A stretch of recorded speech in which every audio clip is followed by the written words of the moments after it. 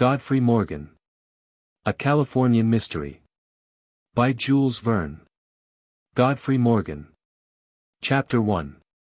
In which the reader has the opportunity of buying an island in the Pacific Ocean. An island to sell, for cash, to the highest bidder.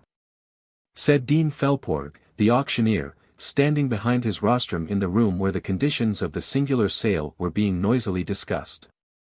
Island for sale. Island for sale.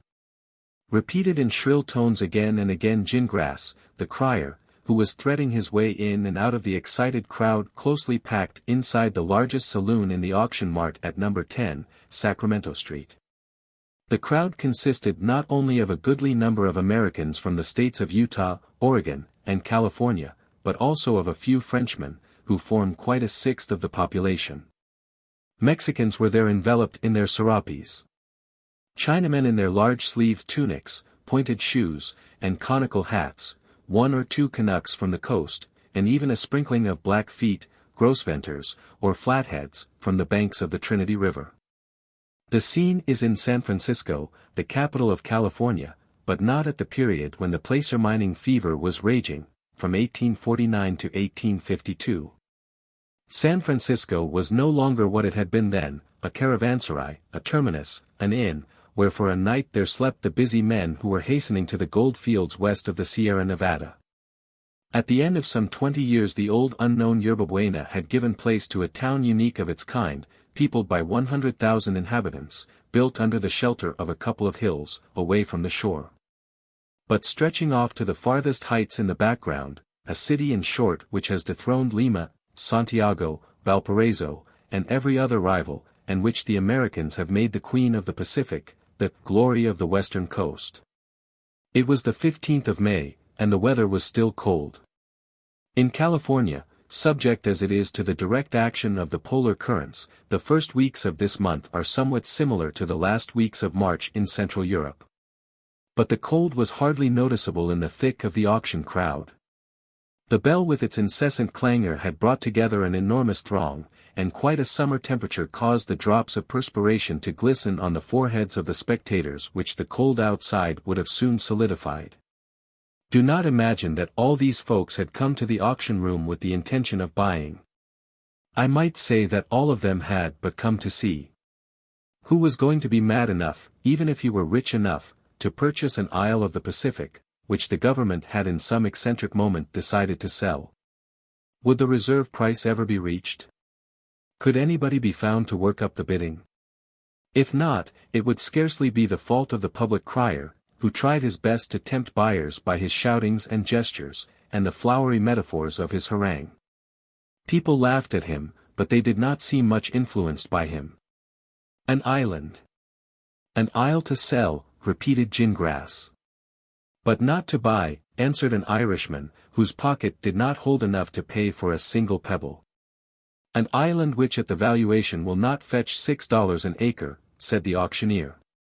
And which won't pay an 8%, replied a big farmer, who was well acquainted with agricultural speculations. An isle which measures quite 64 miles round and has an area of 225,000 acres. Is it solid on its foundation? Asked a Mexican, an old customer at the liquor bars, whose personal solidity seemed rather doubtful at the moment. An isle with forests still virgin, repeated the crier, with prairies, hills, watercourses. Warranted? Asked a Frenchman, who seemed rather inclined to nibble. Yes. Warranted, added Felporg, much too old at his trade to be moved by the chaff of the public. For 2 years. To the end of the world. Beyond that? A freehold island. Repeated the crier, an island without a single noxious animal, no wild beasts, no reptiles. No birds, added a wag. No insects, inquired another. An island for the highest bidder, said Dean Felporg, beginning again. Come, gentlemen, come. Have a little courage in your pockets. Who wants an island in perfect state of repair, never been used, an island in the Pacific, that ocean of oceans? The valuation is a mere nothing. It is put at $1,100,000, is there anyone will bid?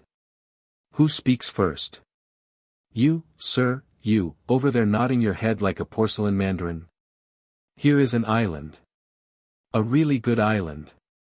Who says an island? Pass it round. Said a voice as if they were dealing with a picture or a vase. And the room shouted with laughter, but not a $50 was bid. However, if the lot could not be passed round, the map of the island was at the public disposal. The whereabouts of the portion of the globe under consideration could be accurately ascertained. There was neither surprise nor disappointment to be feared in that respect. Situation, orientation, outline, altitudes, levels, hydrography, climatology, lines of communication, all these were easily to be verified in advance. People were not buying a pig in a poke, and most undoubtedly there could be no mistake as to the nature of the goods on sale. Moreover, the innumerable journals of the United States, especially those of California, with their dailies, bi-weeklies, weeklies, bi-monthlies, monthlies, their reviews, magazines, bulletins, and had been for several months directing constant attention to the island whose sale by auction had been authorized by Act of Congress. The island was Spencer Island, which lies in the west-southwest of the Bay of San Francisco, about 460 miles from the Californian coast, in 32 degrees 15 minutes north latitude, and 145 degrees 18 minutes west longitude, reckoning from Greenwich. It would be impossible to imagine a more isolated position, quite out of the way of all maritime or commercial traffic, although Spencer Island was relatively, not very far off, and situated practically in American waters. But thereabouts the regular currents diverging to the north and south have formed a kind of lake of calms, which is sometimes known as the whirlpool of Fleurieu. It is in the center of this enormous eddy, which has hardly an appreciable movement, that Spencer Island is situated. And so it is sighted by very few ships. The main routes of the Pacific, which join the new to the old continent, and lead away to China or Japan, run in a more southerly direction. Sailing vessels would meet with endless calms in the whirlpool of Fleurieu. And steamers, which always take the shortest road, would gain no advantage by crossing it. Hence ships of neither class know anything of Spencer Island, which rises above the waters like the isolated summit of one of the submarine mountains of the Pacific. Truly, for a man wishing to flee from the noise of the world, seeking quiet in solitude, what could be better than this island, lost within a few hundred miles of the coast? For a voluntary Robinson Crusoe, it would be the very ideal of its kind. Only of course he must pay for it. And now, why did the United States desire to part with the island? Was it for some whim? No. A great nation cannot act on caprice in any matter, however simple. The truth was this: situated as it was, Spencer Island had for a long time been known as a station perfectly useless. There could be no practical result from settling there. In a military point of view it was of no importance, for it only commanded an absolutely deserted portion of the Pacific. In a commercial point of view there was a similar want of importance, for the products would not pay the freight either inwards or outwards. For a criminal colony it was too far from the coast. And to occupy it in any way, would be a very expensive undertaking. So it had remained deserted from time immemorial, and Congress, composed of eminently practical men, had resolved to put it up for sale, on one condition only, and that was, that its purchaser should be a free American citizen. There was no intention of giving away the island for nothing, and so the reserve price had been fixed at $1,100,000. This amount for a financial society dealing with such matters was a mere bagatelle, if the transaction could offer any advantages. But as we need hardly repeat, it offered none, and competent men attached no more value to this detached portion of the United States, than to one of the islands lost beneath the glaciers of the pole. In one sense, however, the amount was considerable. A man must be rich to pay for this hobby, for in any case it would not return him a halfpenny per cent. He would even have to be immensely rich, for the transaction was to be a cash one, and even in the United States it is as yet rare to find citizens with $1,100,000 in their pockets, who would care to throw them into the water without hope of return. And Congress had decided not to sell the island under the price. $1,100,000, not a cent less, or Spencer Island would remain the property of the Union. It was hardly likely that anyone would be mad enough to buy it on the terms. Besides, it was expressly reserved that the proprietor, if one offered, should not become king of Spencer Island, but president of a republic. He would gain no right to have subjects, but only fellow citizens, who could elect him for a fixed time, and would be free from re-electing him indefinitely. Under any circumstances he was forbidden to play at monarchy. The Union could never tolerate the foundation of a kingdom, no matter how small, in American waters. This reservation was enough to keep off many an ambitious millionaire, many an aged nabob, who might like to compete with the kings of the Sandwich, the Marquesas, and the other archipelagos of the Pacific. In short, for one reason or other, nobody presented himself. Time was getting on, the crier was out of breath in his efforts to secure a buyer, the auctioneer orated without obtaining a single specimen of those nods which his estimable fraternity are so quick to discover. And the reserve price was not even mentioned. However, if the hammer was not wearied with oscillating above the rostrum, the crowd was not wearied with waiting around it. The joking continued to increase, and the chaff never ceased for a moment. One individual offered $2 for the island, costs included. Another said that a man ought to be paid that for taking it. And all the time the crier was heard with, "An island to sell. An island for sale." And there was no one to buy it. "Will you guarantee that there are flats there?" said Stumpy, the grocer of Merchant Street, alluding to the deposits so famous in alluvial gold mining. "No," answered the auctioneer, "but it is not impossible that there are, and the state abandons all its rights over the gold lands." "Haven't you got a volcano?" asked Oakhurst, the barkeeper of Montgomery Street. "No volcanoes," replied Dean Felporg, "if there were, we could not sell at this price." An immense shout of laughter followed. "An island to sell. An island for sale," yelled Gingrass, whose lungs tired themselves out to no purpose. "Only $1. Only a $half.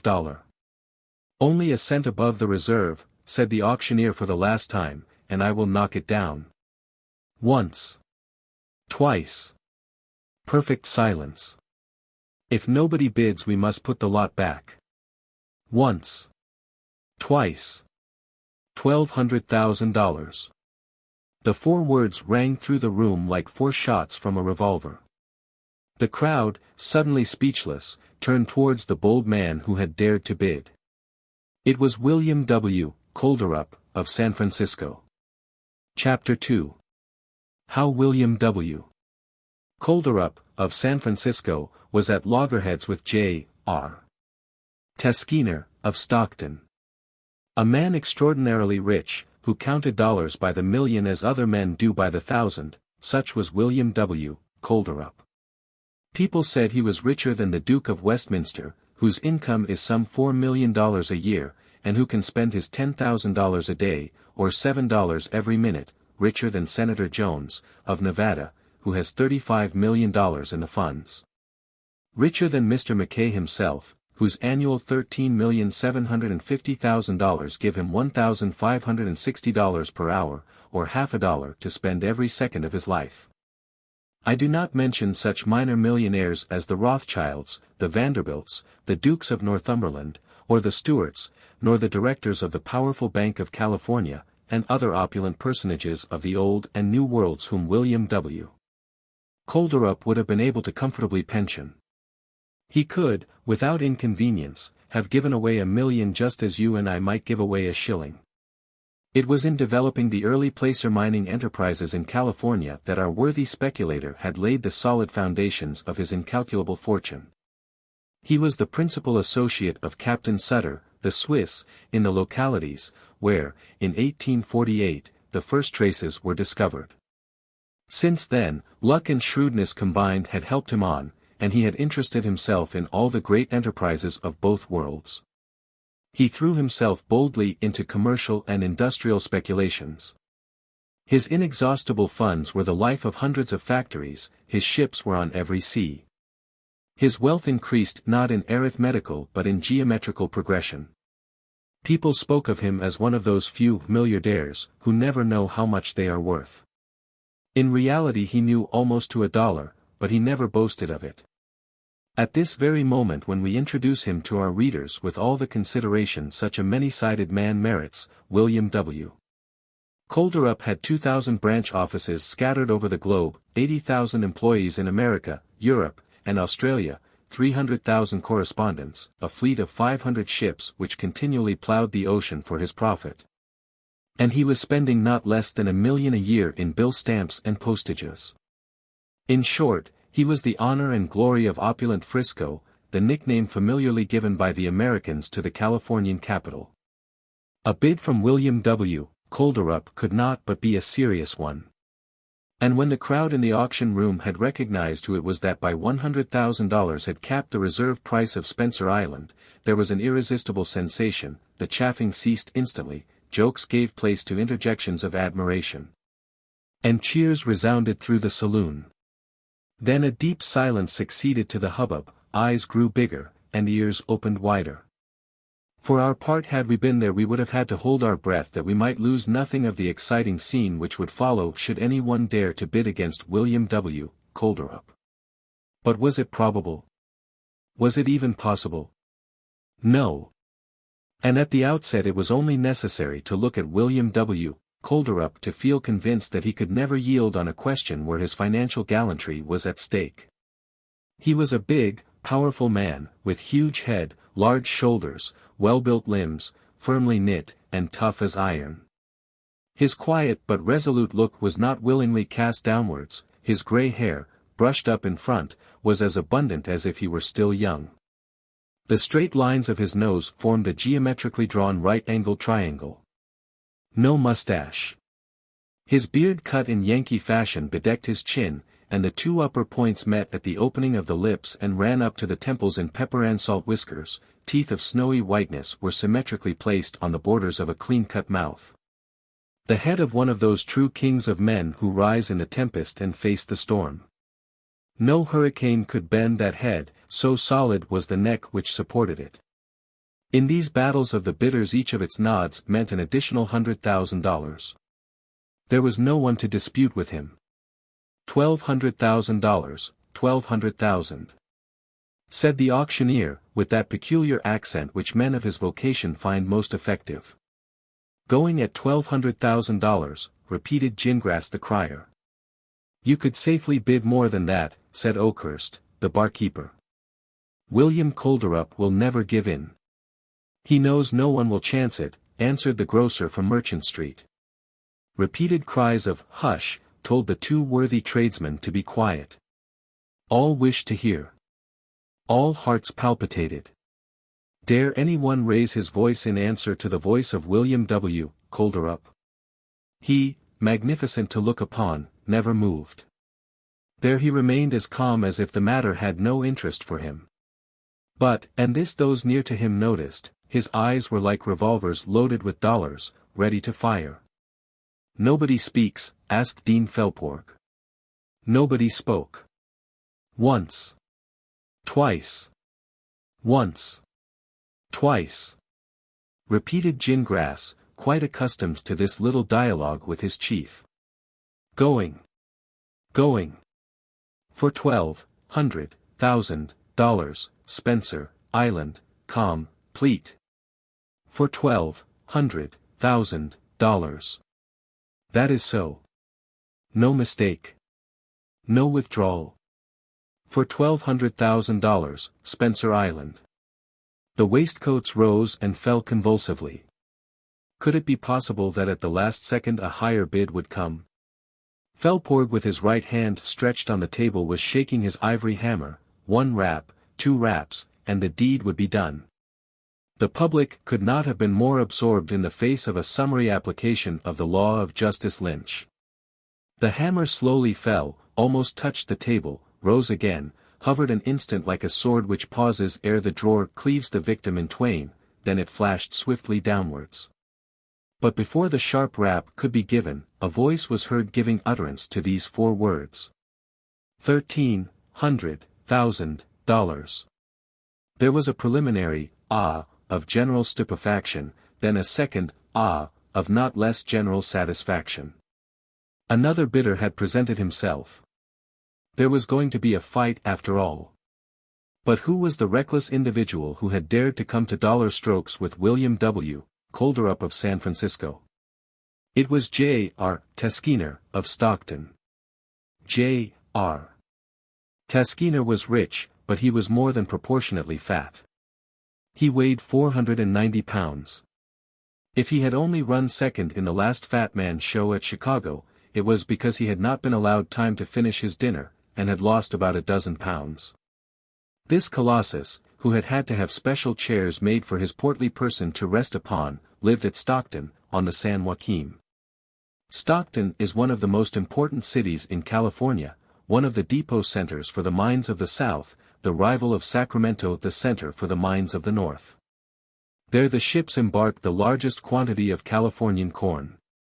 Not only had the development of the mines and speculations in wheat furnished J.R. Taskiner with the occasion of gaining an enormous fortune, but petroleum, like another Pactolus, had run through his treasury. Besides, he was a great gambler, a lucky gambler, and he had found poker most prodigal of its favors to him. But if he was a Croesus, he was also a rascal. And no one would have addressed him as honorable, although the title in those parts is so much in vogue. After all, he was a good warhorse, and perhaps more was put on his back than was justly his due. One thing was certain, and that was that on many an occasion he had not hesitated to use his Derringer, the Californian revolver. Now J.R. Taskiner particularly detested William W. Kolderup. He envied him for his wealth, his position, and his reputation. He despised him as a fat man despises a lean one. It was not the first time that the merchant of Stockton had endeavored to do the merchant of San Francisco out of some business or other, good or bad, simply owing to a feeling of rivalry. William W. Kolderup thoroughly knew his man, and on all occasions treated him with scorn enough to drive him to distraction. The last success which J.R. Taskiner could not forgive his opponent was that gained in the struggle over the state elections. Notwithstanding his efforts, his threats, and his libels, not to mention the millions of dollars squandered by his electoral courtiers, it was William W. Kolderup who sat in his seat in the Legislative Council of Sacramento. J.R. Taskiner had learnt, how, I cannot tell, that it was the intention of William W. Kolderup to acquire possession of Spencer Island. This island seemed doubtless as useless to him as it did to his rival. No matter. Here was another chance for fighting, and perhaps for conquering.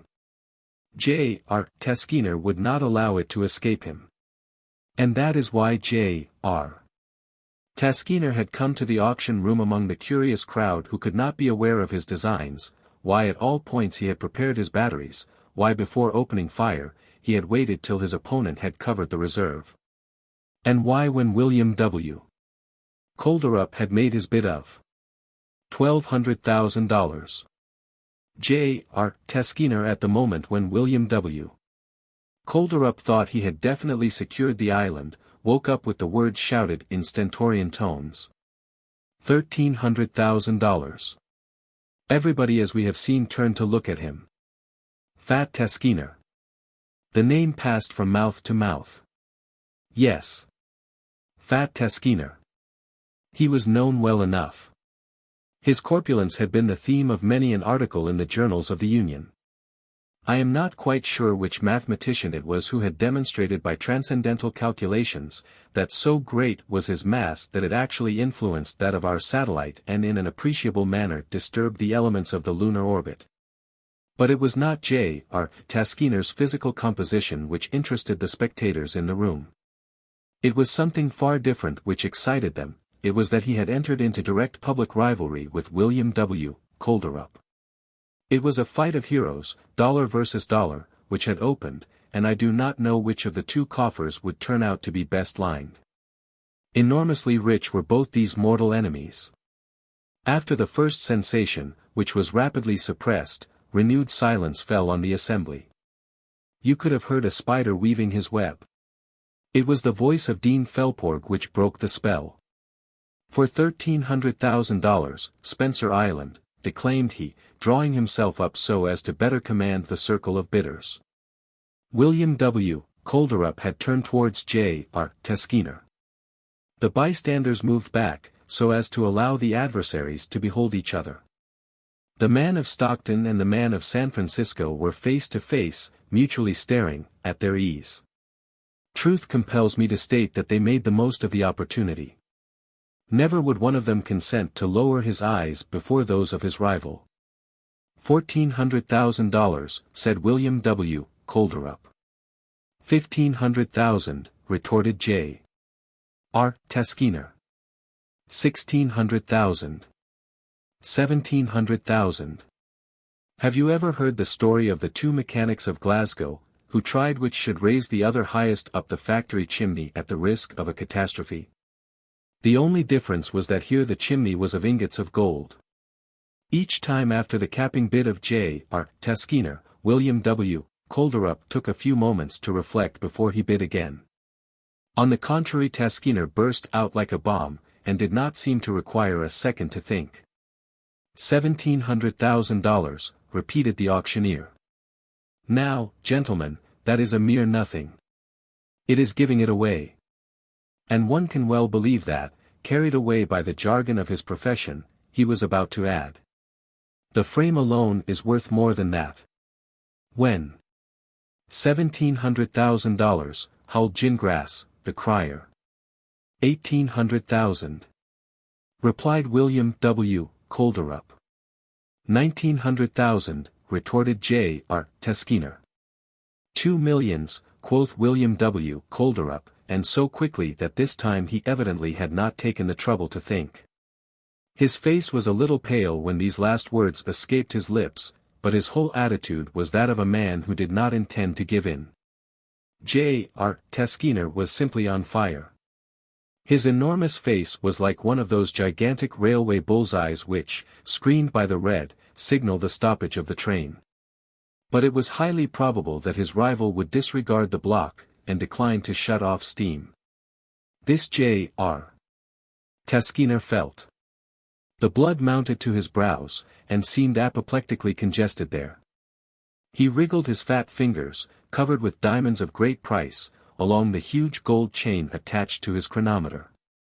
He glared at his adversary, and then shutting his eyes so as to open them with a more spiteful expression a moment afterwards.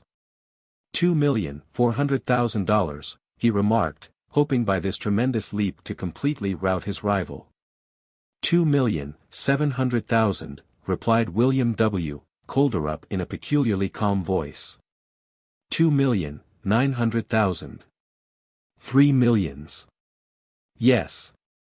William W. Kolderup, of San Francisco, said $3 millions. Applause rang through the room, hushed, however, at the voice of the auctioneer, who repeated the bid, and whose oscillating hammer threatened to fall in spite of himself by the involuntary movement of his muscles. It seemed as though Dean Felporg, surfeited with the surprises of public auction sales, would be unable to contain himself any longer. All glances were turned on J.R.T. Skinner. That voluminous personage was sensible of this, but still more was he sensible of the weight of these $3 millions, which seemed to crush him. He would have spoken, doubtless to bid higher, but he could not. He would have liked to nod his head, he could do so no more. After a long pause, however, his voice was heard, feeble it is true, but sufficiently audible. $3,500,000. 4 millions, was the answer of William W.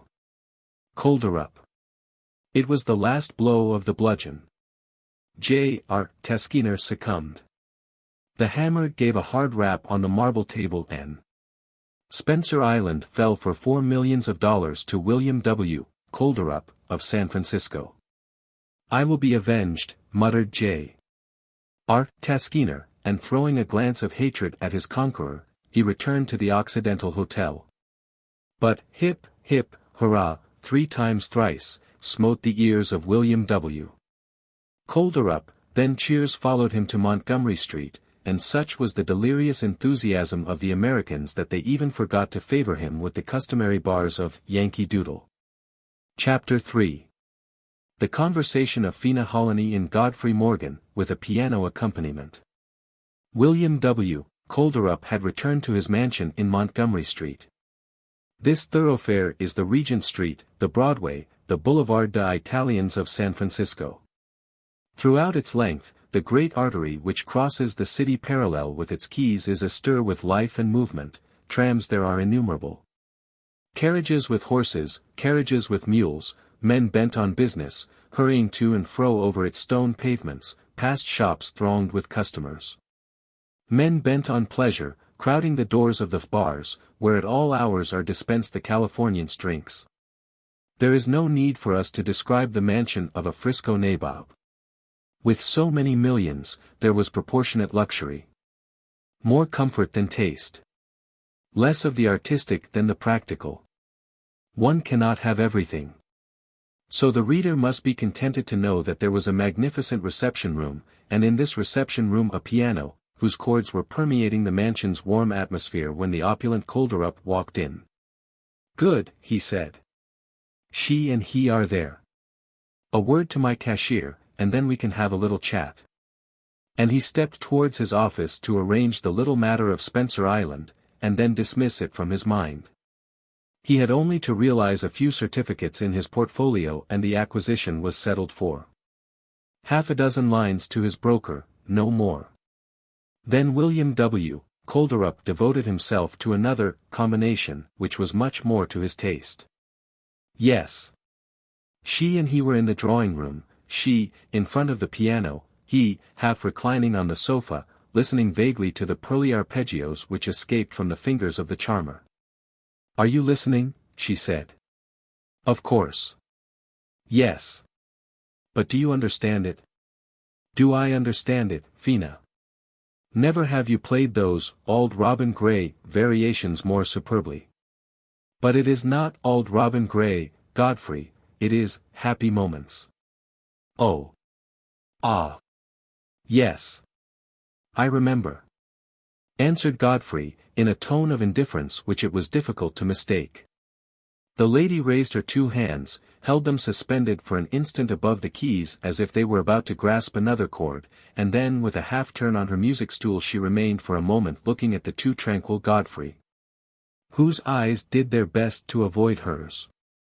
Fina Holony was the goddaughter of William W. Kolderup. An orphan, he had educated her, and given her the right to consider herself his daughter, and to love him as her father. She wanted for nothing. She was young, handsome in her way, as people say, but undoubtedly fascinating, a blonde of 16 with the ideas of a woman much older, as one could read in the crystal of her blue-black eyes.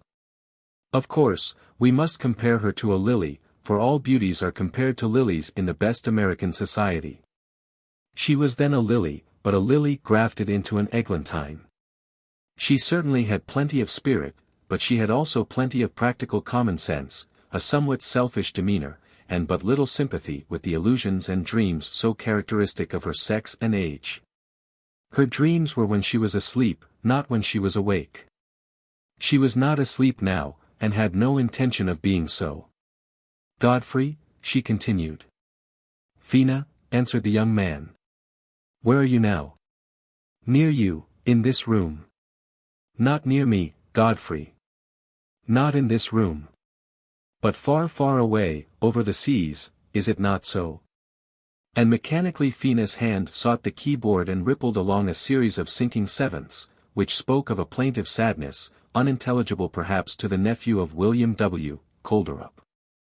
For such was this young man, such was the relationship he bore towards the master of the house. The son of a sister of this buyer of islands, fatherless and motherless for a good many years, Godfrey Morgan, like Fina, had been brought up in the house of his uncle, in whom the fever of business had still left a place for the idea of marrying these two to each other. Godfrey was in his 23rd year. His education now finished, had left him with absolutely nothing to do. He had graduated at the university, but had found it of little use. For him life opened out but paths of ease. Go where he would, to the right or the left, whichever way he went, fortune would not fail him.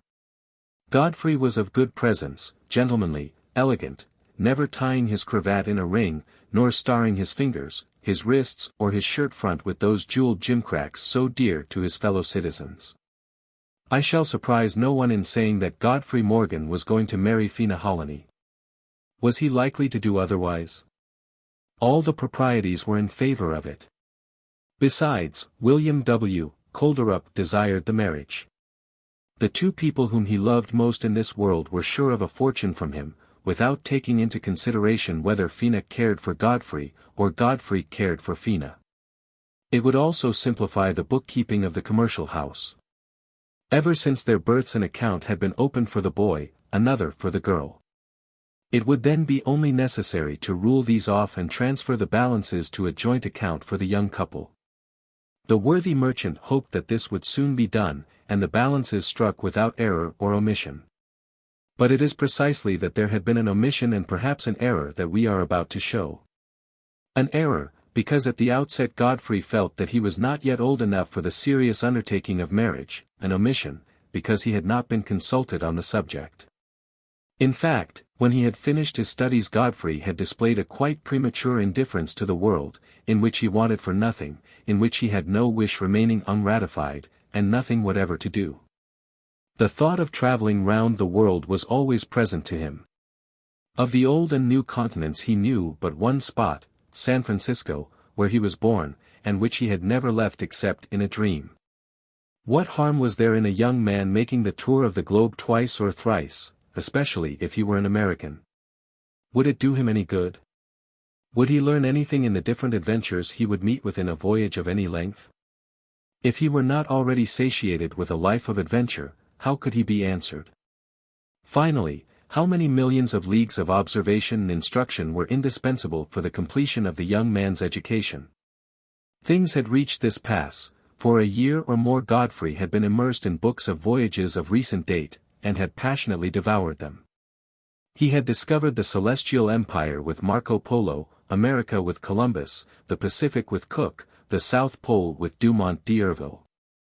He had conceived the idea of going where these illustrious travelers had been without him. In truth, he would not have considered an exploring expedition of several years to cost him too dear at the price of a few attacks of Malay pirates, several ocean collisions, and a shipwreck or two on a desert island where he could live the life of a Selkirk or a Robinson Crusoe. A Crusoe. To become a Crusoe. What young imagination has not dreamt of this in reading as Godfrey had often, too often done, the adventures of the imaginary heroes of Daniel Defoe and De Weiss? Yes. The nephew of William W. Colderup was in this state when his uncle was thinking of binding him in the chains of marriage. To travel in this way with Fina, then become Mrs. Morgan, would be clearly impossible. He must go alone or leave it alone. Besides, once his fancy had passed away, would not she be better disposed to sign the settlements? Was it for the good of his wife that he had not been to China or Japan, not even to Europe? Decidedly not. And hence it was that Godfrey was now absent in the presence of Fina, indifferent when she spoke to him, deaf when she played the airs which used to please him, and Fina, like a thoughtful, serious girl, soon noticed this. To say that she did not feel a little annoyance mingled with some chagrin, is to do her a gratuitous injustice. But accustomed to look things in the face, she had reasoned thus. If we must part, it had better be before marriage than afterwards. And thus it was that she had spoken to Godfrey in these significant words. No. You are not near me at this moment, you are beyond the seas. Godfrey had risen. He had walked a few steps without noticing Fina, and unconsciously his index finger touched one of the keys of the piano. A loud C-sharp of the octave below the staff, a note dismal enough, answered for him. Fina had understood him, and without more discussion was about to bring matters to a crisis, when the door of the room opened. William W. Colderup appeared, seemingly a little preoccupied as usual. Here was the merchant who had just finished one negotiation and was about to begin another. Well, said he, there is nothing more now than for us to fix the date. The date, answered Godfrey, with a start. What date, if you please, uncle? The date of your wedding, said William W. Colderup. Not the date of mine, I suppose. Perhaps that is more urgent, said Fina. Hey, what? Exclaimed the uncle, what does that matter? We are only talking of current affairs, are we not? Godfather Will, answered the lady. It is not of a wedding that we are going to fix the date today, but of a departure. A departure. Yes, the departure of Godfrey, continued Fina, of Godfrey who, before he gets married, wants to see a little of the world. You want to go away, you, said William W. Colderup, stepping towards the young man and raising his arms as if he were afraid that this rascal of a nephew would escape him. Yes, I do, uncle, said Godfrey gallantly. And for how long? For 18 months, or 2 years, or more, if you will let me, and Fina will wait for me. Wait for you. An intended who intends until he gets away, exclaimed William W. Colderup. You must let Godfrey go, pleaded Fina. I have thought it carefully over. I am young, but really Godfrey is younger. Travel will age him, and I do not think it will change his taste. He wishes to travel, let him travel. The need of repose will come to him afterwards, and he will find me when he returns. What? Exclaimed William W. Colderup, you consent to give your bird his liberty? Yes, for the 2 years he asks. And you will wait for him? Uncle Will, if I could not wait for him I could not love him. And so saying Fina returned to the piano, and whether she willed it or no, her fingers softly played a portion of the then fashionable Depart du Fiancé, which was very appropriate under the circumstances. But Fina, without perceiving it perhaps, was playing in minor, whereas it was written in a major, and all the sentiment of the melody was transformed, and its plaintiveness chimed in well with her hidden feelings. But Godfrey stood embarrassed, and said not a word. His uncle took him by the head and turning it to the light looked fixedly at him for a moment or two. In this way he questioned him without having to speak, and Godfrey was able to reply without having occasion to utter a syllable. And the lamentations of the Depart du Fiancé continued their sorrowful theme, and then William W.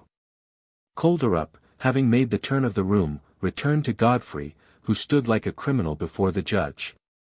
Then raising his voice. You are serious, he asked. Quite serious. Interrupted Fina, while Godfrey contented himself with making a sign of affirmation. You want to try traveling before you marry Fina? Well. You shall try it, my nephew. He made 2 or 3 steps and stopping with crossed arms before Godfrey, asked. Where do you want to go to? Everywhere. And when do you want to start? When you please, Uncle Will. All right, replied William W. Colderup, fixing a curious look on his nephew. Then he muttered between his teeth. The sooner the better. At these last words came a sudden interruption from Fina. The little finger of her left hand touched a G#, and the fourth had, instead of falling on the keynote, rested on the sensible, like Ralph in the Huguenots, when he leaves at the end of his duet with Valentine. Perhaps Fina's heart was nearly full, she had made up her mind to say nothing. It was then that William W. Colderup, without noticing Godfrey, approached the piano. Fina, said he gravely, you should never remain on the sensible. And with the tip of his large finger he dropped vertically onto one of the keys and a natural, resounded through the room. Chapter 4. In which T. Artelett, otherwise Tartelett, is duly introduced to the reader. If T. Artelett had been a Parisian, his compatriots would not have failed to nickname him Tartelett, but as he had already received this title we do not hesitate to describe him by it. If Tartelett was not a Frenchman he ought to have been one. In his Itinéraire de Paris à Jerusalem, Chateaubriand tells of a little man, powdered and frizzed in the old-fashioned style, with a coat of apple green, a waistcoat of drowget, shirt frill and cuffs of muslin, who scraped a violin and made the Iroquois dance Madeleine Friquet. The Californians are not Iroquois, far from it, but Artelett was none the less professor of dancing and deportment in the capital of their state. If they did not pay him for his lessons, as they had his predecessor in beaver skins and bear hams, they did so in dollars. If in speaking of his pupils he did not talk of the bucks and their squaws, it was because his pupils were highly civilized, and because in his opinion he had contributed considerably to their civilization. Artelett was a bachelor, and aged about 45 at the time we introduce him to our readers, but for a dozen years or so his marriage with a lady of somewhat mature age had been expected to take place. Under present circumstances it is perhaps advisable to give 2 or 3 lines concerning his age, appearance, and position in life. He would have responded to such a request, we imagine, as follows, and thus we can dispense with drawing his portrait from a moral and physical point of view. He was born on the July 17, 1835, at 3:15 in the morning. His height is 5 feet, 2 inches, 3 lines. His girth is exactly 2 feet, 3 inches. His weight, increased by some 6 pounds during the last year, is 151 pounds, 2 ounces. He has an oblong head. His hair, very thin above the forehead, is gray chestnut, his forehead is high, his face oval, his complexion fresh-colored. His eyes, sight excellent, a grayish-brown, eyelashes and eyebrows clear chestnut, eyes themselves somewhat sunk in their orbits beneath the arches of the brows. His nose is of medium size, and has a slight indentation towards the end of the left nostril. His cheeks and temples are flat and hairless. His ears are large and flat. His mouth, of middling size, is absolutely free from bad teeth. His lips, thin and slightly pinched, are covered with a heavy mustache and imperial, his chin is round and also shaded with a many-tinted beard. A small mole ornaments his plump neck, in the nape. Finally, when he is in the bath it can be seen that his skin is white and smooth. His life is calm and regular. Without being robust, thanks to his great temperance, he has kept his health uninjured since his birth. His lungs are rather irritable, and hence he has not contracted the bad habit of smoking. He drinks neither spirits, coffee, liqueurs, nor neat wine. In a word, all that could prejudicially affect his nervous system is vigorously excluded from his table. Light beer, and weak wine and water are the only beverages he can take without danger. It is on account of his carefulness that he has never had to consult a doctor since his life began. His gesture is prompt, his walk quick, his character frank and open. His thoughtfulness for others is extreme, and it is on account of this that in the fear of making his wife unhappy, he has never entered into matrimony. Such would have been the report furnished by Artelett, but desirable as he might be to a lady of a certain age, the projected union had hitherto failed. The professor remained a bachelor, and continued to give lessons in dancing and deportment. It was in this capacity that he entered the mansion of William W. Kolderup. As time rolled on his pupils gradually abandoned him, and he ended by becoming one more in the machinery of the wealthy establishment. After all, he was a brave man, in spite of his eccentricities. Everybody liked him. He liked Godfrey, he liked Fina, and they liked him. He had only one ambition in the world, and that was to teach them all the secrets of his art, to make them in fact, as far as deportment was concerned, 2 highly accomplished individuals. Now, what would you think? It was he, this Professor Artelett, whom William W. Kolderup had chosen as his nephew's companion during the projected voyage. Yes. He had reason to believe that Artelett had not a little contributed to imbue Godfrey with this roaming mania, so as to perfect himself by a tour round the world. William W. Kolderup had resolved that they should go together. On the morrow, the 16th of April, he sent for the professor to his office. The request of the nabob was an order for Artelett. The professor left his room, with his pocket violin, generally known as a kit, so as to be ready for all emergencies. He mounted the great staircase of the mansion with his feet academically placed as was fitting for a dancing master. Knocked at the door of the room, entered, his body half inclined, his elbows rounded, his mouth on the grin, and waited in the third position, after having crossed his feet one before the other, at half their length. His ankles touching and his toes turned out. Any one but Professor Tartlett placed in this sort of unstable equilibrium would have tottered on his base, but the professor preserved an absolute perpendicularity. "Mr. Tartlett," said William W. Colderup, "I have sent for you to tell you some news which I imagine will rather surprise you." "As you think best," answered the professor. "My nephew's marriage is put off for a year or 18 months, and Godfrey, at his own request, is going to visit the different countries of the Old and New World." "Sir," answered Tartlett, "my pupil, Godfrey, will do honor to the country of his birth, and to the professor of deportment who has initiated him into etiquette," interrupted the merchant, in a tone of which the guileless Tartlett failed to perceive the irony. And, in fact, thinking it the correct thing to execute an assembly, he first moved one foot and then the other, by a sort of semicircular side slide, and then with a light and graceful bend of the knee, he bowed to William W. Colderup. "I thought," continued the latter, "that you might feel a little regret at separating from your pupil." "The regret will be extreme," answered Tartlett, "but should it be necessary?" "It is not necessary," answered William W. Colderup, knitting his bushy eyebrows. "Ah," replied Tartlett. Slightly troubled, he made a graceful movement to the rear, so as to pass from the third to the fourth position. But he left the breadth of a foot between his feet, without perhaps being conscious of what he was doing. "Yes," added the merchant in a peremptory tone, which admitted not of the ghost of a reply. "I have thought it would really be cruel to separate a professor and a pupil so well made to understand each other." "Assuredly, the journey," answered Tartlett, who did not seem to want to understand. "Yes. Assuredly," replied William W. Colderup. "Not only will his travels bring out the talents of my nephew, but the talents of the professor to whom he owes so correct a bearing. Never had the thought occurred to this great baby that one day he would leave San Francisco, California, America, to roam the seas.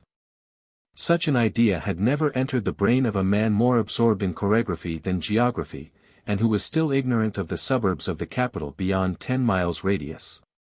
And now this was offered to him. He was to understand that nolens volens he was to expatriate himself, he himself was to experience with all their costs and inconveniences the very adventures he had recommended to his pupil. Here, decidedly, was something to trouble a brain much more solid than his, and the unfortunate Tartlett for the first time in his life felt an involuntary yielding in the muscles of his limbs, suppled as they were by 35 years' exercise. "Perhaps," said he, trying to recall to his lips the stereotyped smile of the dancer which had left him for an instant, "perhaps, am I not?" "You will go," answered William W. Colderup like a man with whom discussion was useless. To refuse was impossible. Tartlett did not even think of such a thing.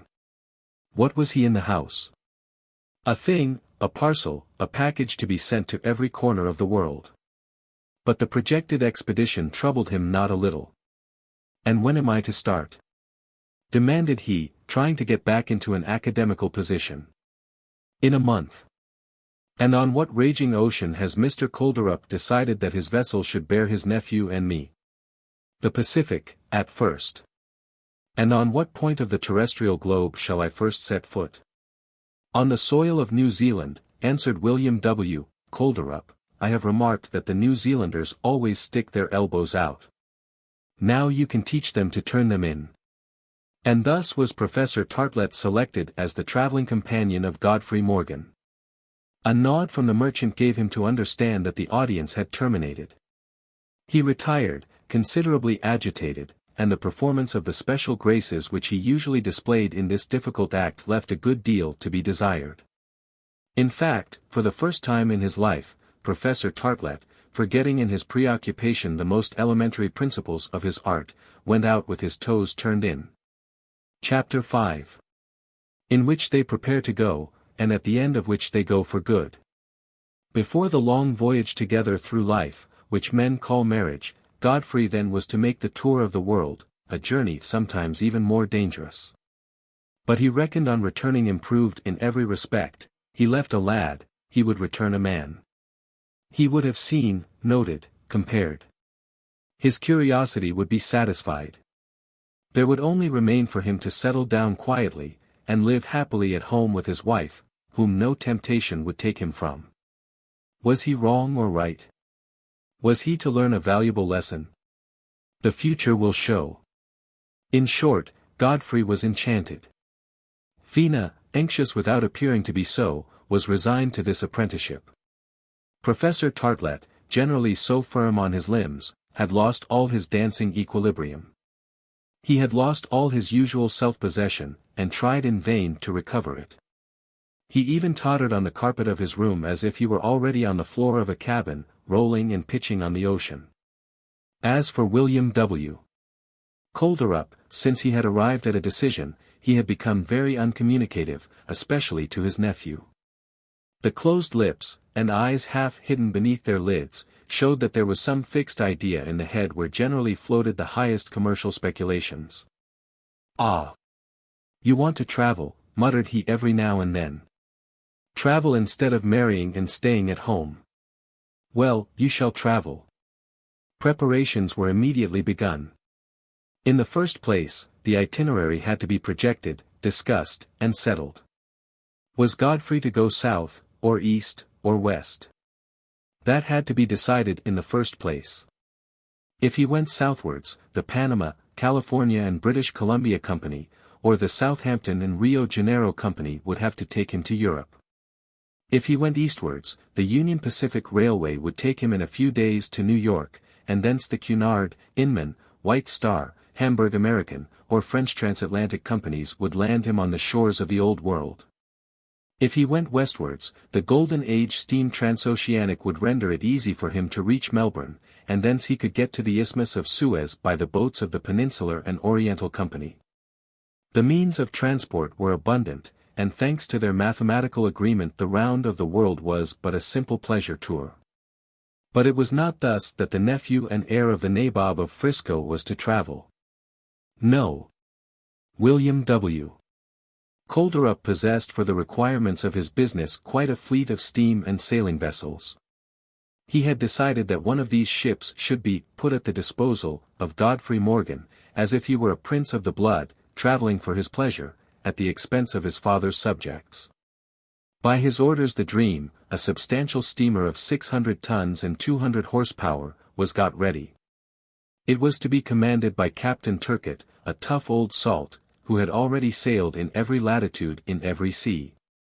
A thorough sailor, this friend of tornadoes, cyclones, and typhoons, had already spent of his 50 years of life, 40 at sea. To bring to in a hurricane was quite child's play to this mariner, who was never disconcerted, except by land sickness when he was in port. His incessantly unsteady existence on a vessel's deck had endowed him with the habit of constantly balancing himself to the right or the left, or behind or in front, as though he had the rolling and pitching variety of St. Vitus's dance. A mate, an engineer, 4 stokers, a dozen seamen, 18 men in all, formed the crew of the Dream. And if the ship was contented to get quietly through 8 miles an hour, she possessed a great many excellent nautical qualities. If she was not swift enough to race the waves when the sea was high, the waves could not race over her, and that was an advantage which quite compensated for the mediocrity of her speed, particularly when there was no hurry. The Dream was brigantine rigged, and in a favourable wind, with her 400 square yards of canvas, her steaming rate could be considerably increased. It should be borne in mind all through that the voyage of the Dream was carefully planned, and would be punctually performed. William W. Colderup was too practical a man not to put to some purpose a journey of 15,000 or 16,000 leagues across all the oceans of the globe. His ship was to go without cargo, undoubtedly, but it was easy to get her down to her right trim by means of water ballast, and even to sink her to her deck, if it proved necessary. The Dream was instructed to communicate with the different branch establishments of the wealthy merchant. She was to go from one market to another. Captain Turcott, never fear, would not find it difficult to pay the expenses of the voyage. Godfrey Morgan's whim would not cost the avuncular purse a single dollar. That is the way they do business in the best commercial houses. All this was decided at long, very secret interviews between William W. Kolderup and Captain Turcott. But it appeared that the regulation of this matter, simple as it seemed, could not be managed alone, for the captain paid numerous visits to the merchant's office. When he came away, it would be noticed that his face bore a curious expression, that his hair stood on end as if he had been ruffling it up with fevered hands, and that all his body rolled and pitched more than usual. High words were constantly heard, proving that the interviews were stormy. Captain Turcott, with his plain speaking, knew how to withstand William W. Kolderup, who loved and esteemed him enough to permit him to contradict him. And now all was arranged. Who had given in? William W. Kolderup or Turcott? I dare not say, for I do not even know the subject of their discussion. However, I rather think it must have been the captain. Anyhow, after 8 days of interviewing, the merchant and the captain were in accord, but Turcott did not cease to grumble between his teeth. May 500,000 Davy Joneses drag me to the bottom if ever I had a job like this before. However, the Dream fitted out rapidly, and her captain neglected nothing which would enable him to put to sea in the first fortnight in June. She had been into dock, and the hull had been gone over with composition, whose brilliant red contrasted vividly with the black of her upper works. A great number of vessels of all kinds and nationalities came into the port of San Francisco. In a good many years the old quays of the town, built straight along the shore, would have been insufficient for the embarkation and disembarkation of their cargoes, if engineers had not devised subsidiary wharves. Piles of red deal were driven into the water, and many square miles of planks were laid on them and formed huge platforms. A good deal of the bay was thus taken up, but the bay is enormous. There were also regular landing stages, with numberless cranes and crabs, at which steamers from both oceans, steamboats from the Californian rivers, clippers from all countries, and coasters from the American seaboard were ranged in proper order, so as not to interfere one with the other. It was at one of these artificial quays, at the extremity of Mission Wharf Street, that the Dream had been securely moored after she had come out of dock. Nothing was neglected, and the steamer would start under the most favorable conditions. Provisioning, outfit, all were minutely studied. The rigging was perfect, the boilers had been tested and the screw was an excellent one. A steam launch was even carried, to facilitate communication with the shore, and this would probably be of great service during the voyage. Everything was ready on the 10th of June. They had only to put to sea. The men shipped by Captain Turcott to work the sails or drive the engine were a picked crew, and it would have been difficult to find a better one. Quite a stock of live animals, agoutis, sheep, goats, poultry, and were stowed between decks. The material wants of the travelers were likewise provided for by numerous cases of preserved meats of the best brands. The route the Dream was to follow had doubtless been the subject of the long conferences which William W. Kolderup had had with his captain. All knew that they were first bound for Auckland, in New Zealand, unless want of coal necessitated by the persistence of contrary winds obliged them to refill perhaps at one of the islands of the Pacific or some Chinese port. All this detail mattered little to Godfrey once he was on the sea, and still less to Artelett, whose troubled spirit exaggerated from day to day the dangers of navigation.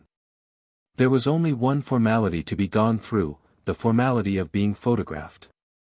An engaged man could not decently start on a long voyage round the world without taking with him the image of her he loved, and in return leaving his own image behind him. Godfrey in tourist costume accordingly handed himself over to Messrs. Stevenson and Company. Photographers of Montgomery Street, and Fina, in her walking dress, confided in like manner to the Sun the task of fixing her charming but somewhat sorrowing features on the plate of those able operators. It is also the custom to travel together, and so Fina's portrait had its allotted place in Godfrey's cabin, and Godfrey's portrait its special position in Fina's room. As for Artelett, who had no betrothed and who was not thinking of having one at present, he thought it better to confide his image to sensitized paper. But although great was the talent of the photographers, they failed to present him with a satisfactory proof. The negative was a confused fog in which it was impossible to recognize the celebrated professor of dancing and deportment. This was because the patient could not keep himself still, in spite of all that was said about the invariable rule in studios devoted to operations of this nature. They tried other means, even the instantaneous process. Impossible. Artelett pitched and rolled in anticipation as violently as the captain of the dream. The idea of obtaining a picture of the features of this remarkable man had thus to be abandoned. Irreparable would be the misfortune if, but far from us be the thought, if in imagining he was leaving the new world for the old world Artelett had left the new world for the other world from which nobody returns. On the 9th of June all was ready. The dream was complete. Her papers, bills of lading, charter party, assurance policy, were all in order, and 2 days before the shipbroker had sent on the last signatures. On that day a grand farewell breakfast was given at the mansion in Montgomery Street. They drank to the happy voyage of Godfrey and his safe return. Godfrey was rather agitated, and he did not strive to hide it. Phina showed herself much the most composed. As for Artelett, he drowned his apprehensions in several glasses of champagne, whose influence was perceptible up to the moment of departure. He even forgot his kit, which was brought to him as they were casting off the last hawsers of the dream. The last adieus were said on board, the last handshakings took place on the poop, then the engine gave 2 or 3 turns of the screw and the steamer was under way. "Goodbye, Phina." "Goodbye, Godfrey." "May heaven protect you," said the uncle. "And above all may it bring us back," murmured Professor Artelett. "And never forget, Godfrey," added William W. Kolderup, "the device which the dream bears on her stern, confide, rect agans." "Never, Uncle Will." "Goodbye, Phina." "Goodbye, Godfrey." The steamer moved off. Handkerchiefs were shaken as long as she remained in sight from the quay, and even after. Soon the Bay of San Francisco, the largest in the world, was crossed. The dream passed the narrow throat of the Golden Gate and then her prow cleft the waters of the Pacific Ocean. It was as though the gates of gold had closed upon her. Chapter 6. In which the reader makes the acquaintance of a new personage. The voyage had begun. There had not been much difficulty so far, it must be admitted. Professor Artelett, with incontestable logic, often repeated. Any voyage can begin. But where and how it finishes is the important point. The cabin occupied by Godfrey was below the poop of the dream and opened on to the dining saloon. Our young traveler was lodged there as comfortably as possible. He had given Phina's photograph the best place on the best lighted panel of his room. A cot to sleep on, a lavatory for toilet purposes, some chests of drawers for his clothes and his linen, a table to work at, an armchair to sit upon. What could a young man in his 22nd year want more? Under such circumstances he might have gone 22 times round the world. Was he not at the age of that practical philosophy which consists in good health and good humor? Ah! Young people, travel if you can, and if you cannot, travel all the same.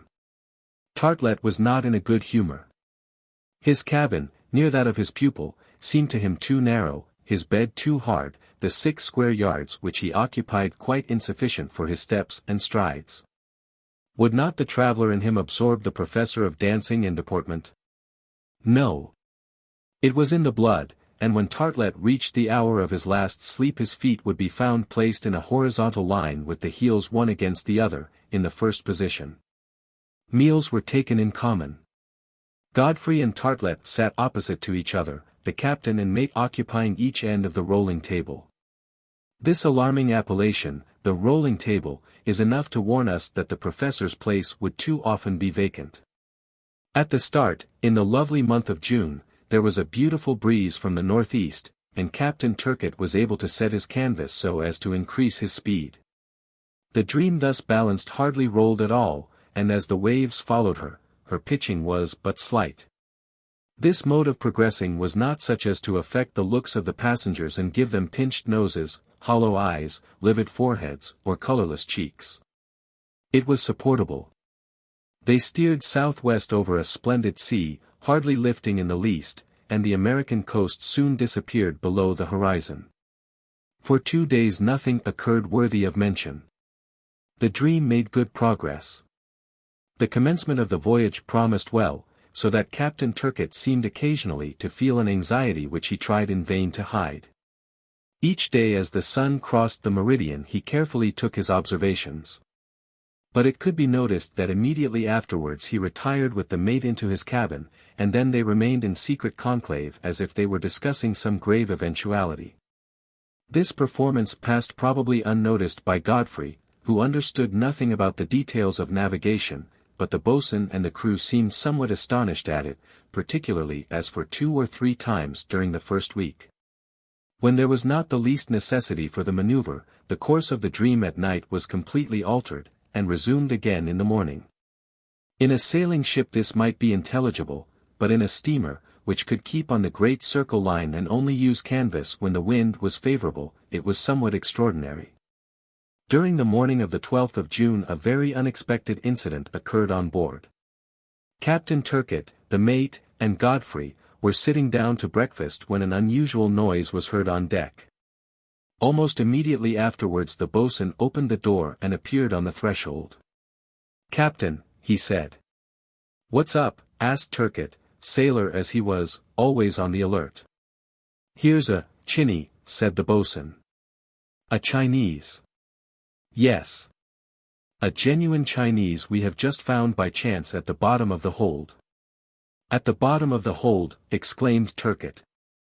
"Well, by all the somethings of Sacramento, just send him to the bottom of the sea."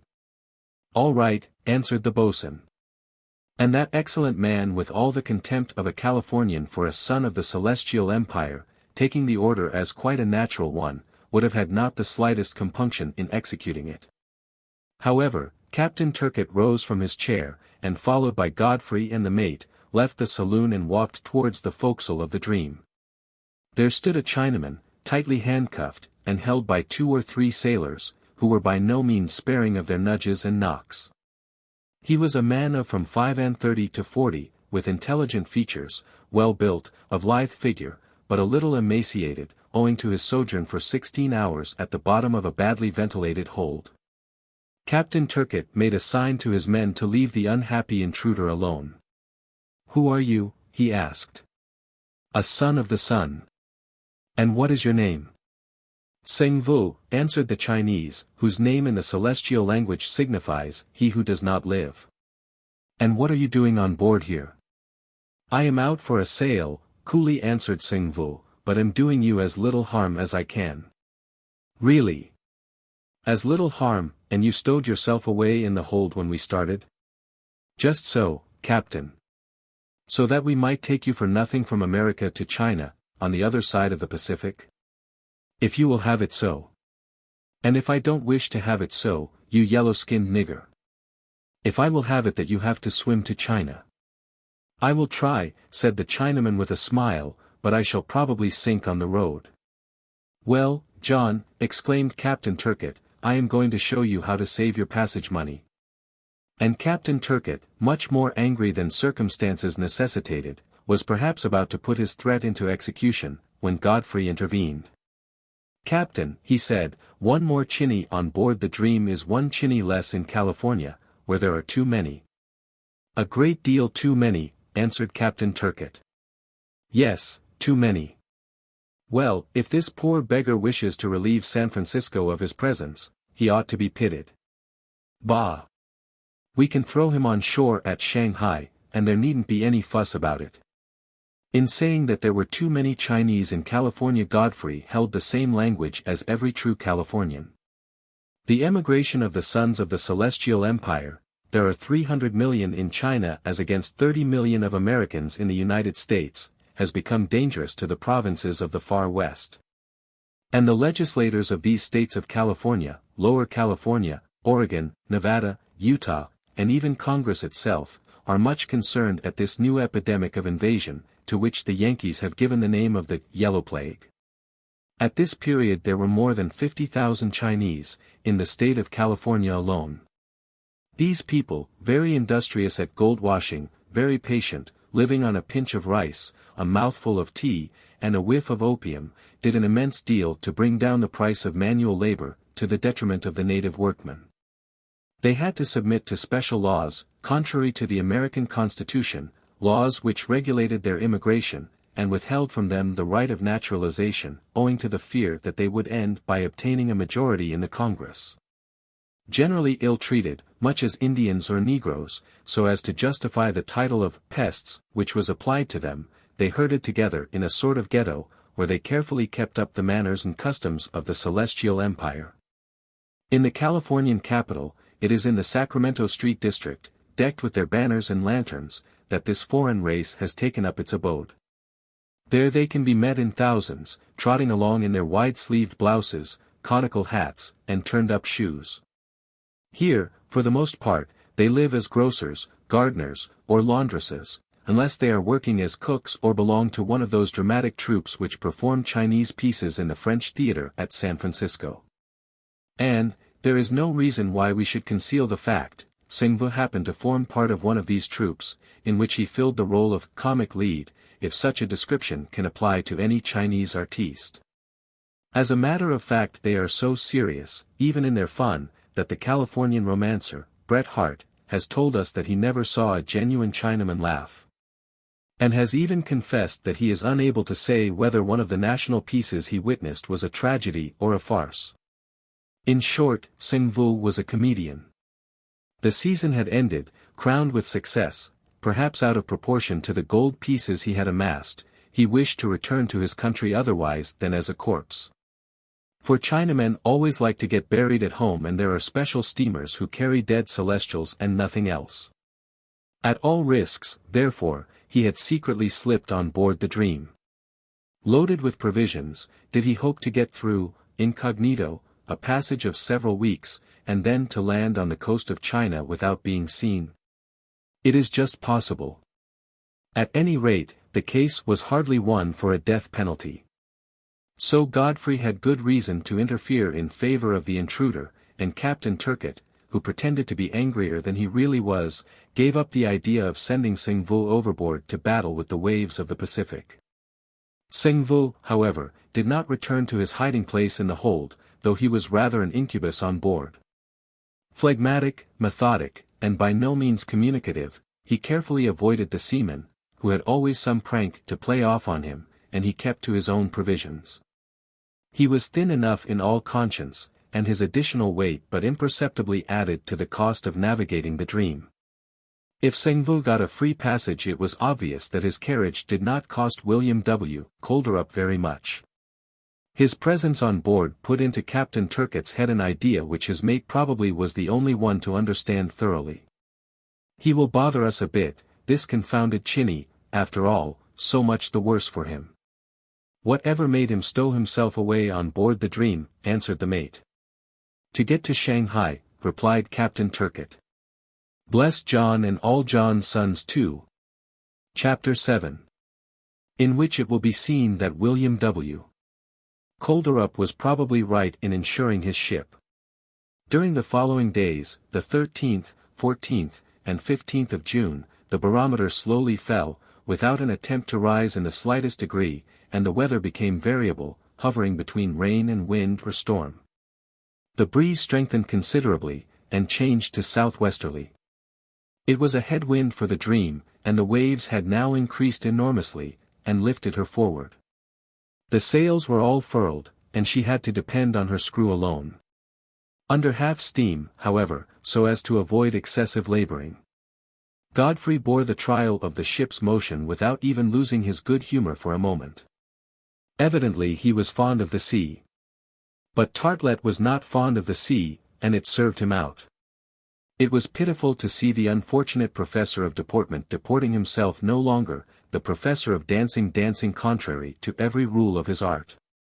Remain in his cabin, with the seas shaking the ship from stem to stern, he could not. Air! Air, he gasped. And so he never left the deck. A roll sent him rolling from one side to the other, a pitch sent him pitching from one end to the other. He clung to the rails, he clutched the ropes, he assumed every attitude that is absolutely condemned by the principles of the modern chorographic art. Ah! Why could he not raise himself into the air by some balloon-like movement, and escape the eccentricities of that moving plane? A dancer of his ancestors had said that he only consented to set foot to the ground so as not to humiliate his companions, but Artelett would willingly never have come down at all on the deck, whose perpetual agitation threatened to hurl him into the abyss. What an idea it was for the rich William W. Colderup to send him here. "Is this bad weather likely to last?" asked he of Captain Turcott 20 times a day. "Dunno. Barometer is not very promising," was the invariable answer of the captain, knitting his brows. "Shall we soon get there?" "Soon, Mr. Artelett." Soon. "And they call this the Pacific Ocean," repeated the unfortunate man, between a couple of shocks and oscillations. It should be stated that, not only did Professor Artelett suffer from seasickness, but also that fear had seized him as he watched the great seething waves breaking into foam level with the bulwarks of the Dream, and heard the valves lifted by the violent beats, letting the steam off through the waste pipes, as he felt the steamer tossing like a cork on the mountains of water. "No," said he with a lifeless look at his pupil, "it is not impossible for us to capsize." "Take it quietly, Artelett," replied Godfrey. "A ship was made to float. There are reasons for all this." "I tell you there are none." And, thinking thus, the professor had put on his lifebelt. He wore it night and day, tightly buckled round his waist. He would not have taken it off for untold gold. Every time the sea gave him a moment's respite he would replenish it with another puff. In fact, he never blew it out enough to please him. We must make some indulgence for the terrors of Artelett. To those unaccustomed to the sea, its rolling is of a nature to cause some alarm, and we know that this passenger in spite of himself had not even till then risked his safety on the peaceable waters of the Bay of San Francisco. So that we can forgive his being ill on board a ship in a stiffish breeze, and his feeling terrified at the playfulness of the waves. The weather became worse and worse, and threatened the Dream with a gale, which, had she been near the shore, would have been announced to her by the semaphores. During the day the ship was dreadfully knocked about, though running at half steam so as not to damage her engines. Her screw was continually emerging in the violent oscillations of her liquid bed. Hence, powerful strokes from its wings in the deeper water, or fearful tremors as it rose and ran wild, causing heavy thunderings beneath the stern, and furious gallopings of the pistons which the engineer could master but with difficulty. One observation Godfrey made, of which at first he could not discover the cause. This was, that during the night the shocks experienced by the steamer were infinitely less violent than during the day. Was he then to conclude that the wind then fell, and that a calm set in after sundown? This was so remarkable that, on the night between the 21st and 22nd of June, he endeavored to find out some explanation of it. The day had been particularly stormy, the wind had freshened, and it did not appear at all likely that the sea would fall at night, lashed so capriciously as it had been for so many hours. Towards midnight then Godfrey dressed, and, wrapping himself up warmly, went on deck. The men on watch were forward, Captain Turcott was on the bridge. The force of the wind had certainly not diminished. The shock of the waves, which should have dashed on the bows of the Dream, was, however, very much less violent.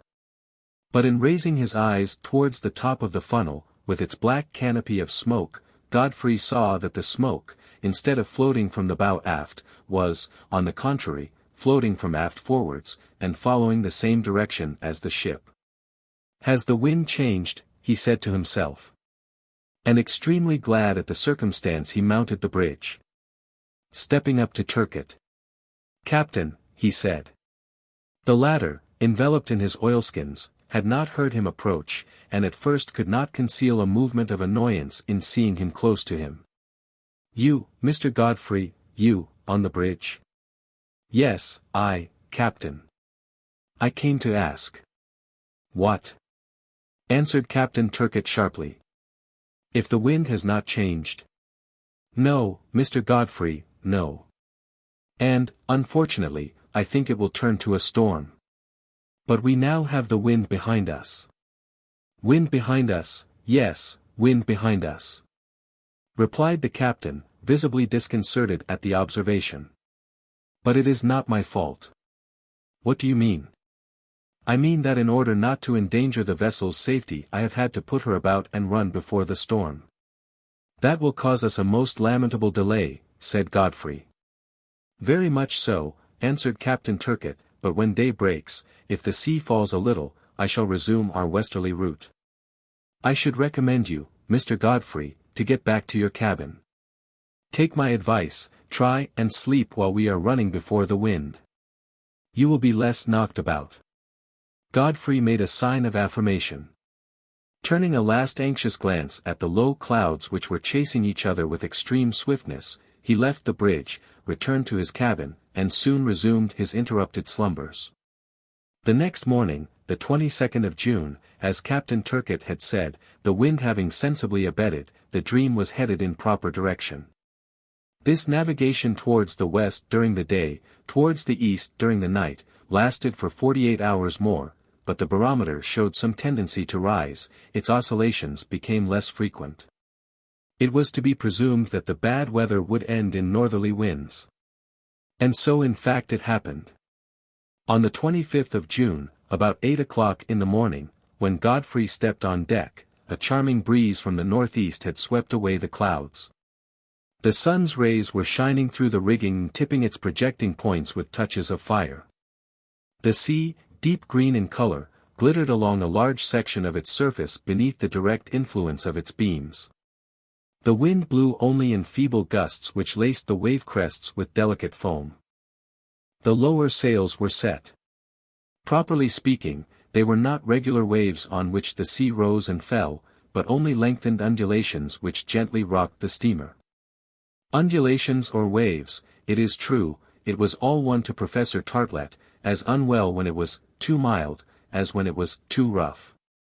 There he was, half crouching on the deck, with his mouth open like a carp fainted out of water.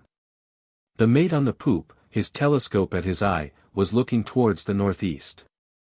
Godfrey approached him. "Well, sir," said he gaily, "today is a little better than yesterday." "Yes, Mr. Godfrey," replied the mate, "we are now in smooth water. And the Dream is on the right road." "Not yet." "Not yet? And why?" "Because we have evidently drifted northeastwards during this last spell, and we must find out our position exactly. But there is a good sun and a horizon perfectly clear. At noon in taking its height we shall get a good observation, and then the captain will give us our course." "Where is the captain?" asked Godfrey. "He has gone off." "Gone off?" "Yes. Our lookout saw from the whiteness of the sea that there were some breakers away to the east, breakers which are not shown on the chart. So the steam launch was got out, and with the boatswain and 3 men, Captain Turcott has gone off to explore." "How long ago?" "About an hour and a half." "Ah," said Godfrey, "I am sorry he did not tell me. I should like to have gone too." "You were asleep, Mr. Godfrey," replied the mate, "and the captain did not like to wake you." "I am sorry, but tell me, which way did the launch go?" "Over there," answered the mate, "over the starboard bow, northeastwards." "And can you see it with the telescope?" "No, she is too far off." "But will she be long before she comes back?" "She won't be long, for the captain is going to take the sights himself, and to do that he must be back before noon." At this Godfrey went and sat on the forecastle, having sent someone for his glasses. He was anxious to watch the return of the launch. Captain Turcott's reconnaissance did not cause him any surprise. It was natural that the Dream should not be run into danger on a part of the sea where breakers had been reported. 2 hours passed. It was not until 10:30 that a light line of smoke began to rise on the horizon. It was evidently the steam launch which, having finished the reconnaissance, was making for the ship. It amused Godfrey to follow her in the field of his glasses.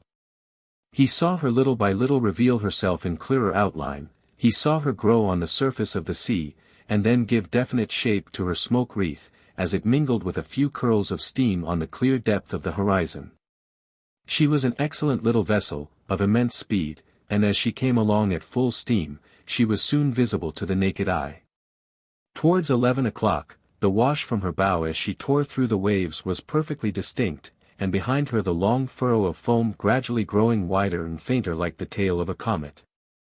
At 11:15, Captain Turcott hailed and boarded the Dream. "Well, Captain, what news?" asked Godfrey, shaking his hand. "Ah! Good morning, Mr. Godfrey. And the breakers?" "Only show," answered Captain Turcott. "We saw nothing suspicious, our men must have been deceived, but I am rather surprised at that, all the same." "We are going ahead then," said Godfrey. "Yes, we are going on now, but I must first take an observation." "Shall we get the launch on board?" asked the mate. "No," answered the captain, "we may want it again. Leave it in tow." The captain's orders were executed, and the launch, still under steam, dropped round to the stern of the Dream. 3/4 of an hour afterwards, Captain Turcott, with his sextant in his hand, took the sun's altitude, and having made his observation, he gave the course. That done, having given a last look at the horizon, he called the mate, and taking him into his cabin, the two remained there in a long consultation. The day was a very fine one. The sails had been furled, and the Dream steamed rapidly without their help. The wind was very slight, and with the speed given by the screw there would not have been enough to fill them. Godfrey was thoroughly happy. This sailing over a beautiful sea, under a beautiful sky, could anything be more cheering, could anything give more impulse to thought, more satisfaction to the mind? And it is scarcely to be wondered at that Professor Artelett also began to recover himself a little. The state of the sea did not inspire him with immediate inquietude, and his physical being showed a little reaction. He tried to eat, but without taste or appetite. Godfrey would have had him take off the lifebelt which encircled his waist, but this he absolutely refused to do. Was there not a chance of this conglomeration of wood and iron, which men call a vessel, gaping asunder at any moment? The evening came, a thick mist spread over the sky, without descending to the level of the sea. The night was to be much darker than would have been thought from the magnificent daytime. There was no rock to fear in these parts, for Captain Turcott had just fixed his exact position on the charts. But collisions are always possible, and they are much more frequent on foggy nights. The lamps were carefully put into place as soon as the sun set. The white one was run up the mast, and the green light to the right and the red one to the left gleamed in the shrouds. If the Dream was run down, at the least it would not be her fault, that was one consolation. To founder even when one is in order is to founder nevertheless, and if any one on board made this observation it was of course Professor Artelett. However, the worthy man, always on the roll and the pitch, had regained his cabin, Godfrey his. The one with the assurance, the other in the hope that he would pass a good night, for the Dream scarcely moved on the crest of the lengthened waves. Captain Turcott, having handed over the watch to the mate, also came under the poop to take a few hours' rest. All was in order. The steamer could go ahead in perfect safety, although it did not seem as though the thick fog would lift. In about 20 minutes Godfrey was asleep, and the sleepless Artelett, who had gone to bed with his clothes on as usual, only betrayed himself by distant sighs. All at once, at about 1 in the morning, Godfrey was awakened by a dreadful clamor. He jumped out of bed, slipped on his clothes, his trousers, his waistcoat and his sea boots. Almost immediately a fearful cry was heard on deck, "We are sinking! We are sinking!" In an instant Godfrey was out of his cabin and in the saloon. There he cannonied against an inert mass which he did not recognize. It was Professor Artelett. The whole crew were on deck, hurrying about at the orders of the mate and captain. "A collision?" asked Godfrey. I don't know, this beastly fog," answered the mate, "but we are sinking." "Sinking?" exclaimed Godfrey.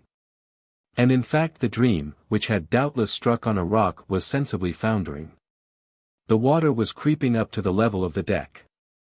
The engine fires were probably already out below. "To the sea!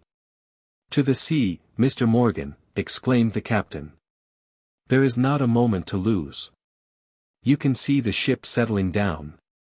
It will draw you down in the eddy. And Artelett? I'll look after him, we are only half a cable from the shore. But you? My duty compels me to remain here to the last, and I remain, said the captain. But get off. Get off. Godfrey still hesitated to cast himself into the waves, but the water was already up to the level of the deck. Captain Turcott, knowing that Godfrey swam like a fish, seized him by the shoulders, and did him the service of throwing him overboard. It was time. Had it not been for the darkness, there would doubtless have been seen a deep raging vortex in the place once occupied by the Dream. But Godfrey, in a few strokes in the calm water, was able to get swiftly clear of the whirlpool, which would have dragged him down like the maelstrom. All this was the work of a minute. A few minutes afterwards, amid shouts of despair, the lights on board went out one after the other.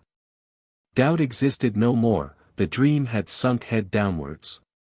As for Godfrey, he had been able to reach a large lofty rock away from the surf.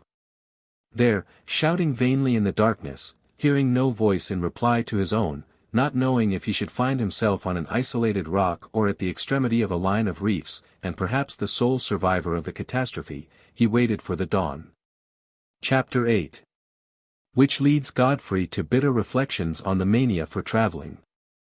3 long hours had still to pass before the sun reappeared above the horizon. These were such hours that they might rather be called centuries.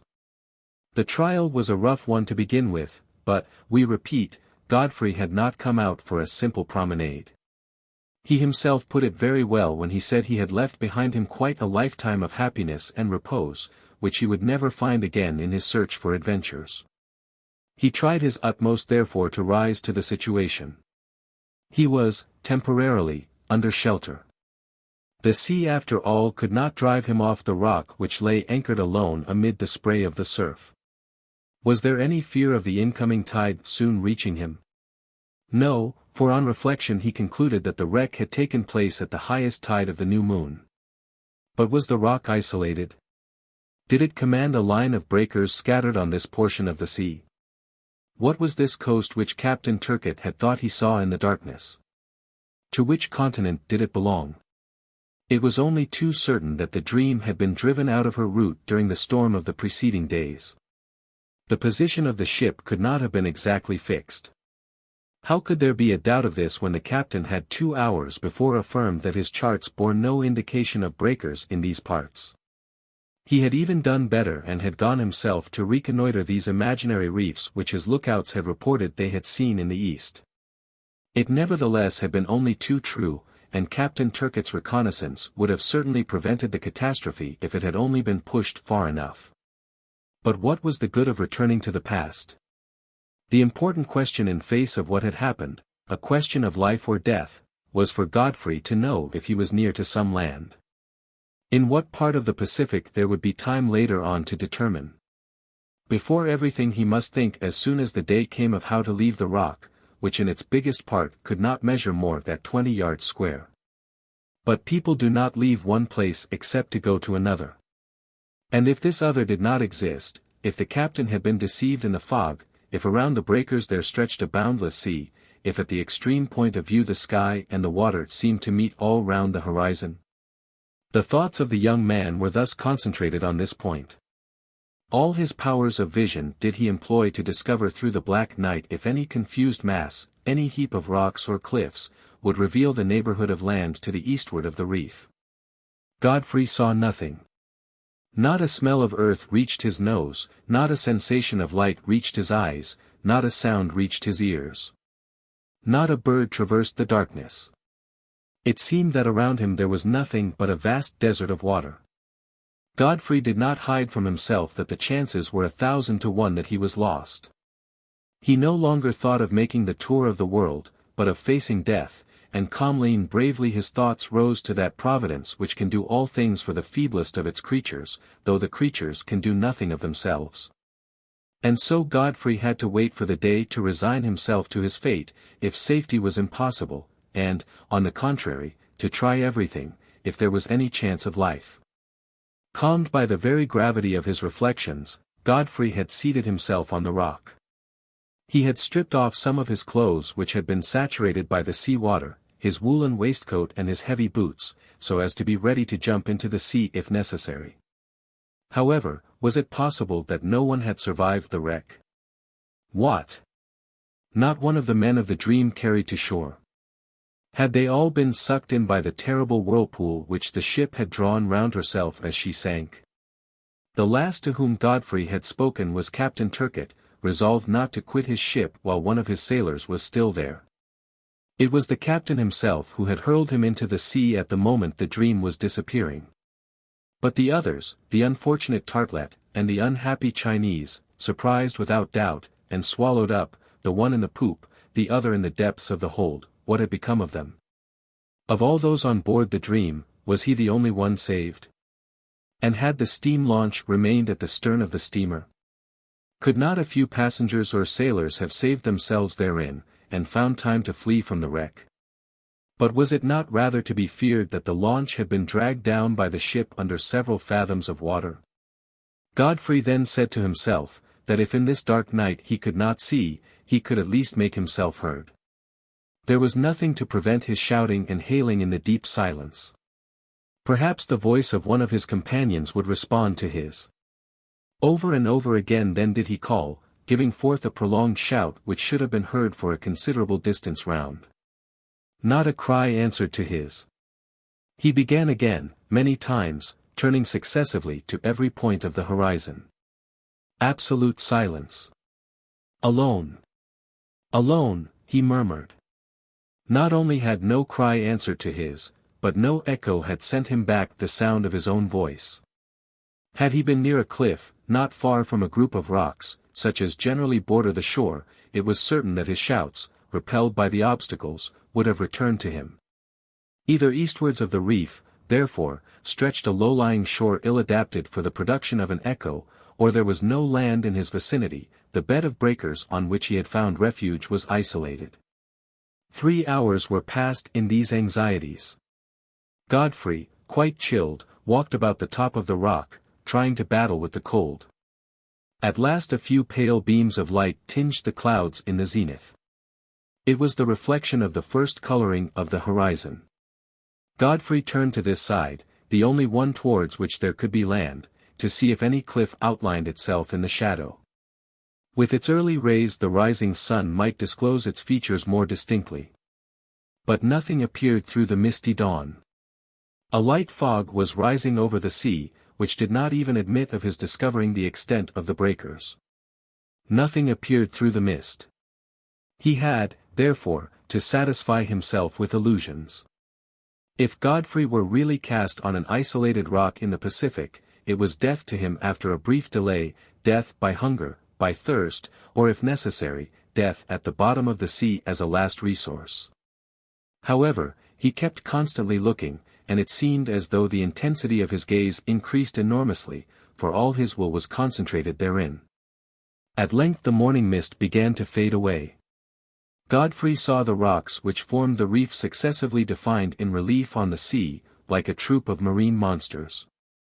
It was a long and irregular assemblage of dark boulders, strangely worn, of all sizes and forms, whose direction was almost west and east. The enormous block on the top of which Godfrey found himself emerged from the sea on the western edge of the bank scarcely 30 fathoms from the spot where the dream had gone down. The sea hereabouts appeared to be very deep, for of the steamer nothing was to be seen, not even the ends of her masts. Perhaps by some undercurrent she had been drawn away from the reefs. A glance was enough for Godfrey to take in this state of affairs. There was no safety on that side. All his attention was directed towards the other side of the breakers, which the lifting fog was gradually disclosing. The sea, now that the tide had retired, allowed the rocks to stand out very distinctly. They could be seen to lengthen as their humid bases widened. Here were vast intervals of water, there a few shallow pools. If they joined on to any coast, it would not be difficult to reach it. Up to the present, however, there was no sign of any shore. Nothing yet indicated the proximity of dry land, even in this direction. The fog continued to lift, and the field of view persistently watched by Godfrey continued to grow. Its wreaths had now rolled off for about half a mile or so. Already a few sandy flats appeared among the rocks, carpeted with their slimy seaweed.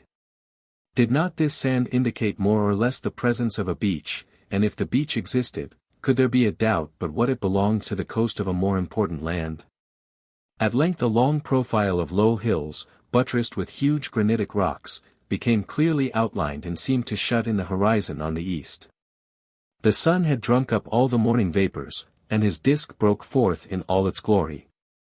"Land! Land!" exclaimed Godfrey. And he stretched his hands towards the shoreline, as he knelt on the reef and offered his thanks to heaven. It was really land. The breakers only formed a projecting ridge, something like the southern cape of a bay, which curved round for about 2 miles or more. The bottom of the curve seemed to be a level beach, bordered by trifling hills, contoured here and there with lines of vegetation, but of no great size. From the place which Godfrey occupied, his view was able to grasp the whole of this side. Bordered north and south by 2 unequal promontories, it stretched away for, at the most, 5 or 6 miles. It was possible, however, that it formed part of a large district. Whatever it was, it offered at the least temporary safety. Godfrey, at the sight, could not conceive a doubt but that he had not been thrown on to a solitary reef, and that this morsel of ground would satisfy his earliest wants. To land! To land, he said to himself. But before he left the reef, he gave a look round for the last time. His eyes again interrogated the sea away up to the horizon. Would some raft appear on the surface of the waves, some fragment of the dream, some survivor, perhaps?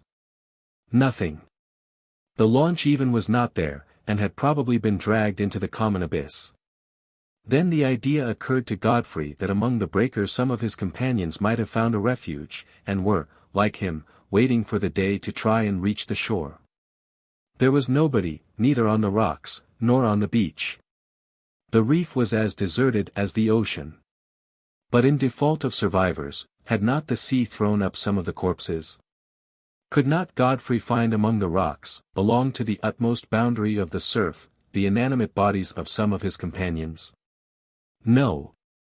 Nothing along the whole length of the breakers, which the last ripples of the ebb had now left bare.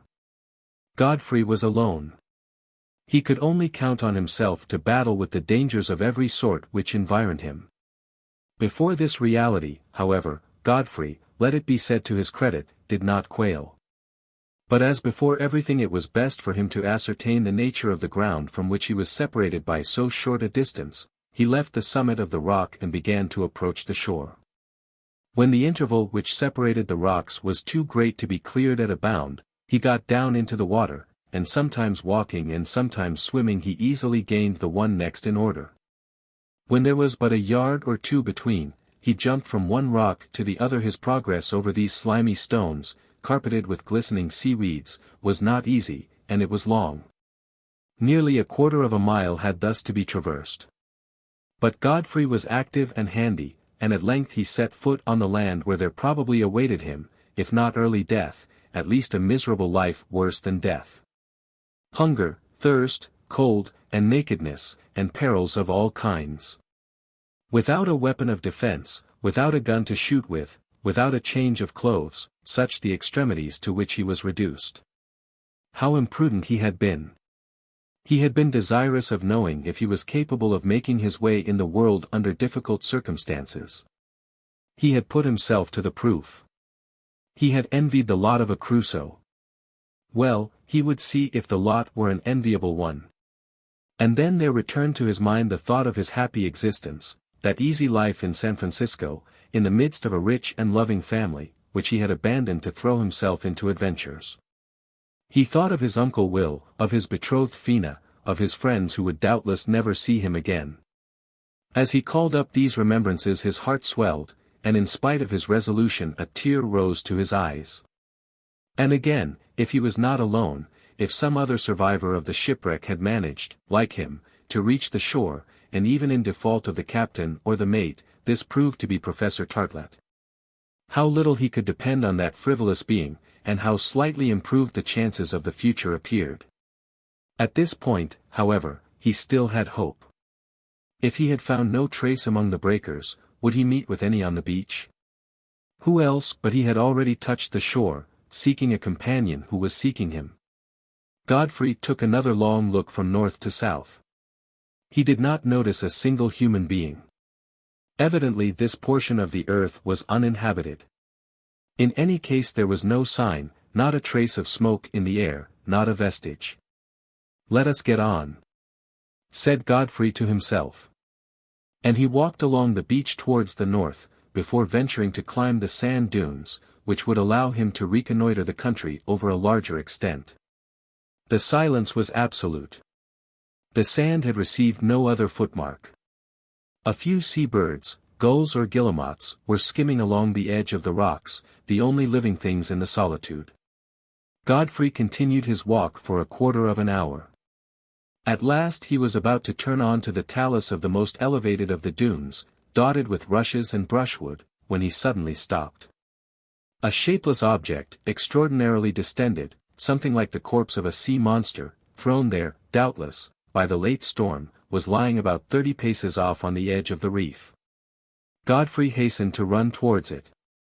The nearer he approached the more rapidly did his heart beat. In truth, in this stranded animal he seemed to recognize a human form. Godfrey was not 10 paces away from it, when he stopped as if rooted to the soil, and exclaimed, "Tartelett!" It was the professor of dancing and deportment.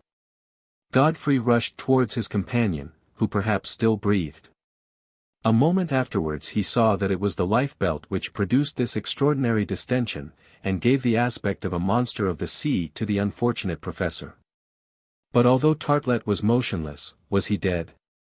Perhaps this natatory clothing had kept him above water, while the surf had borne him to shore. Godfrey set to work.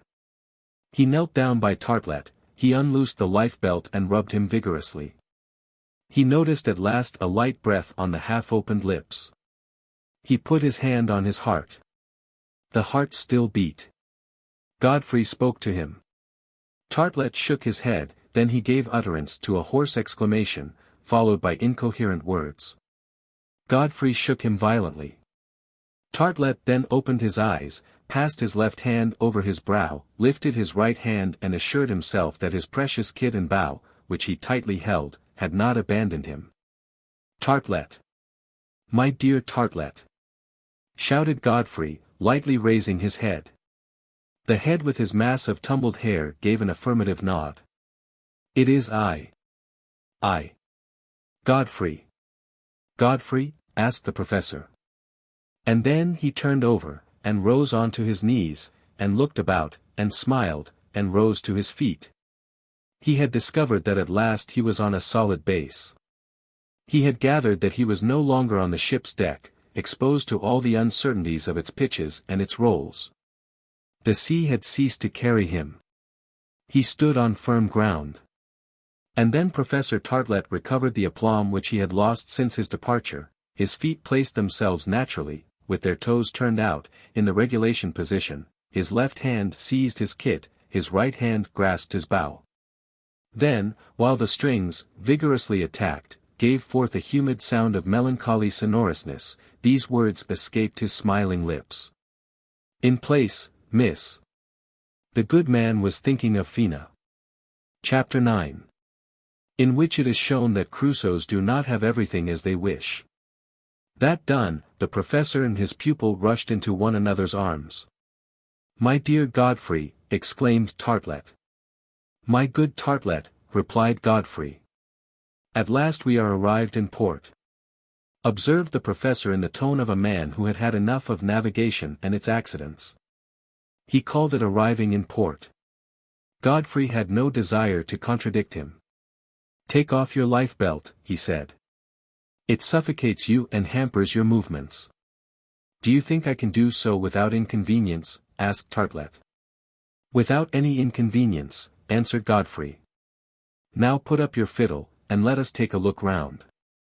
"Come on," replied the professor. "But if you don't mind, Godfrey, let us go to the first restaurant we see. I am dying of hunger, and a dozen sandwiches washed down with a glass or two of wine will soon set me on my legs again." "Yes.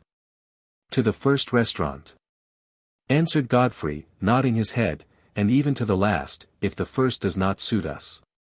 And, continued Artelett, we can ask some fellow as we go along the road to the telegraph office so as to send a message off to your Uncle Colderup. That excellent man will hardly refuse to send on some necessary cash for us to get back to Montgomery Street, for I have not got a cent with me. Agreed, to the first telegraph office, answered Godfrey, or if there isn't one in this country, to the first post office. Come on, Artelett. The professor took off his swimming apparatus, and passed it over his shoulder like a hunting horn, and then both stepped out for the edge of the dunes which bordered the shore.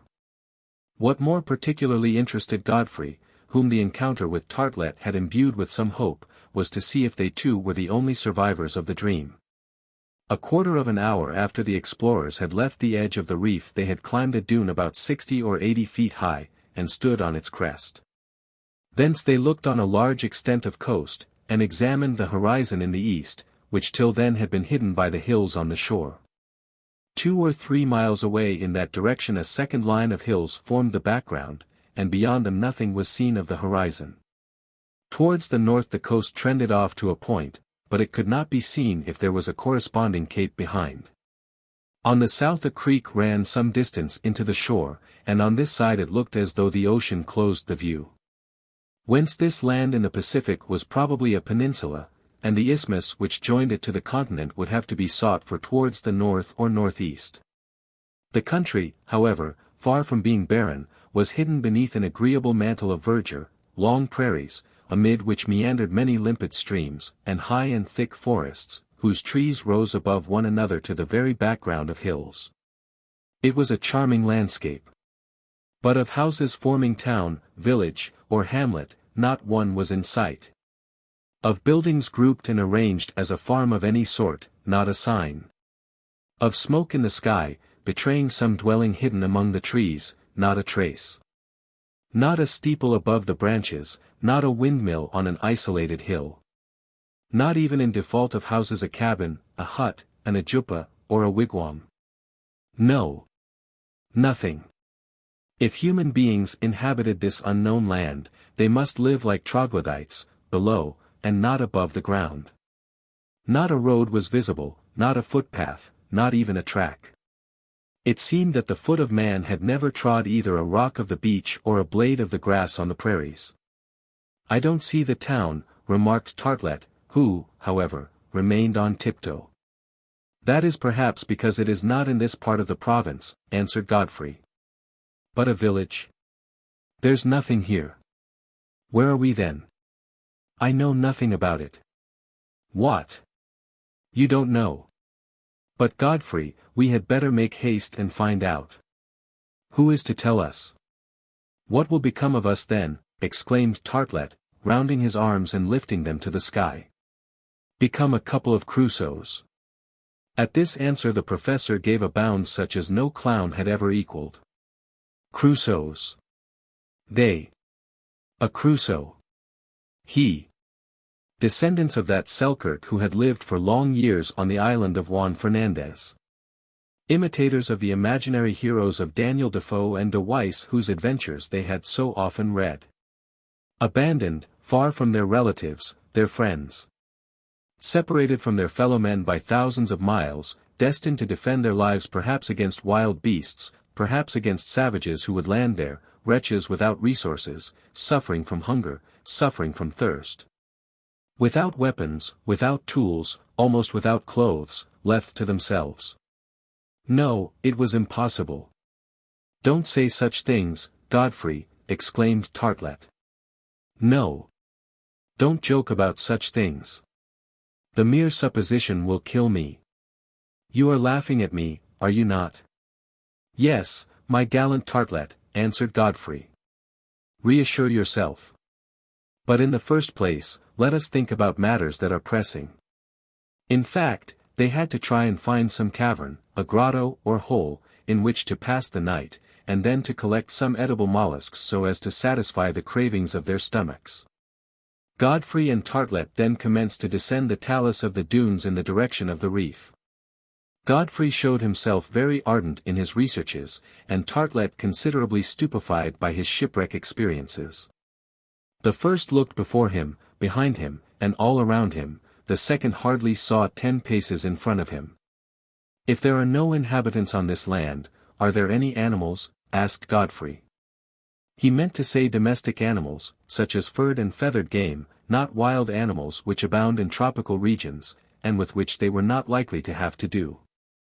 Several flocks of birds were visible on the shore, bitterns, curlews, barnacle geese, and teal, which hovered and chirped and filled the air with their flutterings and cries, doubtless protesting against the invasion of their domain.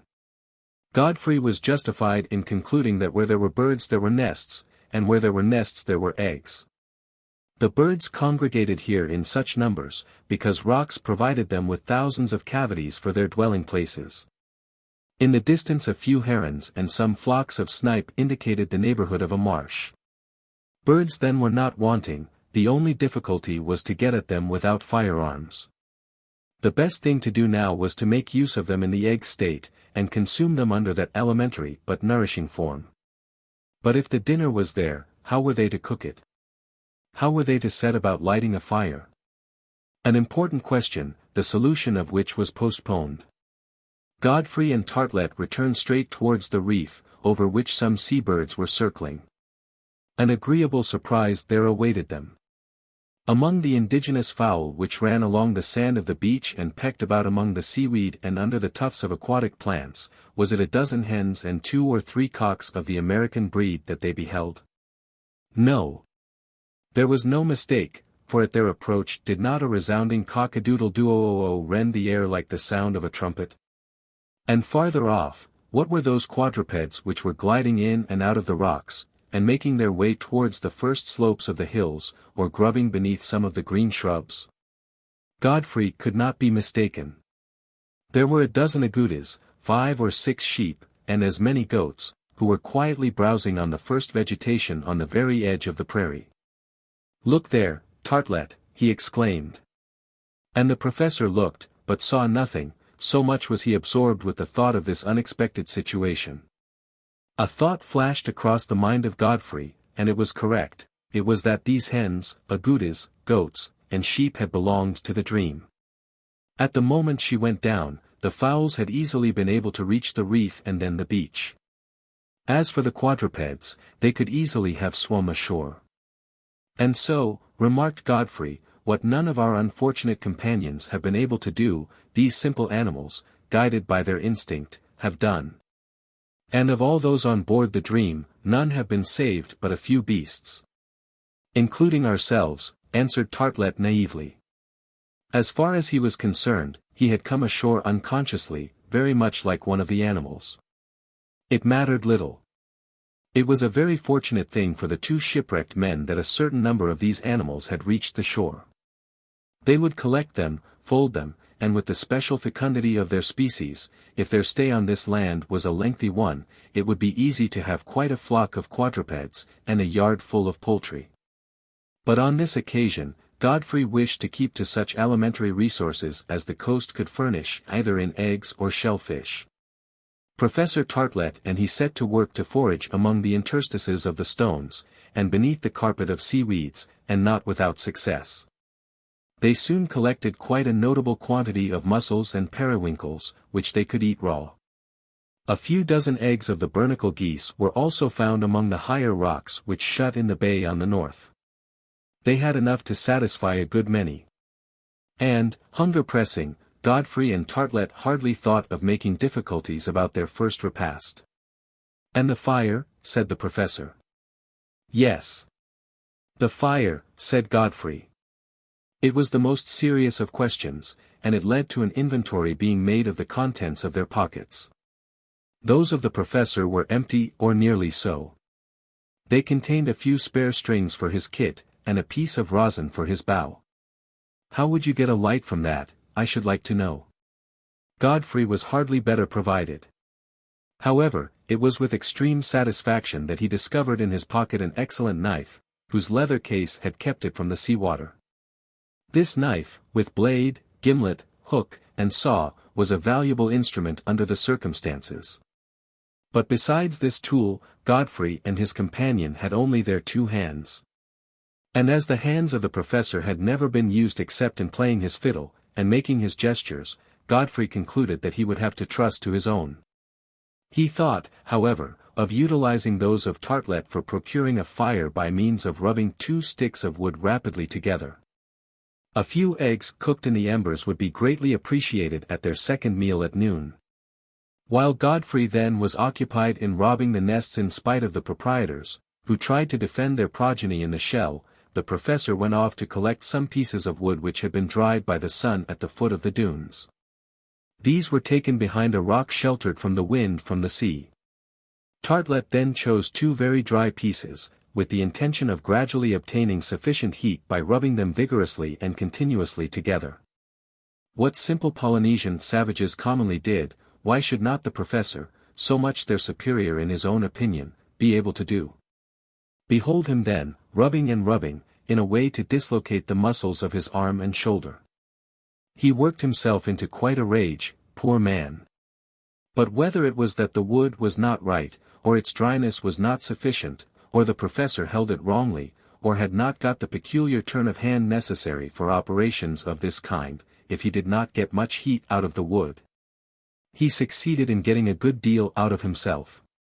In short, it was his own forehead alone which smoked under the vapors of his own perspiration.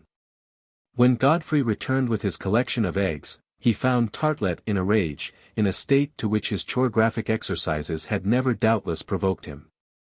"Doesn't it do?" he asked. "No, Godfrey, it does not do," replied the professor. "And I begin to think that these inventions of the savages are only imaginations to deceive the world." "No," answered Godfrey. "But in that, as in all things, you must know how to do it." "These eggs, then?" "There is another way. If you attach one of these eggs to the end of a string and whirl it round rapidly, and suddenly arrest the movement of rotation, the movement may perhaps transform itself into heat and then the egg will be cooked." "Yes, if the rotation has been swift enough and the stoppage sudden enough." "But how do you produce the stoppage without breaking the egg?" "Now, there is a simpler way, dear Artelett. Behold."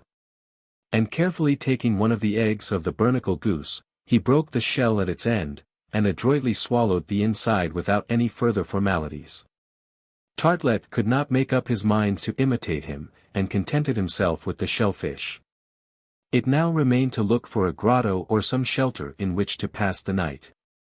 "It is an unheard of thing," observed the professor, "that Crusoes cannot at the least find a cavern, which, later on, they can make their home." "Let us look," said Godfrey. It was unheard of. We must avow, however, that on this occasion the tradition was broken. In vain did they search along the rocky shore on the southern part of the bay. Not a cavern, not a grotto, not a hole was there that would serve as a shelter. They had to give up the idea. Godfrey resolved to reconnoiter up to the first trees in the background beyond the sandy coast. Artelett and he then remounted the first line of sandhills and crossed the verdant prairies which they had seen a few hours before. A very odd circumstance, and a very fortunate one at the time, that the other survivors of the wreck voluntarily followed them evidently, cocks and hens, and sheep, goats and agoutis, driven by instinct, had resolved to go with them. Doubtless they felt too lonely on the beach, which did not yield sufficient food. 3/4 of an hour later Godfrey and Artelett, they had scarcely spoken during the exploration, arrived at the outskirt of the trees. Not a trace was there of habitation or inhabitant. Complete solitude. It might even be doubted if this part of the country had ever been trodden by human feet. In this place were a few handsome trees, in isolated groups, and others more crowded about 1/4 of a mile in the rear formed a veritable forest of different species.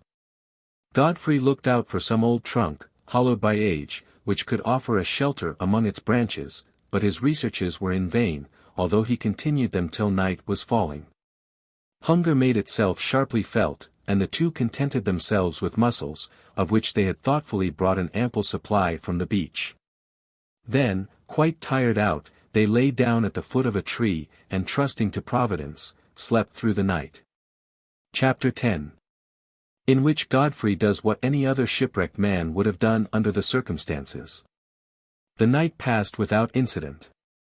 The two men, quite knocked up with excitement and fatigue, had slept as peacefully as if they had been in the most comfortable room in the mansion in Montgomery Street. On the morrow, the 27th of June, at the first rays of the rising sun, the crow of the cock awakened them. Godfrey immediately recognized where he was, but Artelett had to rub his eyes and stretch his arms for some time before he did so. "Is breakfast this morning to resemble dinner yesterday?" was his first observation. "I am afraid so," answered Godfrey. "But I hope we shall dine better this evening." The professor could not restrain a significant grimace. Where were the tea and sandwiches which had hitherto been brought to him when he awoke? How could he wait till breakfast time, the bell for which would perhaps never sound, without this preparatory repast? But it was necessary to make a start. Godfrey felt the responsibility which rested on him alone, for he could in no way depend on his companion. In that empty box which served the professor for a cranium there could be born no practical idea. Godfrey would have to think, contrive, and decide for both. His first thought was for Fina, his betrothed, whom he had so stupidly refused to make his wife. His second for his uncle Will, whom he had so imprudently left, and then turning to Artelett. "To vary our ordinary," he said, "here are some shellfish and half a dozen eggs. And nothing to cook them with." "Nothing," said Godfrey. "But if the food itself was missing, what would you say then, Artelett?" "I should say that nothing was not enough," said Artelett drily. Nevertheless, they had to be content with this repast. The very natural idea occurred to Godfrey to push forward the reconnaissance commenced the previous evening. Above all, it was necessary to know as soon as possible in what part of the Pacific Ocean the Dream had been lost, so as to discover some inhabited place on the shore, where they could either arrange the way of returning home or await the passing of some ship. Godfrey observed that if he could cross the second line of hills, whose picturesque outline was visible beyond the first, that he might perhaps be able to do this. He reckoned that they could get there in an hour or two, and it was to this urgent exploration that he resolved to devote the first hours of the day. He looked round him. The cocks and hens were beginning to peck about among the high vegetation.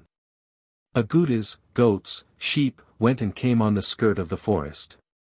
Godfrey did not care to drag all this flock of poultry and quadrupeds about with him. But to keep them more safely in this place, it would be necessary to leave Artelett in charge of them. Artelett agreed to remain alone, and for several hours to act as shepherd of the flock. He made but one observation. "If you lose yourself, Godfrey." "Have no fear of that," answered the young man, "I have only this forest to cross, and as you will not leave its edge I am certain to find you again. Don't forget the telegram to your Uncle Will, and ask him for a good many $100. The telegram, or the letter. It is all one," answered Godfrey, who so long as he had not fixed on the position of this land was content to leave Artelett to his illusions. Then, having shaken hands with the professor, he plunged beneath the trees, whose thick branches scarcely allowed the sun's rays to penetrate. It was their direction, however, which was to guide our young explorer towards the high hill whose curtain hid from his view the whole of the eastern horizon. Footpath there was none. The ground, however, was not free from all imprint. Godfrey in certain places remarked the tracks of animals. On 2 or 3 occasions he even believed he saw some rapid ruminants moving off, either elands, deer, or wapiti, but he recognized no trace of ferocious animals such as tigers or jaguars, whose absence, however, was no cause for regret.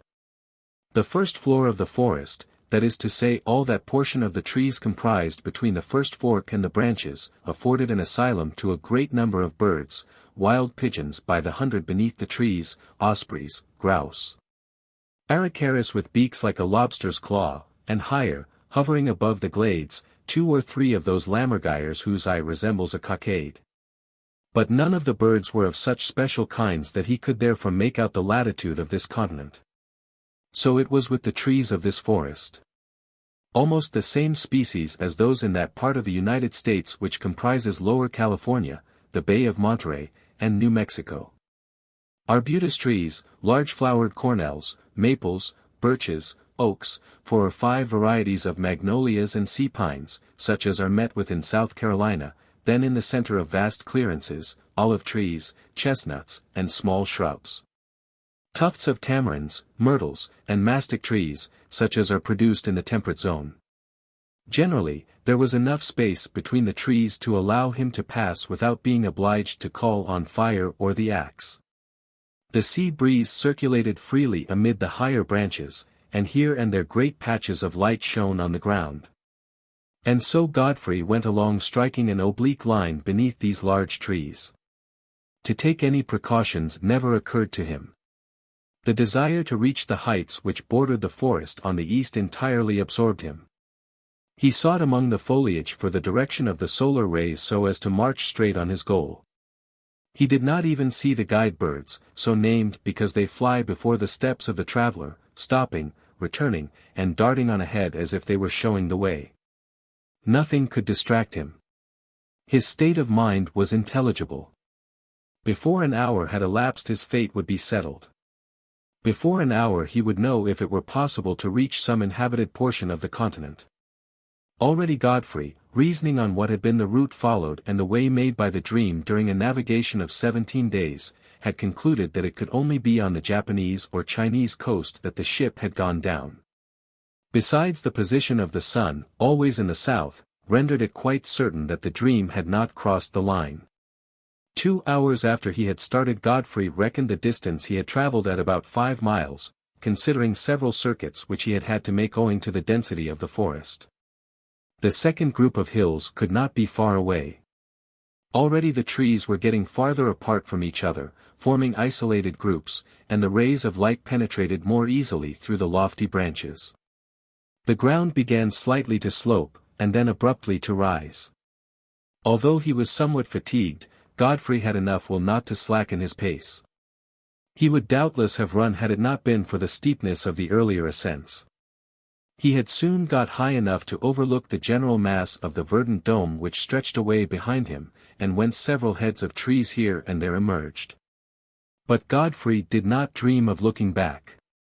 His eyes never quitted the line of the denuded ridge, which showed itself about 400 or 500 feet before and above him.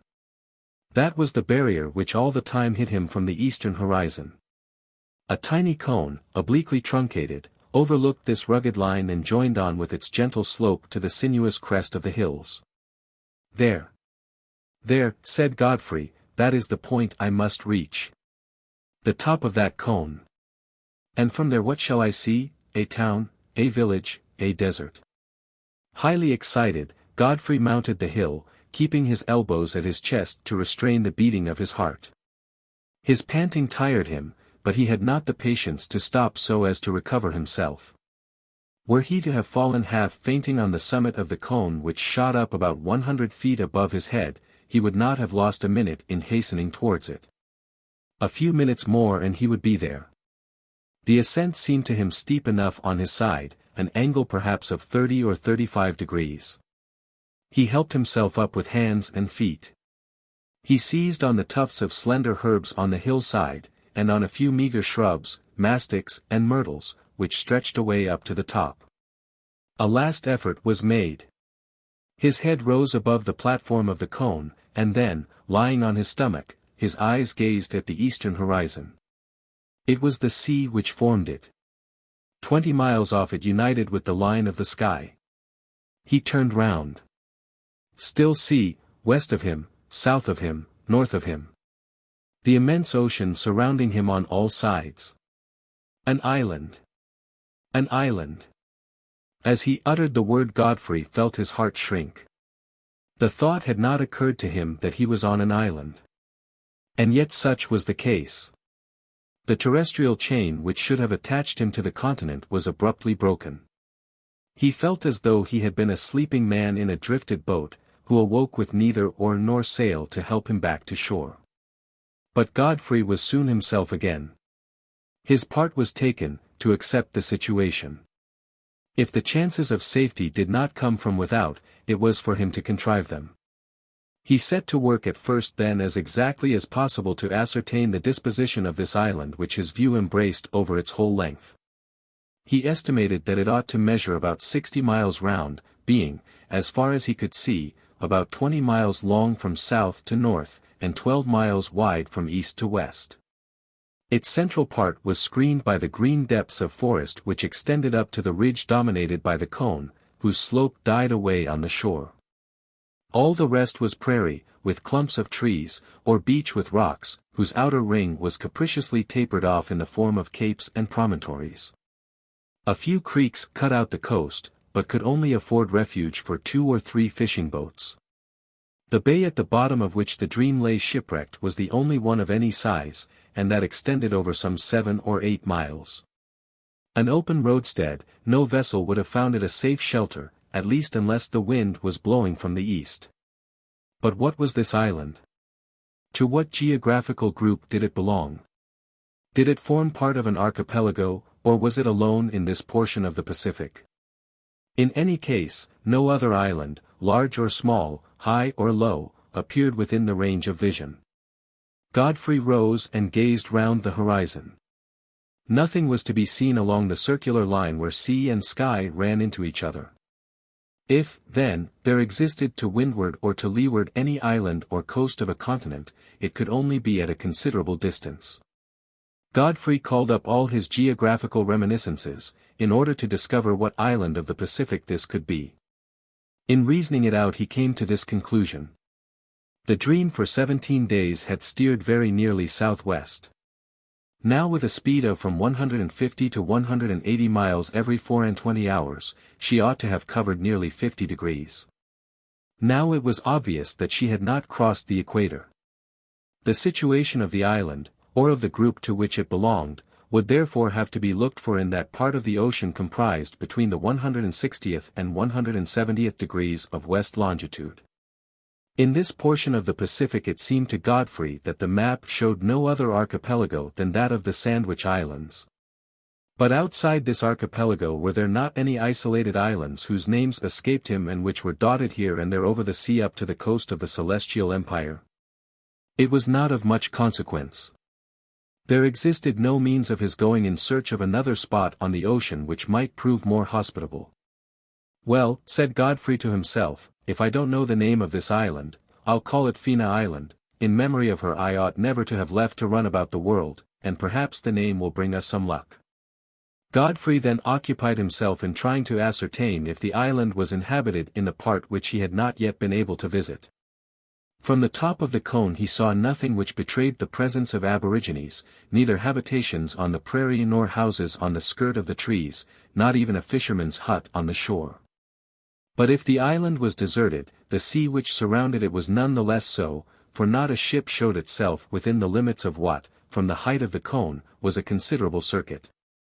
Godfrey having finished his exploration had now only to get down to the foot of the hill and retake the road through the forest so as to rejoin Artelett.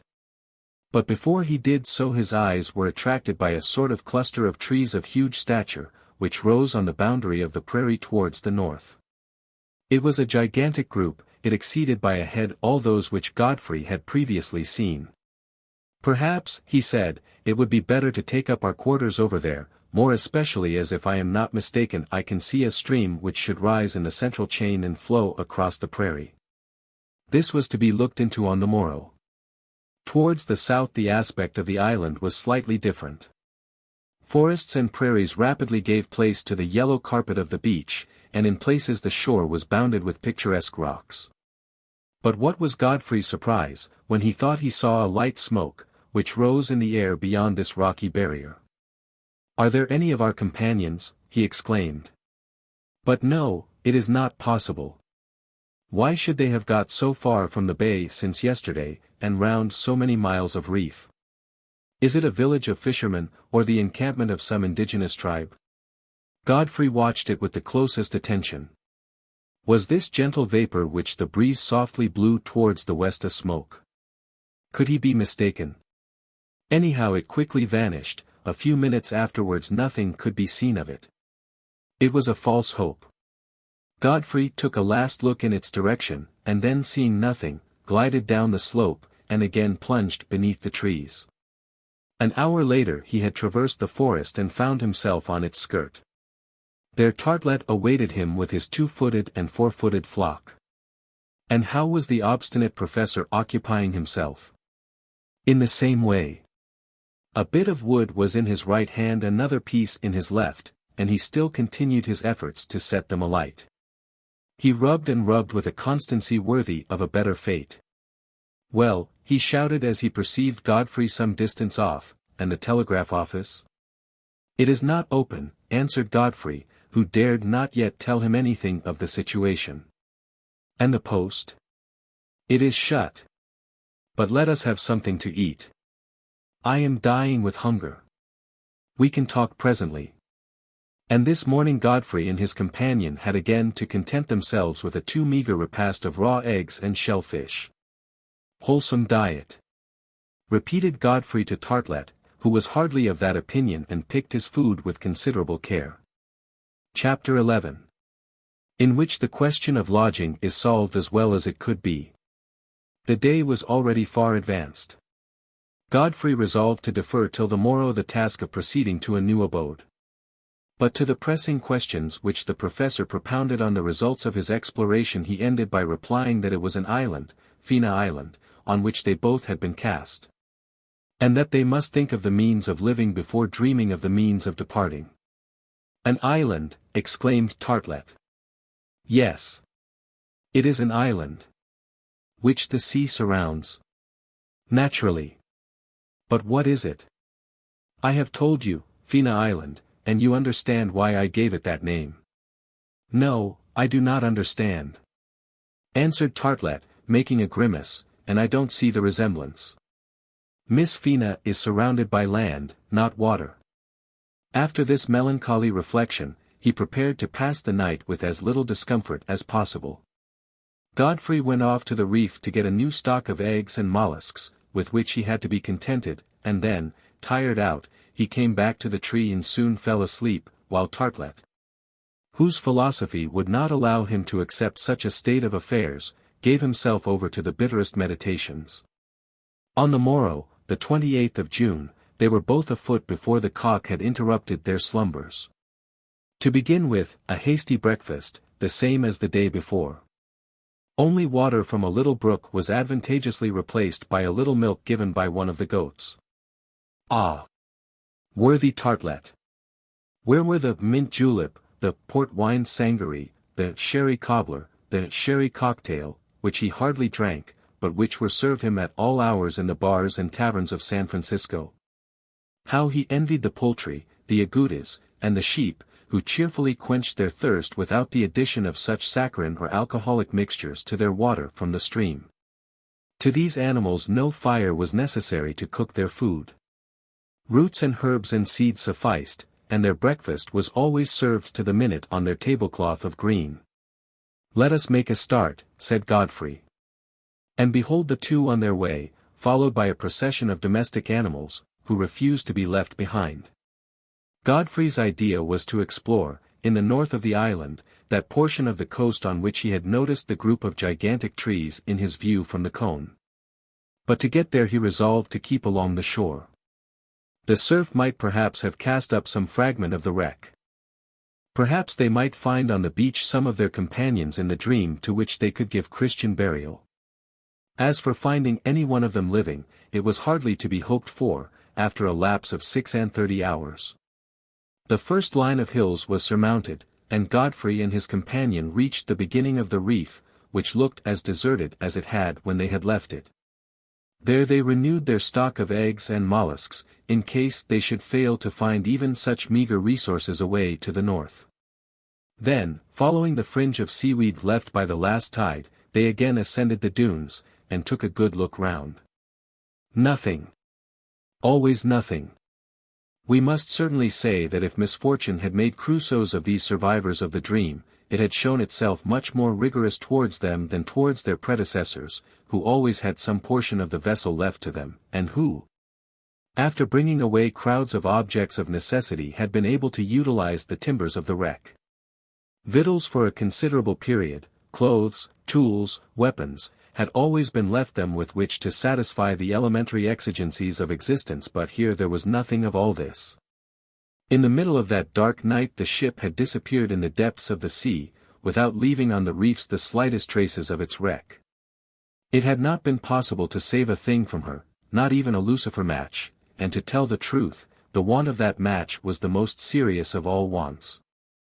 I know well, good people comfortably installed in your easy chairs before a comfortable hearth at which is blazing brightly a fire of wood or coals, that you will be apt to say. But nothing was more easy than for them to get a fire. There are 1,000 ways of doing that. 2 pebbles.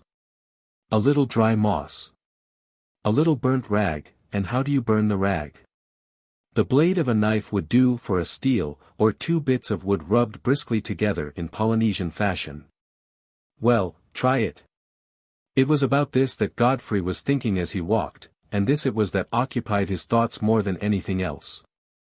Perhaps he too, poking his coke fire and reading his traveller's tales, had thought the same as you good people.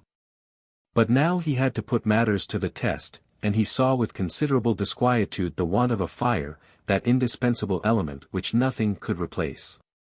He kept on ahead, then, lost in thought, followed by Artelett, who by his shouts and gestures, kept together the flock of sheep, agoutis, goats, and poultry.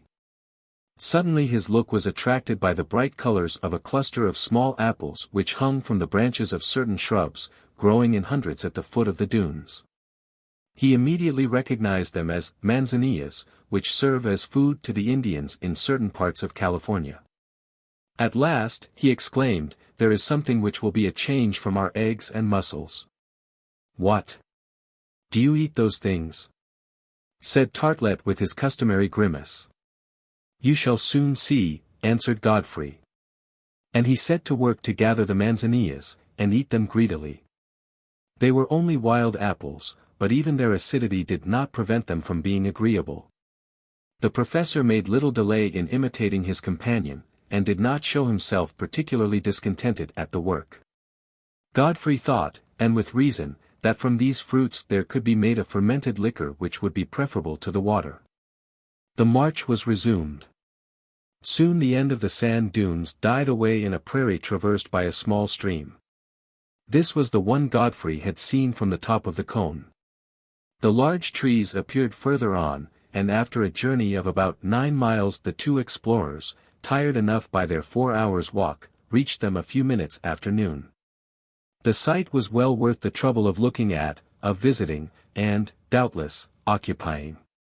On the edge of a vast prairie, dotted with manzanilla bushes and other shrubs, there rose a score of gigantic trees which could have even borne comparison with the same species in the forests of California. They were arranged in a semicircle.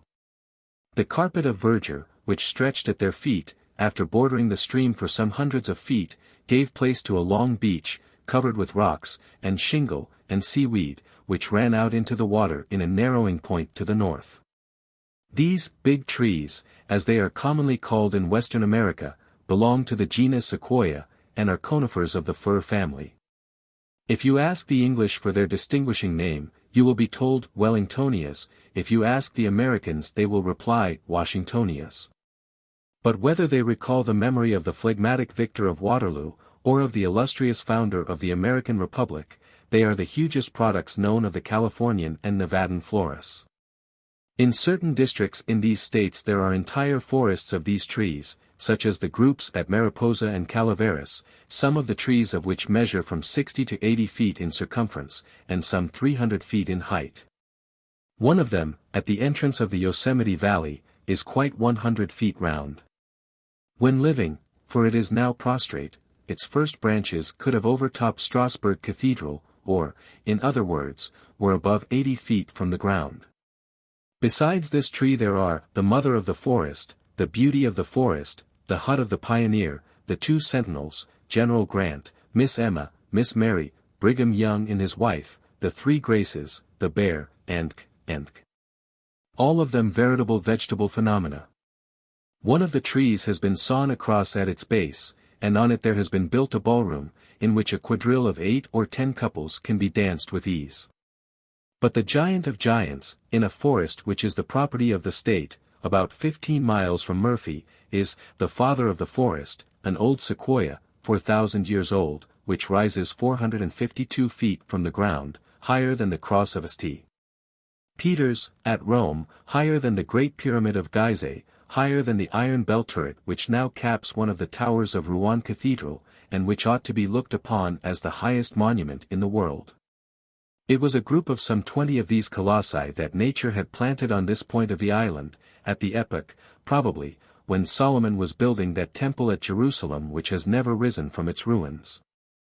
The largest was, perhaps, 300 feet high, the smallest nearly 200.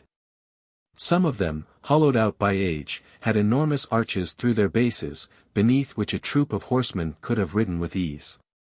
Godfrey was struck with admiration in the presence of these natural phenomena, as they are not generally found at altitudes of less than from 50 to 60 feet above the level of the sea. He even thought that the view alone was worth the journey.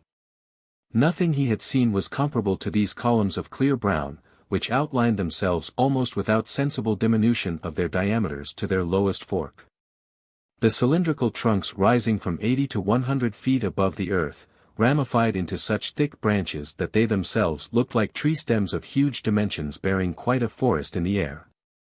One of these specimens of Sequoia gigantea, one of the biggest in the group, more particularly attracted Godfrey's attention.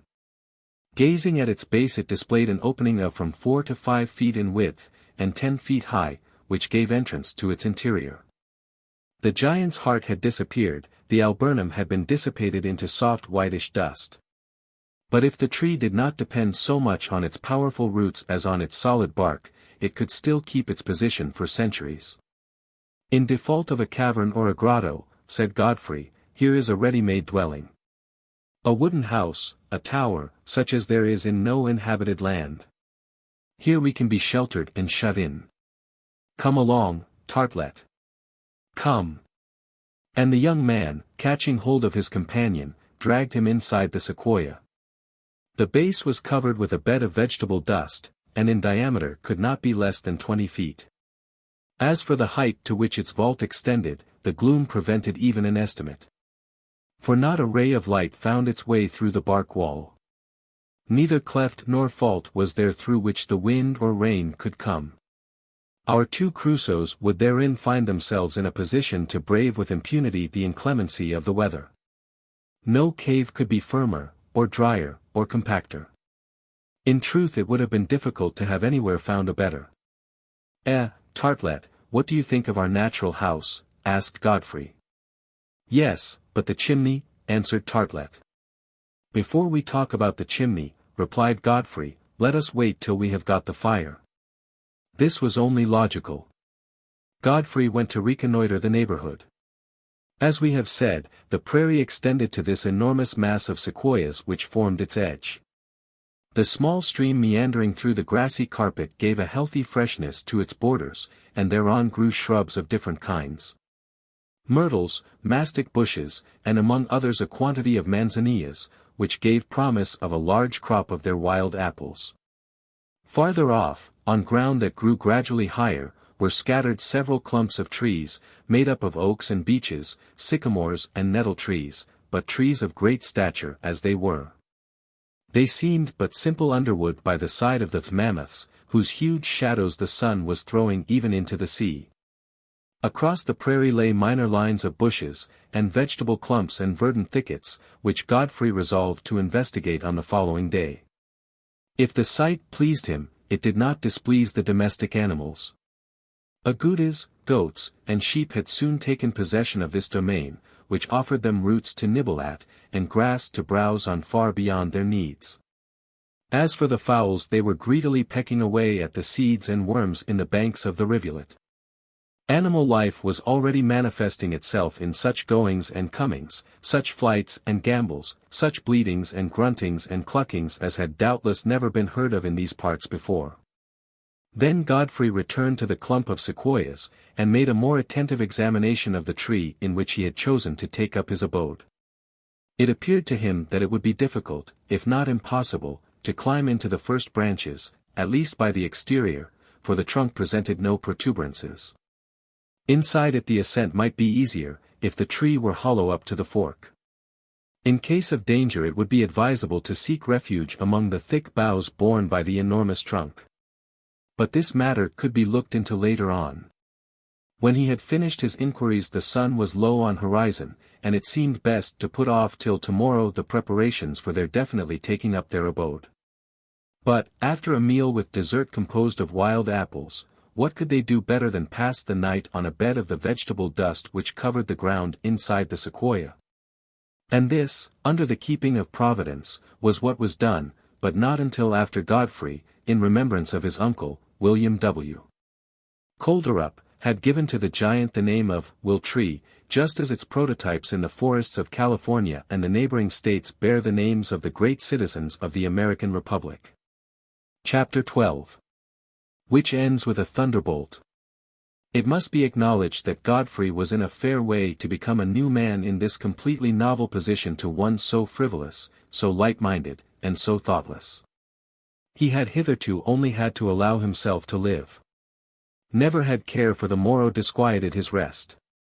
In the opulent mansion in Montgomery Street, where he slept his 10 hours without a break, not the fall of a rose leaf had ever troubled his slumbers. It was so no longer. On this unknown land he found himself thoroughly shut off from the rest of the world, left entirely to his own resources. Obliged to face the necessities of life under conditions in which a man even much more practical might have been in great difficulty. Doubtless when it was found that the dream did not return, a search for him would be made. But what were these two? Less than a needle in a hayrick or a sand grain on the sea bottom. The incalculable fortune of Uncle Kolderup could not do everything. When Godfrey had found his fairly acceptable shelter, his sleep in it was by no means undisturbed. His brain travelled as it had never done before. Ideas of all kinds were associated together, those of the past which he bitterly regretted, those of the present of which he sought the realization, those of the future which disquieted him more than all. But in these rough trials, the reason and, in consequence, the reasoning which naturally flows from it, were little by little freed from the limbo in which they had hitherto slept. Godfrey was resolved to strive against his ill luck, and to do all he could to get out of his difficulties. If he escaped, the lesson would certainly not be lost on him for the future. At daybreak he was astir, with the intention of proceeding to a more complete installation. The question of food, above all that of fire, which was connected with it, occupied the first place. Then there were tools or arms to make, clothes to procure, unless they were anxious of soon appearing attired in Polynesian costume. Artelett still slumbered. You could not see him in the shadow, but you could hear him. That poor man, spared from the wreck, remained as frivolous at 45 as his pupil had formerly been. He was again in no sense. He even might be considered an incubus, for he had to be cared for in all ways. But he was a companion. He was worth more in that than the most intelligent dog, although he was probably of less use. He was a creature able to talk, although only at random, to converse, if the matter were never serious, to complain, and this he did most frequently. As it was, Godfrey was able to hear a human voice. That was worth more than the parrots in Robinson Crusoe. Even with a Artelett he would not be alone, and nothing was so disheartening as the thought of absolute solitude. Crusoe before Friday, Crusoe after Friday, what a difference, thought he. However, on this morning, that of June 29th, Godfrey was not sorry to be alone, so as to put into execution his project of exploring the group of sequoias. Perhaps he would be fortunate enough to discover some fruit, some edible root, which he could bring back, to the extreme satisfaction of the professor. And so he left Artelett to his dreams, and set out. A light fog still shrouded the shore and the sea, but already it had commenced to lift in the north and east under the influence of the solar rays, which little by little were condensing it. The day promised to be fine.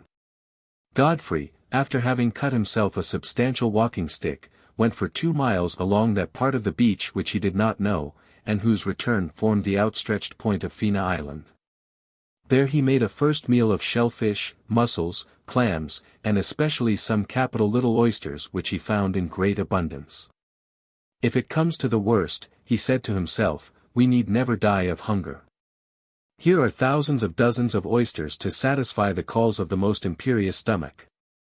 If Artelett complains, it is because he does not like mollusks. Well, he will have to like them. Decidedly, if the oyster did not absolutely replace bread and meat, it furnished an aliment in no whit less nutritive and in a condition capable of being absorbed in large quantities. But as this mollusk is of very easy digestion, it is somewhat dangerous in its use, to say nothing of its abuse.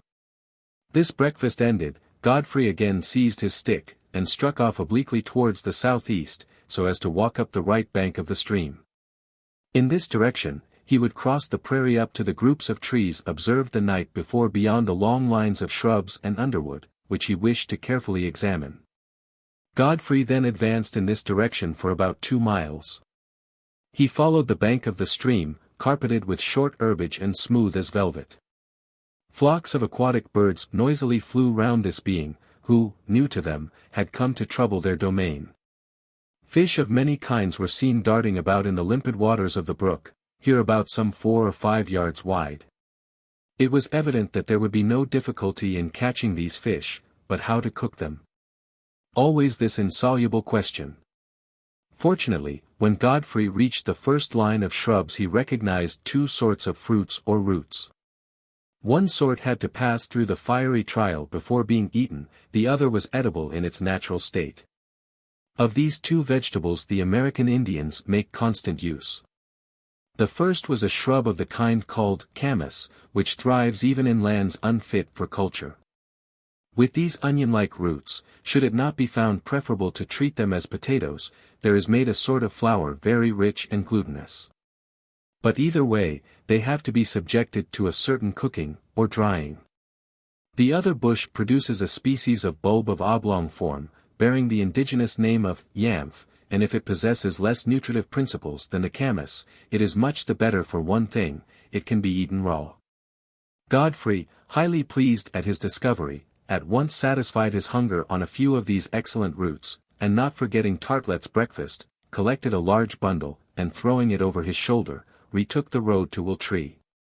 That he was well received on his arrival with the crop of yamps need not be insisted on. The professor greedily regaled himself, and his pupil had to caution him to be moderate. Ah, he said. We have got some roots today. Who knows whether we shall have any tomorrow? Without any doubt, replied Godfrey, tomorrow and the day after, and always. There is only the trouble of going and fetching them. Well, Godfrey, and the camas? Of the camas we will make flour and bread when we have got a fire. Fire, exclaimed the professor, shaking his head. Fire. And how shall we make it? I don't know yet, but somehow or other we will get at it. May heaven hear you, my dear Godfrey. And when I think that there are so many fellows in this world who have only got to rub a bit of wood on the sole of their boot to get it, it annoys me. No. Never would I have believed that ill luck would have reduced me to this state. You need not take 3 steps down Montgomery Street, before you will meet with a gentleman, cigar in mouth, who thinks it a pleasure to give you a light and hear. Here we are not in San Francisco, Artelett, nor in Montgomery Street. And I think it would be wiser for us not to reckon on the kindness of those we meet. But, why is cooking necessary for bread and meat? Why did not nature make us so that we might live upon nothing? That will come, perhaps, answered Godfrey with a good-humored smile. Do you think so?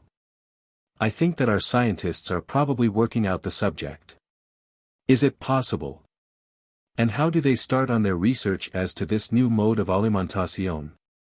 On this line of reasoning, answered Godfrey, as the functions of digestion and respiration are connected, the endeavor is to substitute one for the other.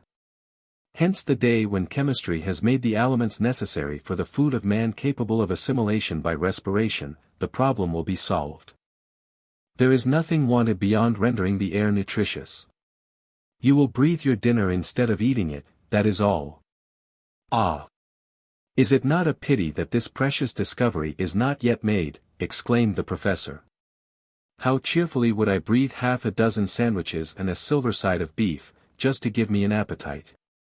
And Tartelett plunged into a semi-sensuous reverie, in which he beheld succulent atmospheric dinners, and at them unconsciously opened his mouth and breathed his lungs full, oblivious that he had scarcely the wherewithal to feed upon in the ordinary way.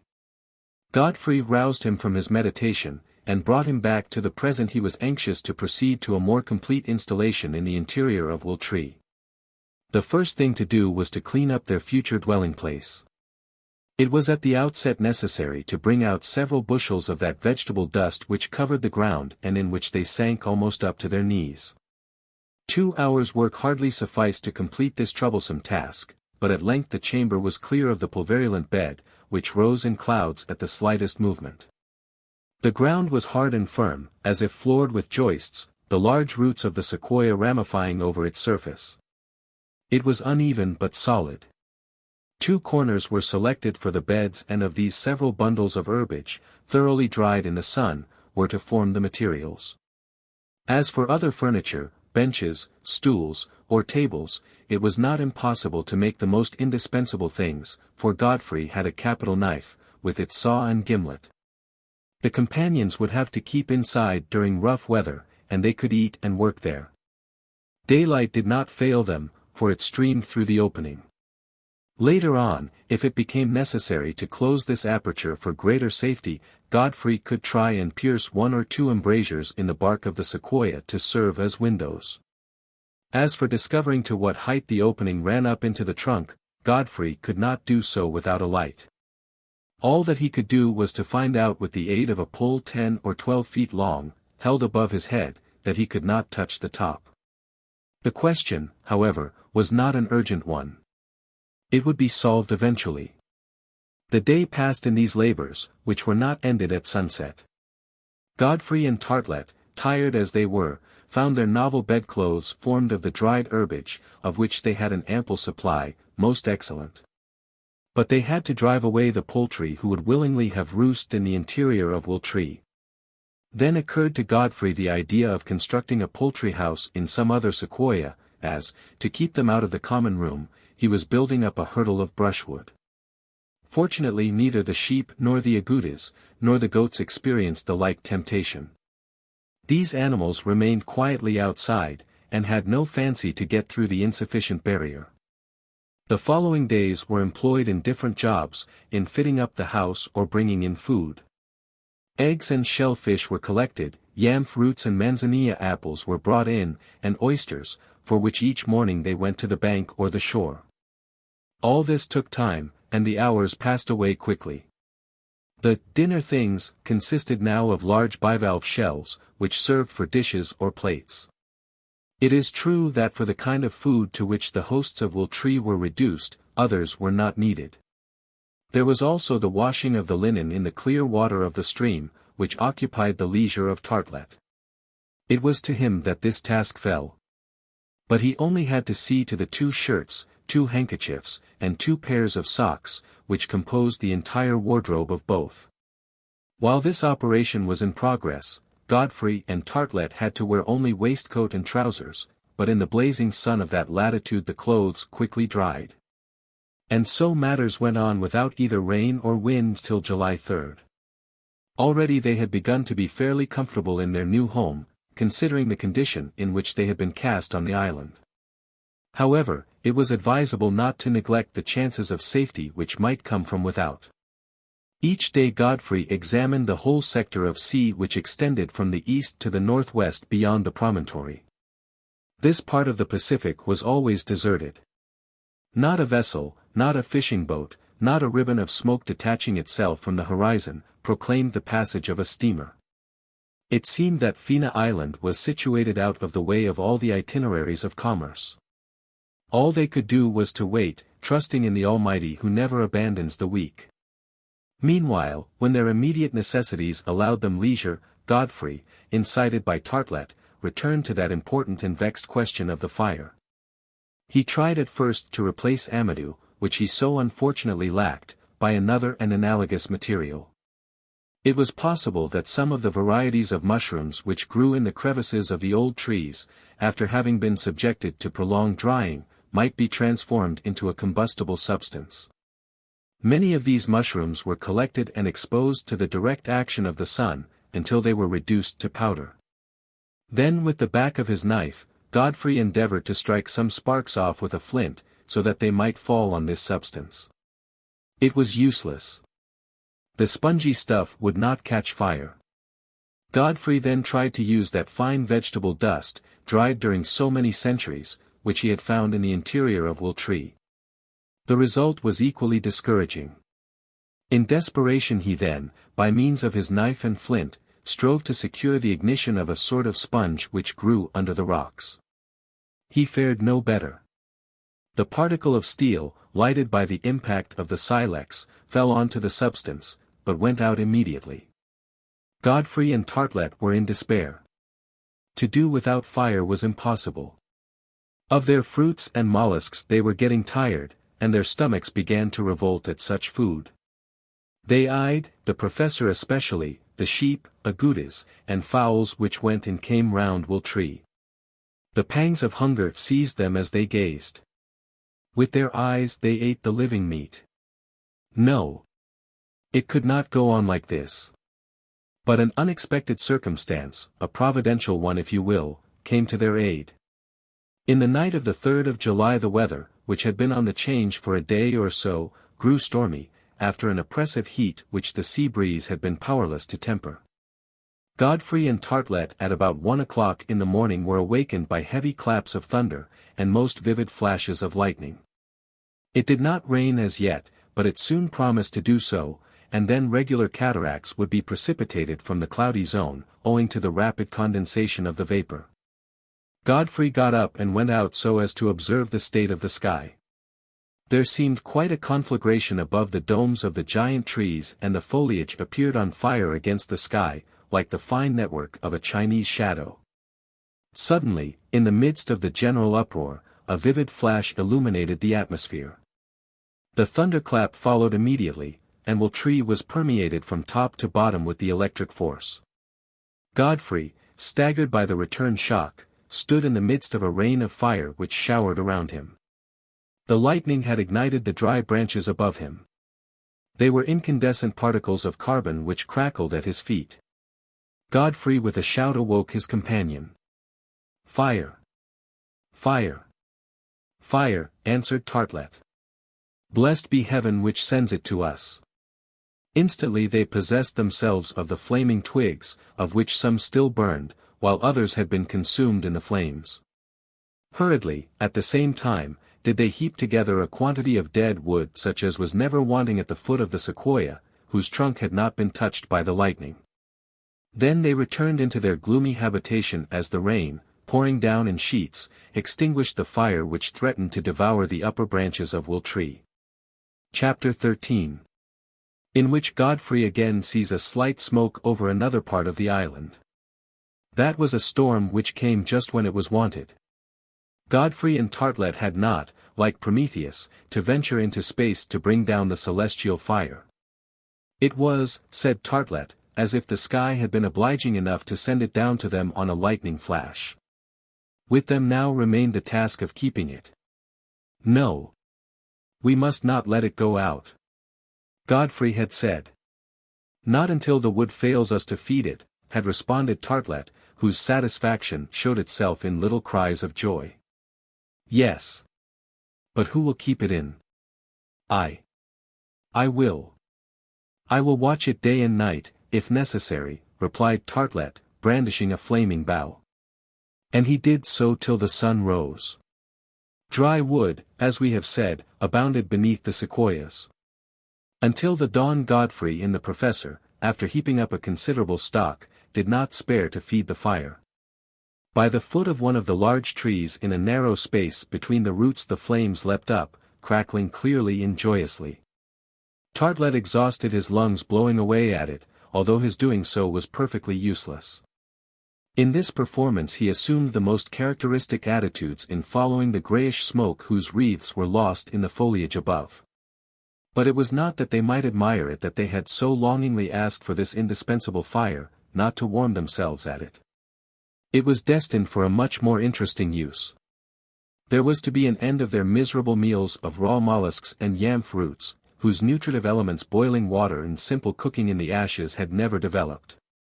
It was in this way that Godfrey and Artelett employed it during the morning. "We could eat a fowl or two," exclaimed Artelett, whose jaws moved in anticipation. "Not to mention an agouti ham, a leg of mutton, a quarter of goat, some of the game on the prairie, without counting 2 or 3 freshwater fish and a sea fish or so." "Not so fast," answered Godfrey, whom the declaration of this modest bill of fare had put in good humor. "We need not risk indigestion to satisfy a fast. We must look after our reserves, Artelett.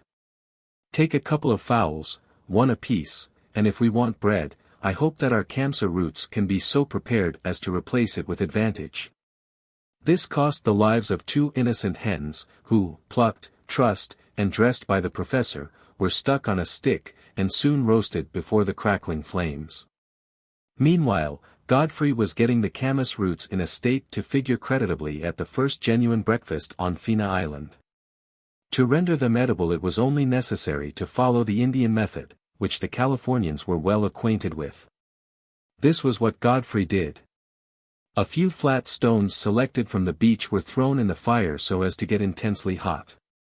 Artelett seemed to think it a great shame to use such a good fire to cook stones with, but as it did not hinder the preparation of his fowls in any way he had no other complaint to make. While the stones were getting warm Godfrey selected a piece of ground about a yard square from which he tore up the grass, then with his hands armed with large scalloped shells he dug the soil to the depth of about 10 inches. That done he laid at the bottom of the cavity a fire of dry wood, which he so arranged as to communicate to the earth heaped up at its bottom some considerable heat. When all the wood had been consumed and the cinders taken away, the camas roots, previously cleaned and scraped, were strewn in the hole, a thin layer of sods thrown over them and the glowing stones placed on the top, so as to serve as the basis of a new fire which was lighted on their surface. In fact, it was a kind of oven which had been prepared, and in a very short time, about half an hour or so, the operation was at an end. Beneath the double layer of stones and sods lay the roots cooked by this violent heating. On crushing them there was obtainable a flour well fitted for making into bread, but, even eaten as they were, they proved much like potatoes of highly nutritive quality. It was thus that this time the roots were served, and we leave our readers to imagine what a breakfast our 2 friends made on the chickens which they devoured to the very bones, and on the excellent camas roots, of which they had no need to be sparing. The field was not far off where they grew in abundance. They could be picked up in hundreds by simply stooping down for them. The repast over, Godfrey set to work to prepare some of the flour, which keeps for any length of time, and which could be transformed into bread for their daily wants. The day was passed in different occupations. The fire was kept up with great care. Particularly was the fuel heaped on for the night, and Artelett, nevertheless, arose on many occasions to sweep the ashes together and provoke a more active combustion. Having done this, he would go to bed again, to get up as soon as the fire burnt low, and thus he occupied himself till the day broke. The night passed without incident, the cracklings of the fire and the crow of the cock awoke Godfrey and his companion, who had ended his performances by falling off to sleep. At first Godfrey was surprised at feeling a current of air coming down from above in the interior of Will Tree. He was thus led to think that the sequoia was hollow up to the junction of the lower branches where there was an opening which they would have to stop up if they wished to be snug and sheltered. "But it is very singular," said Godfrey to himself. "How was it that during the preceding nights I did not feel this current of air? Could it have been the lightning?" And to get an answer to this question, the idea occurred to him to examine the trunk of the sequoia from the outside. When he had done so, he understood what had happened during the storm. The track of the lightning was visible on the tree, which had had a long strip of its bark torn off from the fork down to the roots. Had the electric spark found its way into the interior of the sequoia in place of keeping to the outside, Godfrey and his companion would have been struck. Most decidedly they had had a narrow escape. "It is not a good thing to take refuge under trees during a storm," said Godfrey. "That is all very well for people who can do otherwise. But what way have we to avoid the danger who live inside the tree? We must see." Then examining the sequoia from the point where the long lightning trace began, "It is evident," said he, "that where the flash struck the tree has been cracked. But since the air penetrates by this orifice, the tree must be hollow along its whole length and only lives in its bark. Now that is what I ought to see about." And Godfrey went to look for a resinous piece of wood that might do for a torch. A bundle of pine twigs furnished him with the torch he needed, as from them exuded a resin which, once inflamed, gave forth a brilliant light. Godfrey then entered the cavity which served him for his house. To darkness immediately succeeded light, and it was easy to see the state of the interior of XIII. A sort of vault of irregular formation stretched across in a ceiling some 15 feet above the ground. Lifting his torch, Godfrey distinctly saw that into this there opened a narrow passage whose further development was lost in the shadow. The tree was evidently hollow throughout its length. But perhaps some portion of the alburnum still remained intact. In that case, by the help of the protuberances it would be possible if not easy to get up to the fork. Godfrey, who was thinking of the future, resolved to know without delay if this were so. He had two ends in view: one, to securely close the opening by which the rain and wind found admission, and so render XIII almost habitable. The other, to see if in case of danger, or an attack from animals or savages, the upper branches of the tree would not afford a convenient refuge. He could but try. If he encountered any insurmountable obstacle in the narrow passage, Godfrey could be got down again.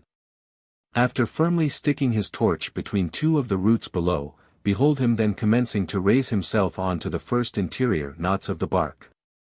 He was lithe, strong, and accustomed to gymnastics like all young Americans. It was only sport to him. Soon he had reached in this uneven tube a part much narrower, in which, with the aid of his back and knees, he could work his way upwards like a chimney sweep. All he feared was that the hole would not continue large enough for him to get up. However, he kept on, and each time he reached a projection he would stop and take breath. 3 minutes after leaving the ground, Godfrey had mounted about 60 feet, and consequently could only have about 20 feet further to go. In fact, he already felt the air blowing more strongly on his face. He inhaled it greedily, for the atmosphere inside the sequoia was not, strictly speaking, particularly fresh. After resting for a minute, and shaking off the fine dust which he had rubbed on to him off the wall, Godfrey started again up the long tunnel, which gradually narrowed. But at this moment his attention was attracted by a peculiar noise, which appeared to him somewhat suspicious. There was a sound as of scratching, up the tree. Almost immediately a sort of hissing was heard. Godfrey stopped. "What is that?" he asked. "Some animal taken refuge in the sequoia." "Was it a snake?" "No. We have not yet seen one on the island. Perhaps it is a bird that wants to get out." Godfrey was not mistaken.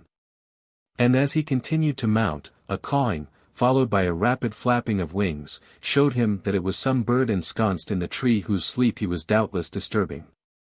Many a frrfrr, which he gave out with the whole power of his lungs, soon determined the intruder to clear off. It proved to be a kind of jackdaw, of huge stature, which scuttled out of the opening, and disappeared into the summit of XIII. A few seconds afterwards, Godfrey's head appeared through the same opening, and he soon found himself quite at his ease, installed on a fork of the tree where the lower branches gave off, at about 80 feet from the ground. There, as has been said, the enormous stem of the sequoia supported quite a forest. The capricious network of its upper boughs presented the aspect of a wood crowded with trees, which no gap rendered passable. However, Godfrey managed, not without difficulty, to get along from one branch to another, so as to gain little by little the upper story of this vegetable phenomenon. A number of birds with many a cry flew off at his approach, and hastened to take refuge in the neighboring members of the group, above which XIII towered by more than a head. Godfrey continued to climb as well as he could, and did not stop until the ends of the higher branches began to bend beneath his weight. A huge horizon of water surrounded Fina Island, which lay unrolled like a relief map at his feet. Greedily his eyes examined that portion of the sea. It was still deserted. He had to conclude once more, that the island lay away from the trade routes of the Pacific. Godfrey uttered a heavy sigh. Then his look fell on the narrow domain on which fate had condemned him to live, doubtless for long, perhaps forever. But what was his surprise when he saw, this time away to the north, a smoke similar to that which he had already thought he had seen in the south. He watched it with the keenest attention. There was the column of smoke. A very light vapor, calm and pure, grayish-blue at its tip, rose straight in the air. "No. I am not mistaken," exclaimed Godfrey, "there is a smoke, and therefore a fire which produces it. And that fire could not have been lighted except by whom?" Godfrey then with extreme precision took the bearings of the spot in question. The smoke was rising in the northeast of the island, amid the high rocks which bordered the beach. There was no mistake about that. It was less than 5 miles from Wooltree. Striking straight to the northeast across the prairie, and then following the shore, he could not fail to find the rocks above which the vapor rose. With beating heart Godfrey made his way down the scaffolding of branches until he reached the fork. There he stopped an instant to clear off the moss and leaves which clung to him, and that done he slid down the opening, which he enlarged as much as possible, and rapidly gained the ground. A word to Artelett not to be uneasy at his absence, and Godfrey hastened off in the northeasterly direction so as to reach the shore. It was a 2 hours' walk across the verdant prairie, through clumps of scattered trees, or hedges of spiny shrubs, and then along the beach. At length the last chain of rocks was reached. But the smoke which Godfrey had seen from the top of the tree he searched for in vain when he had reached the ground. As he had taken the bearings of the spot with great care, he came towards it without any mistake. There Godfrey began his search. He carefully explored every nook and corner of this part of the shore. He called. No one answered to his shout. No human being appeared on the beach. Not a rock gave him a trace of a newly lighted fire, nor of a fire now extinct, which could have been fed by sea herbs and dry algae thrown up by the tide. But it is impossible that I should have been mistaken, repeated Godfrey to himself. I am sure it was smoke that I saw. And besides, as Godfrey could not admit that he had been the dupe of a delusion, he began to think that there must exist some well of heated water, or kind of intermittent geyser, which he could not exactly find, but which had given forth the vapor. There was nothing to show that in the island there were not many of such natural wells, and the apparition of the column of smoke could be easily explained by so simple a geological phenomenon. Godfrey left the shore and returned towards Wooltree, observing the country as he went along a little more carefully than he had done as he came. A few ruminants showed themselves, amongst others some wapiti, but they dashed past with such speed that it was impossible to get near them. In about 4 hours Godfrey got back. Just before he reached the tree he heard the shrill twang, squeak of the kit, and soon found himself face to face with Professor Artelett, who, in the attitude of a vestal, was watching the sacred fire confided to his keeping. Chapter 14. Wherein Godfrey finds some wreckage, to which he and his companion give a hearty welcome. To put up with what you cannot avoid is a philosophical principle, that may not perhaps lead you to the accomplishment of great deeds, but is assuredly eminently practical. On this principle Godfrey had resolved to act for the future. If he had to live in this island, the wisest thing for him to do was to live there as comfortably as possible until an opportunity offered for him to leave it. And so, without delay, he set to work to get the interior of Wooltree into some order. Cleanliness was of the first importance. The beds of dried grass were frequently renewed. The plates and dishes were only scallop shells, it is true, but no American kitchen could show cleaner ones. It should be said to his praise that Professor Artelett was a capital washer. With the help of his knife Godfrey, by flattening out a large piece of bark, and sticking 4 uprights into the ground, had contrived a table in the middle of the room. Some large stumps served for stools. The comrades were no longer reduced to eating on their knees, when the weather prevented their dining in the open air. There was still the question of clothing, which was of great interest to them, and they did the best they could. In that climate, and under that latitude, there was no reason why they should not go about half naked. But, at length, trousers, waistcoat, and linen shirt were all worn out. How could they replace them? Were the sheep and the goats to provide them with skins for clothing, after furnishing them with flesh for food? It looked like it. Meanwhile, Godfrey had the few garments he possessed frequently washed. It was on Artelett, transformed into a laundress, that this task fell, and he acquitted himself of it to the general satisfaction. Godfrey busied himself specially in providing food, and in arranging matters generally. He was, in fact, the caterer. Collecting the edible roots and the manzanilla fruit occupied him some hours every day. And so did fishing with plaited rushes, sometimes in the waters of the stream, and sometimes in the hollows of the rocks on the beach when the tide had gone out. The means were primitive, no doubt, but from time to time a fine crustacean or a succulent fish figured on the table of Will-Tree, to say nothing of the mollusks, which were easily caught by hand. But we must confess that the pot, of all the pieces in the battery of the cook undoubtedly the most essential, the simple iron pot, was wanting. Its absence could not but be deeply felt. Godfrey knew not how to replace the vulgar pipkin, whose use is universal. No hash, no stew, no boiled meat, no fish, nothing but roasts and grills. No soup appeared at the beginning of a meal. Constantly and bitterly did Artelett complain, but how to satisfy the poor man? Godfrey was busied with other cares. In visiting the different trees of the group he had found a second sequoia of great height, of which the lower part, hollowed out by the weather, was very rugged and uneven. Here he devised his poultry house, and in it the fowls took up their abode. The hens soon became accustomed to their home, and settled themselves to set on eggs placed in the dried grass, and chickens began to multiply. Every evening the broods were driven in and shut up, so as to keep them from birds of prey, who, aloft in the branches, watched their easy victims, and would, if they could, have ended by destroying them. As for the agoutis, the sheep, and the goats, it would have been useless then to have looked out a stable or a shelter for them. When the bad weather came, there would be time enough to see to that.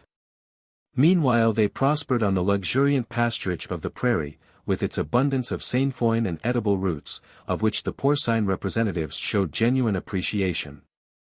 A few kids had been dropped since the arrival in the island, and as much milk as possible was left to the goats with which to nourish their little ones. From all this it resulted that the surroundings of Will-Tree were quite lively. The well-fed domestic animals came during the warm hours of the day to find there a refuge from the heat of the sun. No fear was there of their wandering abroad, or of their falling a prey to wild beasts, of which Fina Island seemed to contain not a single specimen. And so things went on, with a present fairly comfortable perhaps, but a future very disquieting, when an unexpected incident occurred which bettered the position considerably. It was on the 29th of July. Godfrey was strolling in the morning along that part of the shore which formed the beach of the large bight to which he had given the name of Dream Bay. He was exploring it to see if it was as rich in shellfish as the coast on the north. Perhaps he still hoped that he might yet come across some of the wreck, of which it seemed to him so strange that the tide had as yet brought in not a single fragment. On this occasion he had advanced to the northern point which terminated in a sandy spit, when his attention was attracted by a rock of curious shape, rising near the last group of algae and seaweeds. A strange presentiment made him hasten his steps. What was his surprise, and his joy, when he saw that what he had taken for a rock was a box, half buried in the sand. Was it one of the packages of the dream? Had it been here ever since the wreck? Was it not rather all that remained of another and more recent catastrophe? It was difficult to say. In any case, no matter whence it came or what it held, the box was a valuable prize. Godfrey examined it outwardly. There was no trace of an address, not even a name, not even one of those huge initials cut out of thin sheet metal which ornament the boxes of the Americans. Perhaps he would find inside it some paper which would indicate the origin, or nationality, or name of the proprietor. Anyhow, it was apparently hermetically sealed, and there was hope that its contents had not been spoiled by their sojourn in the sea-water. It was a very strong wooden box, covered with thick leather, with copper corner plates at the angles, and large straps all over it. Impatient as he was to view the contents of the box, Godfrey did not think of damaging it, but of opening it after destroying the lock. As to transporting it from the bottom of Dream Bay to Wiltshire, its weight forbade it, and he never gave that a thought. Well, said Godfrey to himself, we must empty it where it is, and make as many journeys as may be necessary to take away all that is inside. It was about 4 miles from the end of the promontory to the group of sequoias. It would therefore take some time to do this, and occasion considerable fatigue. Time did not press, however. As for the fatigue, it was hardly worth thinking about. What did the box contain? Before returning to Wiltshire, Godfrey had a try at opening it. He began by unbuckling the straps, and once they were off he very carefully lifted the leather shield which protected the lock. But how was he to force it? It was a difficult job. Godfrey had no lever with which to bring his strength to bear. He had to guard against the risk of breaking his knife, and so he looked about for a heavy stone with which he could start the staple. The beach was strewn with lumps of hard silex in every form which could do for a hammer. Godfrey picked out one as thick as his wrist, and with it he gave a tremendous whack on the plate of copper. To his extreme surprise, the bolt shot through the staple immediately gave way. Either the staple was broken by the blow, or the lock was not turned. Godfrey's heart beat high as he stooped to lift up the box lid. It rose unchecked, and in truth had Godfrey had to get it to pieces he would not have done so without trouble. The trunk was a regular strong box. The interior was lined with sheet zinc, so that the sea water had failed to penetrate. The objects it contained, however delicate they might be, would be found in a perfect state of preservation. And what objects! As he took them out, Godfrey could not restrain exclamations of joy.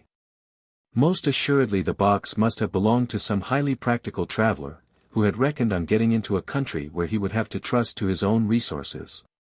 In the first place there was linen, shirts, tablecloths, sheets, counterpanes, then clothes, woolen jerseys, woolen socks, cotton socks, cloth trousers, velveteen trousers, knitted waistcoats, waistcoats of good heavy stuffs.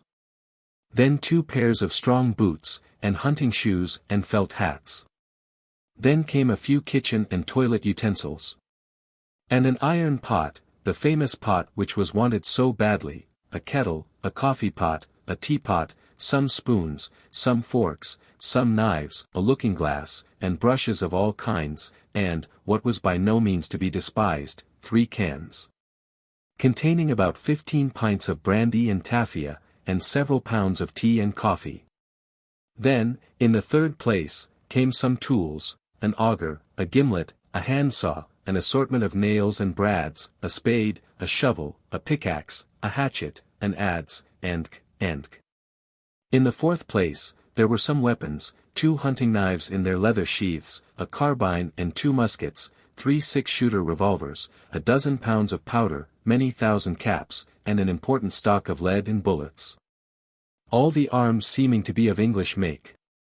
There was also a small medicine chest, a telescope, a compass, and a chronometer. There were also a few English books, several quires of blank paper, pencils, pens, and ink, an almanac, a Bible with a New York imprint, and a complete cook's manual. Verily this is an inventory of what under the circumstances was an inestimable prize. Godfrey could not contain himself for joy. Had he expressly ordered the trousseau for the use of shipwrecked folks in difficulties, he could not have made it more complete. Abundant thanks were due for it to Providence. And Providence had the thanks, and from an overflowing heart. Godfrey indulged himself in the pleasure of spreading out all his treasure on the beach. Every object was looked over, but not a scrap of paper was there in the box to indicate to whom it belonged, or the ship on which it had been embarked. Around, the sea showed no signs of a recent wreck. Nothing was there on the rocks, nothing on the sands. The box must have been brought in by the flood, after being afloat for perhaps many days. In fact, its size in proportion to its weight had assured for it sufficient buoyancy. The two inhabitants of XIII Island would for some time be kept provided in a large measure with the material wants of life, tools, arms, instruments, utensils, clothes, due to the luckiest of chances. Godfrey did not dream of taking all the things to Wiltshire at once. Their transport would necessitate several journeys, but he would have to make haste for fear of bad weather. Godfrey then put back most of the things in the box. A gun, a revolver, a certain quantity of powder and lead, a hunting knife, the telescope, and the iron pot, he took as his first load. The box was carefully closed and strapped up, and with a rapid step Godfrey strode back along the shore. Ah! What a reception he had from Artelett, an hour later. And the delight of the professor when his pupil ran over the list of their new riches. The pot, that pot above everything, threw him into transports of joy, culminating in a series of hornpipes and cellar flaps, wound up by a triumphant XVIII breakdown. It was only noon as yet. Godfrey wished after the meal to get back at once to Dream Bay. He would never rest until the whole was in safety at Wiltshire. Artelett made no objection, and declared himself ready to start. It was no longer necessary to watch the fire. With the powder they could always get a light. But the professor was desirous that during their absence the soup which he was thinking about might be kept gently on the simmer. The wonderful pot was soon filled with water from the stream, a whole quarter of a goat was thrown in, accompanied by a dozen yam roots, to take the place of vegetables. And then a pinch or two of salt found in the crevices of the rocks gave seasoning to the mixture. "It must skim itself," exclaimed Artelett, who seemed highly satisfied at his performance. And off they started for Dream Bay by the shortest road. The box had not been disturbed. Godfrey opened it with care. Amid a storm of admiring exclamations from Artelett, he began to pick out the things.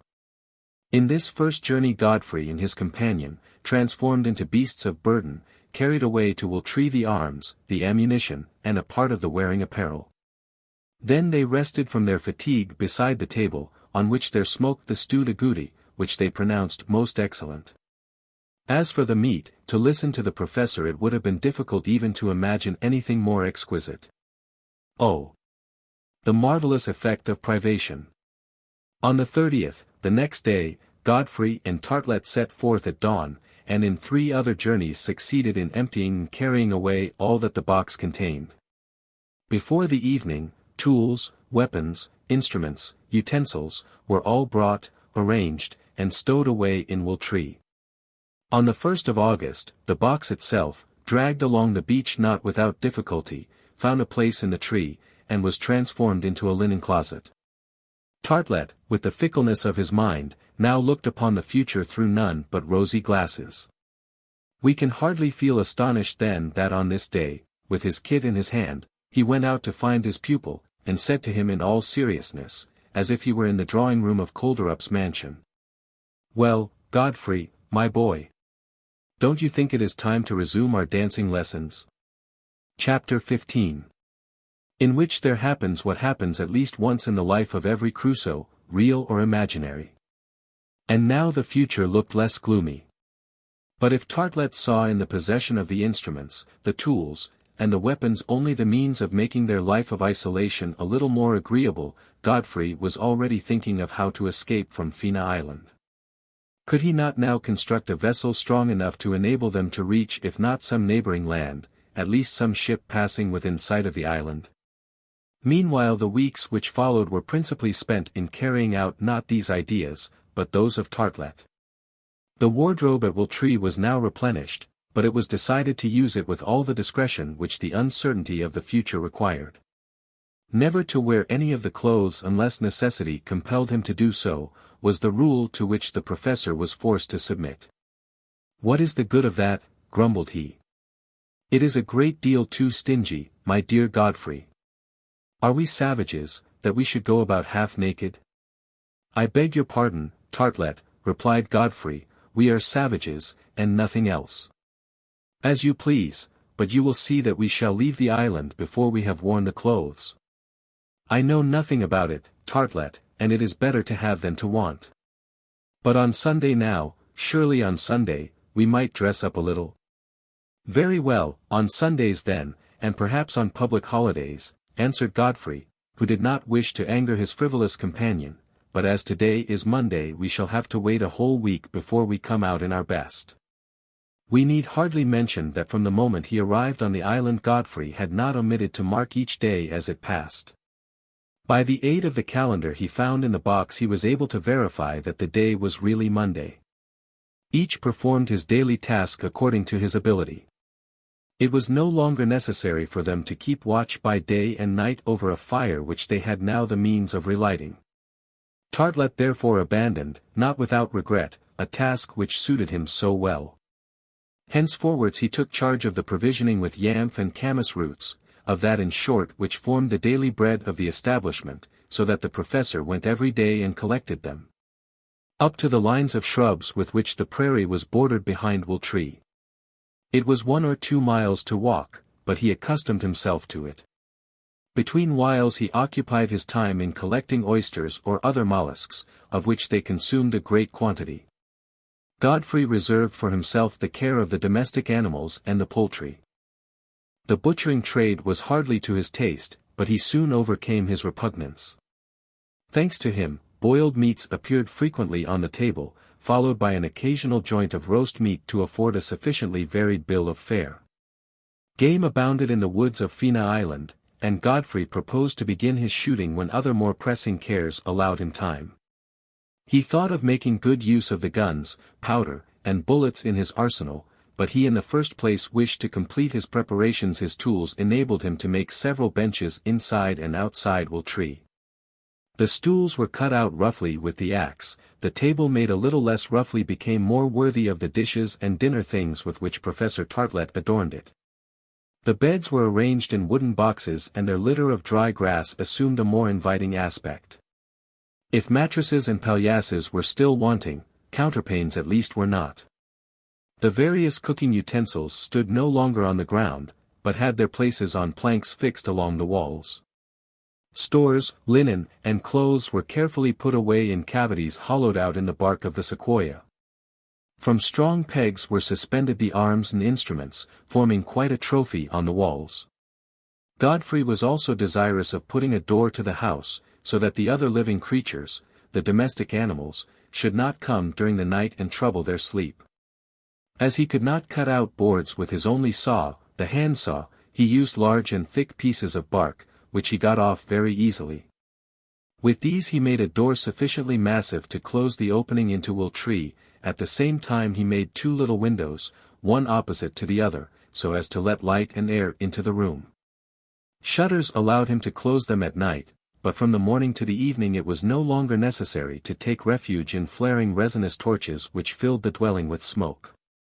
What Godfrey would think of to yield them light during the long nights of winter he had as yet no idea. He might take to making candles with the mutton fat, or he might be contented with resinous torches more carefully prepared. We shall see. Another of his anxieties was how to construct a chimney in Will Tree. While the fine weather lasted, the fire outside among the roots of the sequoia sufficed for all the wants of the kitchen, but when the bad weather came and the rain fell in torrents, and they would have to battle with the cold, whose extreme rigor during a certain time they reasonably feared, they would have to have a fire inside their house, and the smoke from it must have some vent. This important question therefore had to be settled. One very useful work which Godfrey undertook was to put both banks of the river in communication with each other on the skirt of the sequoia trees.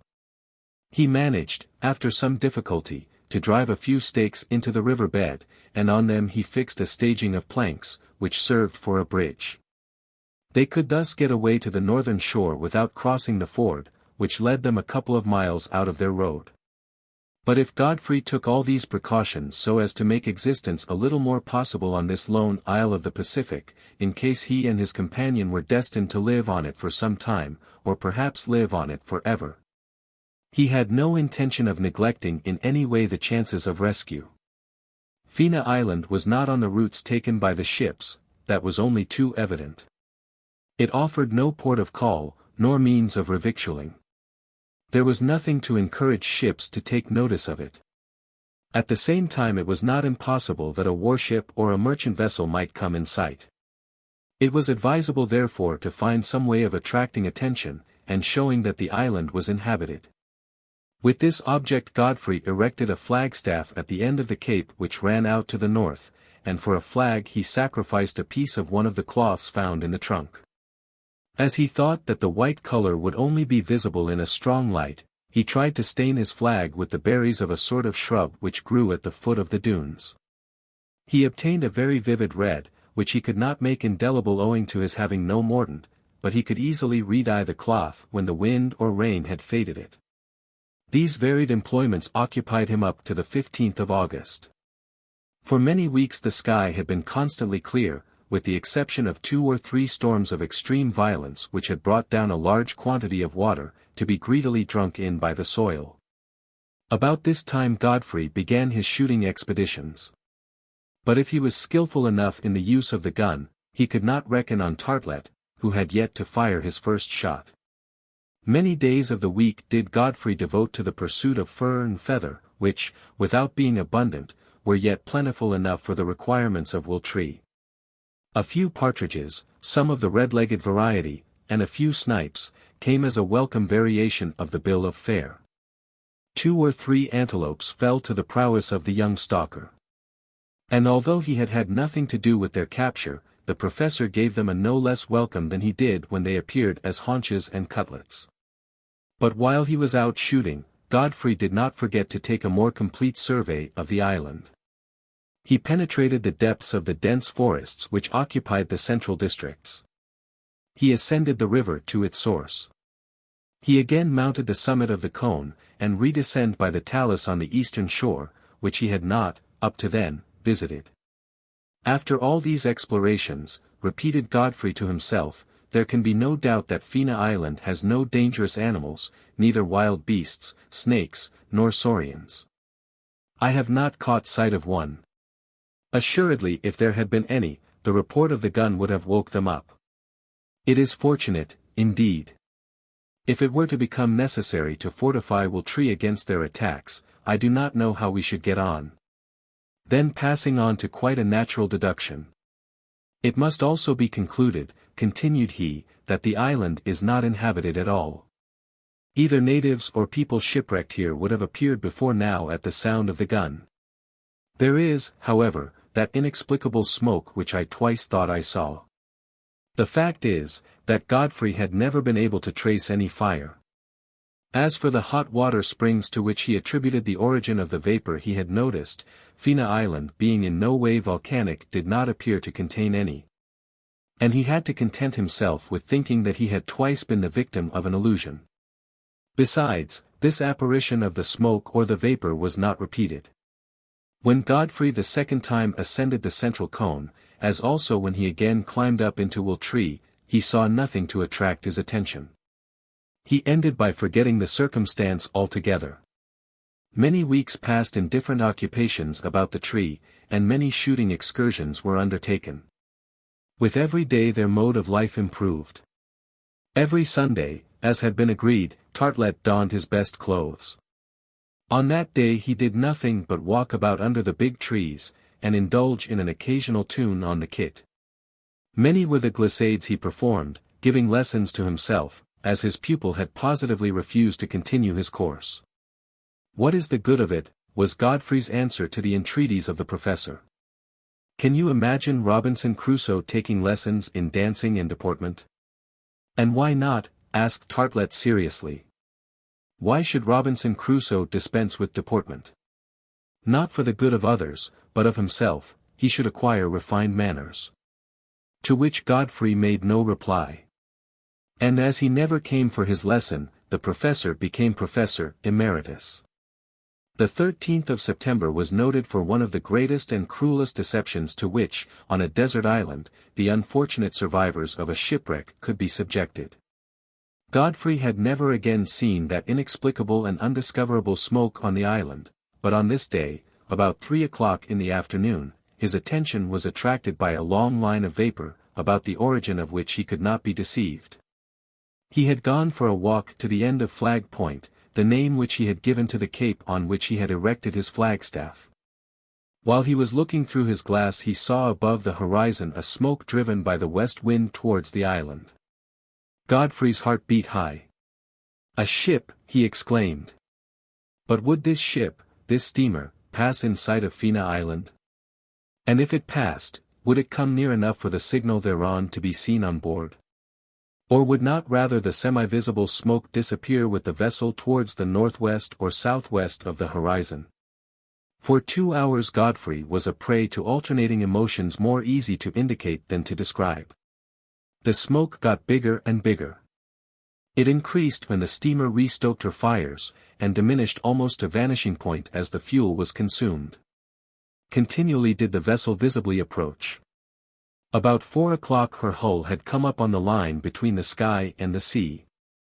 She was a large steamer, bearing northeast. Godfrey easily made that out. If that direction was maintained, she would inevitably approach Fina Island. Godfrey had at first thought of running back to XIII to inform Artelett. What was the use of doing so? The sight of one man making signals could do as much good as that of two. He remained there, his glass at his eye, losing not a single movement of the ship. The steamer kept on her course towards the coast, her bow steered straight for the Cape. By 5 o'clock the horizon line was already above her hull, and her rig was visible. Godfrey could even recognize the colors at her gaff. She carried the United States ensign. But if I can see their flag, cannot they see mine? The wind keeps it out, so that they could easily see my flag with their glasses. Shall I make signals, by raising it and lowering it a few times, so as to show that I want to enter into communication with them? Yes. I have not an instant to lose. It was a good idea. Godfrey ran to the end of Flag Point, and began to haul his flag up and down, as if he were saluting. Then he left it half-mast high, so as to show, in the way usual with seafaring people, that he required help and succor. The steamer still approached to within 3 miles of the shore, but her flag remained immovable at the peak, and replied not to that on Flag Point. Godfrey felt his heart sink. He would not be noticed. It was 6:30, and the sun was about to set.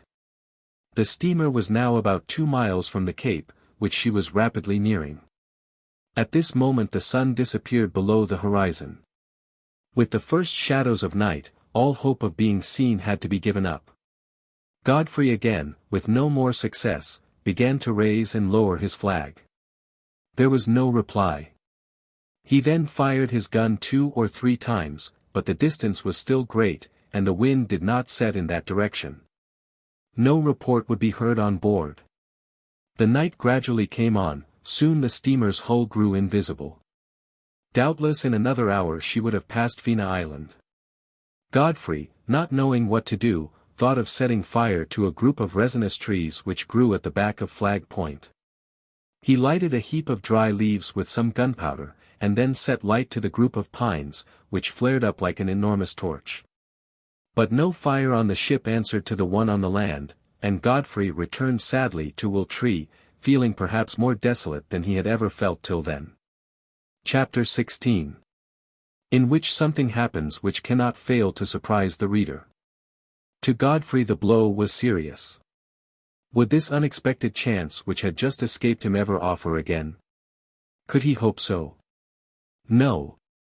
The indifference of the steamer as she passed in sight of the island, without even taking a look at it, was obviously shared in by all the vessels venturing in this deserted portion of the Pacific.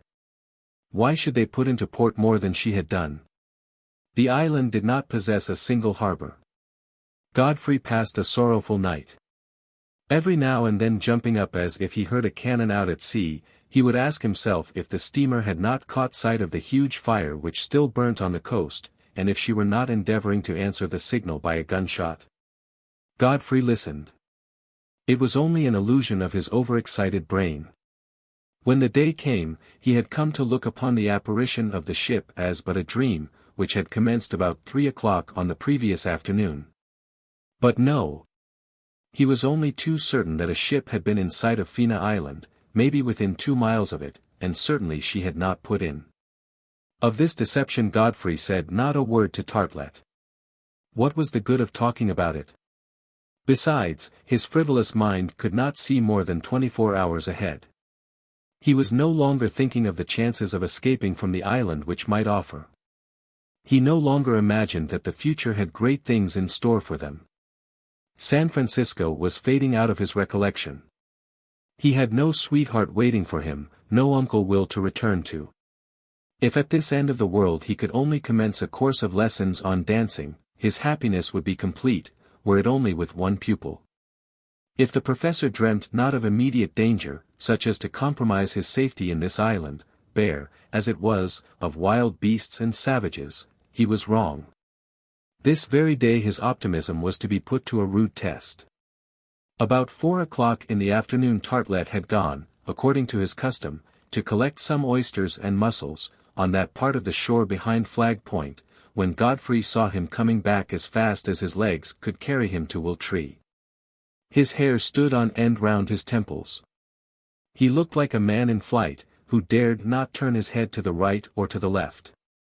"What is the matter?" shouted Godfrey, not without alarm, running to meet his companion. "There. There," answered Artelett, pointing with his finger towards the narrow strip of sea visible to the north between the trees. "But what is it?" asked Godfrey, whose first movement was to run to the edge of the sequoias. "A canoe. A canoe. A canoe. Yes. Savages. Quite a fleet of savages.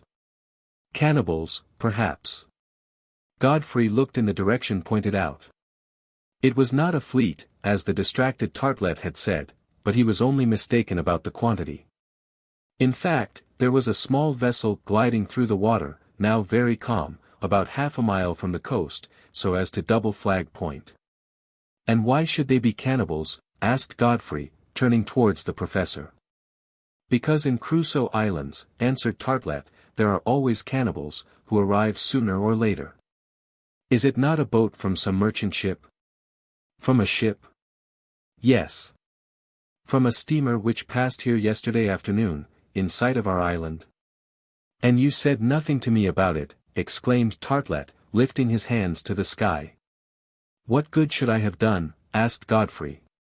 "Besides, I thought that the vessel had disappeared. But that boat might belong to her. Let us go and see."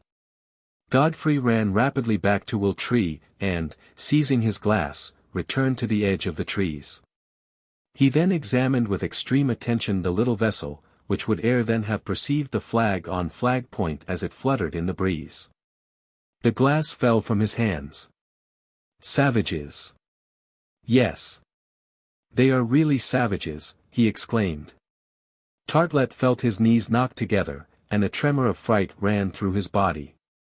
It was a vessel manned by savages which Godfrey saw approaching the island. Built like a Polynesian canoe, she carried a large sail of woven bamboo. An outrigger on the weather side kept her from capsizing as she heeled down to the wind. Godfrey easily distinguished the build of the vessel. She was a prow, and this would indicate that Fina Island was not far from Malaysia. But they were not Malays on board, they were half-naked blacks, and there were about a dozen of them. The danger of being found was thus great. Godfrey regretted that he had hoisted the flag, which had not been seen by the ship, but would be by these black fellows. To take it down now would be too late. It was, in truth, very unfortunate. The savages had probably come to the island thinking it was uninhabited, as indeed it had been before the wreck of the Dream. But there was the flag, indicating the presence of human beings on the coast. How were they to escape them if they landed? Godfrey knew not what to do. Anyhow his immediate care must be to watch if they set foot on the island. He could think of other things afterwards. With his glass at his eye he followed the prow. He saw it turn the point of the promontory, then run along the shore and then approach the mouth of the small stream, which, 2 miles up, flowed past Wiltree. If the savages intended to paddle up the river, they would soon reach the group of sequoias, and nothing could hinder them. Godfrey and Tartelett ran rapidly back to their dwelling. They first of all set about guarding themselves against surprise, and giving themselves time to prepare their defense. At least that is what Godfrey thought of. The ideas of the professor took quite a different turn. "Ah," he exclaimed. "It is destiny. This is as it was written. We could not escape it. You cannot be a Crusoe without a canoe coming to your island, without cannibals appearing one day or another. Here we have been for only 3 months, and there they are already." Assuredly, neither Defoe, nor de Weiss exaggerated matters. You can make yourself a Crusoe, if you like. Worthy Tartelett, folks do not make themselves Crusoes, they become Crusoes, and you are not sure that you are wise in comparing your position with that of the heroes of the 2 English and Swiss romances. The precautions taken by Godfrey as soon as he returned to Will were as follows. The fire burning among the roots of the sequoia was extinguished, and the embers scattered broadcast, so as to leave no trace. Cocks, hens, and chickens were already in their house for the night, and the entrance was hidden with shrubs and twigs as much as possible. The other animals, the goats, agoutis, and sheep, were driven on to the prairie, but it was unlucky that there was no stable to shut them up in. All the instruments and tools were taken into the tree. Nothing was left outside that could indicate the presence or the passage of human beings. Then the door was closely shut, after Godfrey and Tartelett had gone in. The door made of the sequoia bark was indistinguishable from the bark of the trunk, and might perhaps escape the eyes of the savages, who would not look at it very closely. It was the same with the 2 windows, in which the lower boards were shut. Then all light was extinguished in the dwelling, and our friends remained in total darkness. How long that night was! Godfrey and Tartelett heard the slightest sounds outside. The creaking of a dry branch, even a puff of wind, made them start. They thought they heard someone walking under the trees. It seemed that they were prowling round Will. Then Godfrey climbed up to one of the windows, opened one of the boards, and anxiously peered into the gloom. Nothing. However, Godfrey at last heard footsteps on the ground. His ear could not deceive him this time. He still looked, but could only see one of the goats come for shelter beneath the trees. Had any of the savages happened to discover the house hidden in the enormous sequoia, Godfrey had made up his mind what to do. He would drag up Tartelett with him by the chimney inside, and take refuge in the higher branches, where he would be better able to resist. With guns and revolvers in his possession, and ammunition in abundance, he would there have some chance against a dozen savages devoid of firearms. If in the event of their being armed with bows and arrows they attacked from below, it was not likely that they would have the best of it against firearms aimed from above. If on the other hand they forced the door of the dwelling and tried to reach the branches from the inside, they would find it very difficult to get there, owing to the narrow opening, which the besieged could easily defend. Godfrey said nothing about this to Tartelett. The poor man had been almost out of his mind with fright since he had seen the prow. The thought that he might be obliged to take refuge in the upper part of a tree, as if in an eagle's nest, would not have soothed him in the least. If it became necessary, Godfrey decided to drag him up before he had time to think about it. The night passed amid these alternations of fear and hope. No attack occurred. The savages had not yet come to the sequoia group. Perhaps they would wait for the day before venturing to cross the island. "That is probably what they will do," said Godfrey, "since our flag shows that it is inhabited. But there are only a dozen of them, and they will have to be cautious. How are they to know that they have only to deal with a couple of shipwrecked men? No. They will risk nothing except by daylight, at least, if they are going to stop." "Supposing they go away when the daylight comes," answered Tartelett. "Go away? Why should they have come to Fina Island for one night?" "I do not know," replied the professor, who in his terror could only explain the arrival of the blacks by supposing that they had come to feed on human flesh. "Anyhow," continued Godfrey, "tomorrow morning, if they have not come to Will, we will go out and reconnoiter." "We?" "Yes. We. Nothing would be more imprudent than for us to separate. Who knows whether we may not have to run to the forest in the center of the island and hide there for some days, until the departure of the prow. No. We will keep together, Artelett. Hush, said the professor in a low voice. I think I hear something outside. Godfrey climbed up again to the window, and got down again almost immediately. No, he said. Nothing suspicious. It is only our cattle coming back to the wood. Hunted perhaps, exclaimed Artelett. They seem very quiet then, replied Godfrey. I fancy they have only come in search of shelter against the morning dew. Ah! Murmured Artelett in so piteous a tone that Godfrey could hardly help laughing. These things could not happen at your uncle's place in Montgomery Street. Day will soon break, said Godfrey, after a pause. In an hour's time, if the savages have not appeared, we will leave VIII and reconnoiter towards the north of the island. You are able to carry a gun, Artelett? Carry? Yes. And to fire it in a stated direction? I do not know. I have never tried such a thing, and you may be sure, Godfrey, that my bullet will not go. Who knows if the report alone might not frighten the savages? An hour later, it was light enough to see beyond the sequoias. Godfrey then cautiously reopened the shutters. From that looking to the south he saw nothing extraordinary. The domestic animals wandered peacefully under the trees, and did not appear in the least alarmed. The survey completed, Godfrey carefully shut this window. Through the opening to the north there was a view up to the shore. 2 miles off even the end of Flag Point could be seen. But the mouth of the river at the place where the savages had landed the evening before was not visible. Godfrey at first looked around without using his glass, so as to examine the environs of VIII on this side of Fina Island. All was quite peaceful. Godfrey then taking his glass swept round the coast to the promontory at Flag Point. Perhaps, as Artelett had said, though it was difficult to find the reason, the savages had embarked, after a night spent on shore, without attempting to see if the island were inhabited. Chapter 17. In which Professor Tartlett's gun really does marvels. But Godfrey suddenly uttered an exclamation which made the professor jump. There could be no doubt that the savages knew the island was inhabited, for the flag hitherto hoisted at the extremity of the cape had been carried away by them and no longer floated on the mast at Flag Point. The moment had then come to put the project into execution, to reconnoiter if the savages were still in the island, and to see what they were doing. "Let us go," said he to his companion.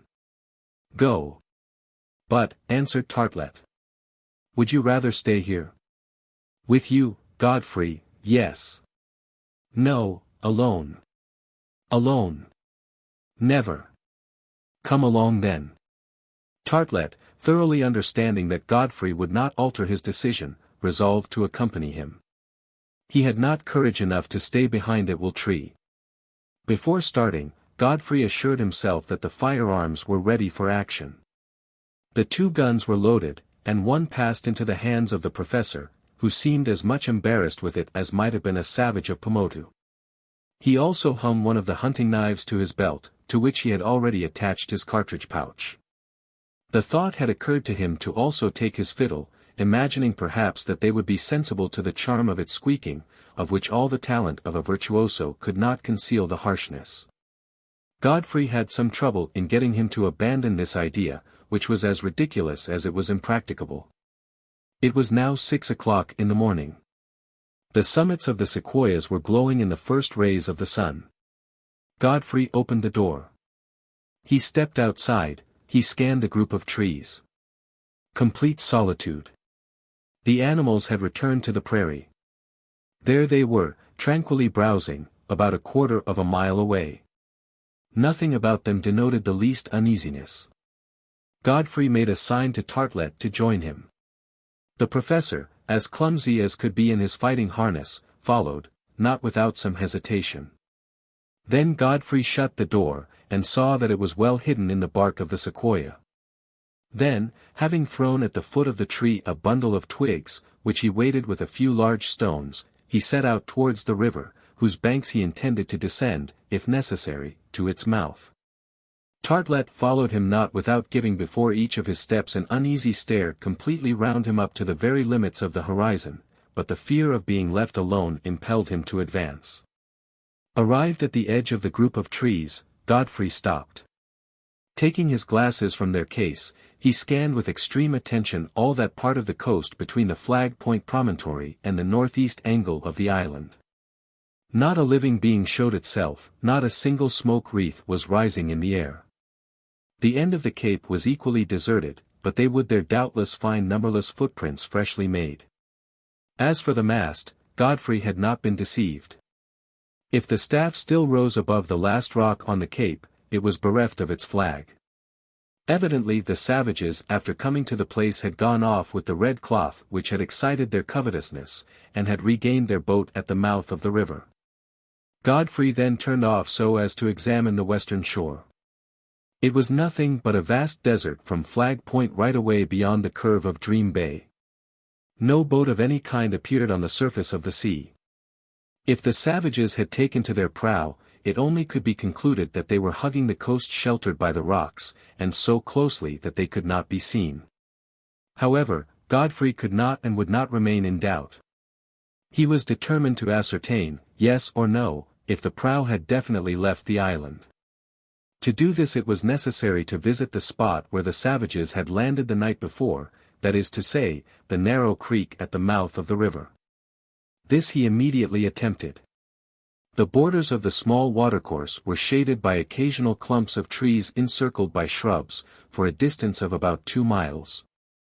Beyond that for some 500 or 600 yards down to the sea the river ran between naked banks. This state of affairs enabled him to approach close to the landing place without being perceived. It might be, however, that the savages had ascended the stream, and to be prepared for this eventuality the advance had to be made with extreme caution. Godfrey, however, thought, not without reason, that, at this early hour the savages, fatigued by their long voyage, would not have quitted their anchorage. Perhaps they were still sleeping either in their canoe or on land. In which case it would be seen if they could not be surprised. This idea was acted upon at once. It was important that they should get on quickly. In such circumstances the advantage is generally gained at the outset. The firearms were again examined, the revolvers were carefully looked at, and then Godfrey and Artelett commenced the descent of the left bank of the river in Indian file. All around was quiet. Flocks of birds flew from one bank to the other, pursuing each other among the higher branches without showing any uneasiness. Godfrey went first, but it can easily be believed that his companion found the attempt to cover step rather tiring. Moving from one tree to another they advanced towards the shore without risk of discovery. Here the clumps of bushes hid them from the opposite bank, there even their heads disappeared amid the luxurious vegetation. But no matter where they were, an arrow from a bow or a stone from a sling might at any moment reach them. And so they had to be constantly on their guard.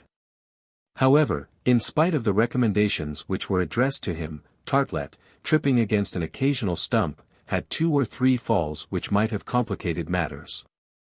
Godfrey was beginning to regret having brought such a clumsy assistant. Indeed, the poor man could not be much help to him. Doubtless he would have been worth more left behind at Will Tree, or, if he would not consent to that, hidden away in some nook in the forest. But it was too late. An hour after he had left the sequoia group, Godfrey and his companion had come a mile, only a mile, for the path was not easy beneath the high vegetation and between the luxuriant shrubs. Neither one nor the other of our friends had seen anything suspicious. Hereabouts the trees thinned out for about 100 yards or less, the river ran between naked banks, the country round was barer. Godfrey stopped. He carefully observed the prairie to the right and left of the stream. Still there was nothing to disquiet him, nothing to indicate the approach of savages. It is true that as they could not but believe the island inhabited, they would not advance without precaution, in fact they would be as careful in ascending the little river as Godfrey was in descending it. It was to be supposed therefore that if they were prowling about the neighborhood, they would also profit by the shelter of the trees or the high bushes of mastics and myrtles which formed such an excellent screen. It was a curious though very natural circumstance that, the farther they advanced, Artelett, perceiving no enemy, little by little lost his terror, and began to speak with scorn of those cannibal laughingstocks. Godfrey, on the contrary, became more anxious, and it was with greater precaution than ever that he crossed the open space and regained the shadow of the trees. Another hour led them to the place where the banks, beginning to feel the effects of the sea's vicinity, were only bordered with stunted shrubs, or sparse grasses. Under these circumstances it was difficult to keep hidden or rather impossible to proceed without crawling along the ground. This is what Godfrey did, and also what he advised Artelett to do. There are not any savages. There are not any cannibals. They have all gone, said the professor. There are, answered Godfrey quickly, in a low voice, they ought to be here. Down, Artelett, get down. Be ready to fire, but don't do so till I tell you. Godfrey had said these words in such a tone of authority that the professor, feeling his limbs give way under him, had no difficulty in at once assuming the required position. And he did well. In fact, it was not without reason that Godfrey had spoken as he had. From the spot which they then occupied, they could see neither the shore, nor the place where the river entered the sea. A small spur of hills shut out the view about 100 yards ahead, but above this near horizon a dense smoke was rising straight in the air. Godfrey, stretched at full length in the grass, with his finger on the trigger of his musket, kept looking towards the coast. This smoke, he said, is it not of the same kind that I have already seen twice before? Should I conclude that savages have previously landed on the north and south of the island, and that the smoke came from fires lighted by them? But no. That is not possible, for I found no cinders, nor traces of a fireplace, nor embers. Ah! This time I'll know the reason of it. And by a clever reptilian movement, which Artelett imitated as well as he could, he managed, without showing his head above the grass, to reach the bend of the river. Thence he could command, at his ease, every part of the bank through which the river ran. An exclamation could not but escape him. His hand touched the professor's shoulder to prevent any movement of his. Useless to go further. Godfrey saw what he had come to see. A large fire of wood was lighted on the beach, among the lower rocks, and from it a canopy of smoke rose slowly to the sky. Around the fire, feeding it with fresh armfuls of wood, of which they had made a heap, went and came the savages who had landed the evening before. Their canoe was moored to a large stone, and, lifted by the rising tide, oscillated on the ripples of the shore. Godfrey could distinguish all that was passing on the sands without using his glasses. He was not more than 200 yards from the fire, and he could even hear it crackling. He immediately perceived that he need fear no surprise from the rear, for all the blacks he had counted in the prow were in the group. 10 out of the 12 were occupied in looking after the fire and sticking stakes in the ground with the evident intention of rigging up a spit in the Polynesian manner. An 11th, who appeared to be the chief, was walking along the beach, and constantly turning his glances towards the interior of the island, as if he were afraid of an attack. Godfrey recognized as a piece of finery on his shoulders the red stuff of his flag. The 12th savage was stretched on the ground, tied tightly to a post. Godfrey recognized at once the fate in store for the wretched man. The spit was for him. The fire was to roast him at. Artelett had not been mistaken, when, the previous evening, he had spoken of these folks as cannibals. It must be admitted that neither was he mistaken in saying that the adventures of Crusoe's, real or imaginary, were all copied one from the other. Most certainly Godfrey and he did then find themselves in the same position as the hero of Daniel Defoe when the savages landed on his island. They were to assist, without doubt, at the same scene of cannibalism. Godfrey decided to act as this hero did. He would not permit the massacre of the prisoner for which the stomachs of the cannibals were waiting. He was well armed. His 2 muskets, for shots, his 2 revolvers, a dozen shots, could easily settle these 11 rascals, whom the mere report of one of the firearms might perhaps be sufficient to scatter. Having taken his decision he coolly waited for the moment to interfere like a thunderclap. He had not long to wait. 20 minutes had barely elapsed, when the chief approached the fire. Then by a gesture he pointed out the prisoner to the savages who were expecting his orders. Godfrey rose. Artelett, without knowing why, followed the example. He did not even comprehend where his companion was going, for he had said nothing to him of his plans. Godfrey imagined, evidently, that at sight of him the savages would make some movement, perhaps to rush to their boat, perhaps to rush at him. They did nothing. It did not even seem as though they saw him, but at this moment the chief made a significant gesture. 3 of his companions went towards the prisoner, unloosed him, and forced him near the fire. He was still a young man, who, feeling that his last hour had come, resisted with all his might. Assuredly, if he could, he would sell his life dearly. He began by throwing off the savages who held him, but he was soon knocked down, and the thief, seizing a sort of stone axe, jumped forward to beat in his head. Godfrey uttered a cry, followed by a report. A bullet whistled through the air, and it seemed as though the chief were mortally wounded, for he fell on the ground. At the report, the savages, surprised as though they had never heard the sound of firearms, stopped. At the sight of Godfrey those who held the prisoner instantly released him. Immediately the poor fellow arose, and ran towards the place where he perceived his unexpected liberator. At this moment a second report was heard. It was Artelett, who, without looking, for the excellent man kept his eyes shut, had just fired, and the stock of the musket on his right shoulder delivered the hardest knock which had ever been received by the professor of dancing and deportment. But, what a chance it was, a second savage fell close to his chief. The rout at once began. Perhaps the savages thought they had to do with a numerous troop of natives whom they could not resist. Perhaps they were simply terrified at the sight of the 2 white men who seemed to keep the lightning in their pockets. There they were, seizing the 2 who were wounded, carrying them off, rushing to the prow, driving it by their paddles out of the little creek, hoisting their sail, steering before the wind, making for the Flag Point promontory, and doubling it in hot haste. Godfrey had no thought of pursuing them. What was the good of killing them? They had saved the victim. They had put them to flight, that was the important point. This had been done in such a way that the cannibals would never dare to return to Fina Island. All was then for the best. They had only to rejoice in their victory, in which Artelett did not hesitate to claim the greatest share. Meanwhile the prisoner had come to his rescuer. For an instant he stopped, with the fear inspired in him by superior beings, but almost immediately he resumed his course. When he arrived before the 2 whites, he bowed to the ground. Then catching hold of Godfrey's foot, he placed it on his head in sign of servitude. One would almost have thought that this Polynesian savage had also read Robinson Crusoe. Chapter 18.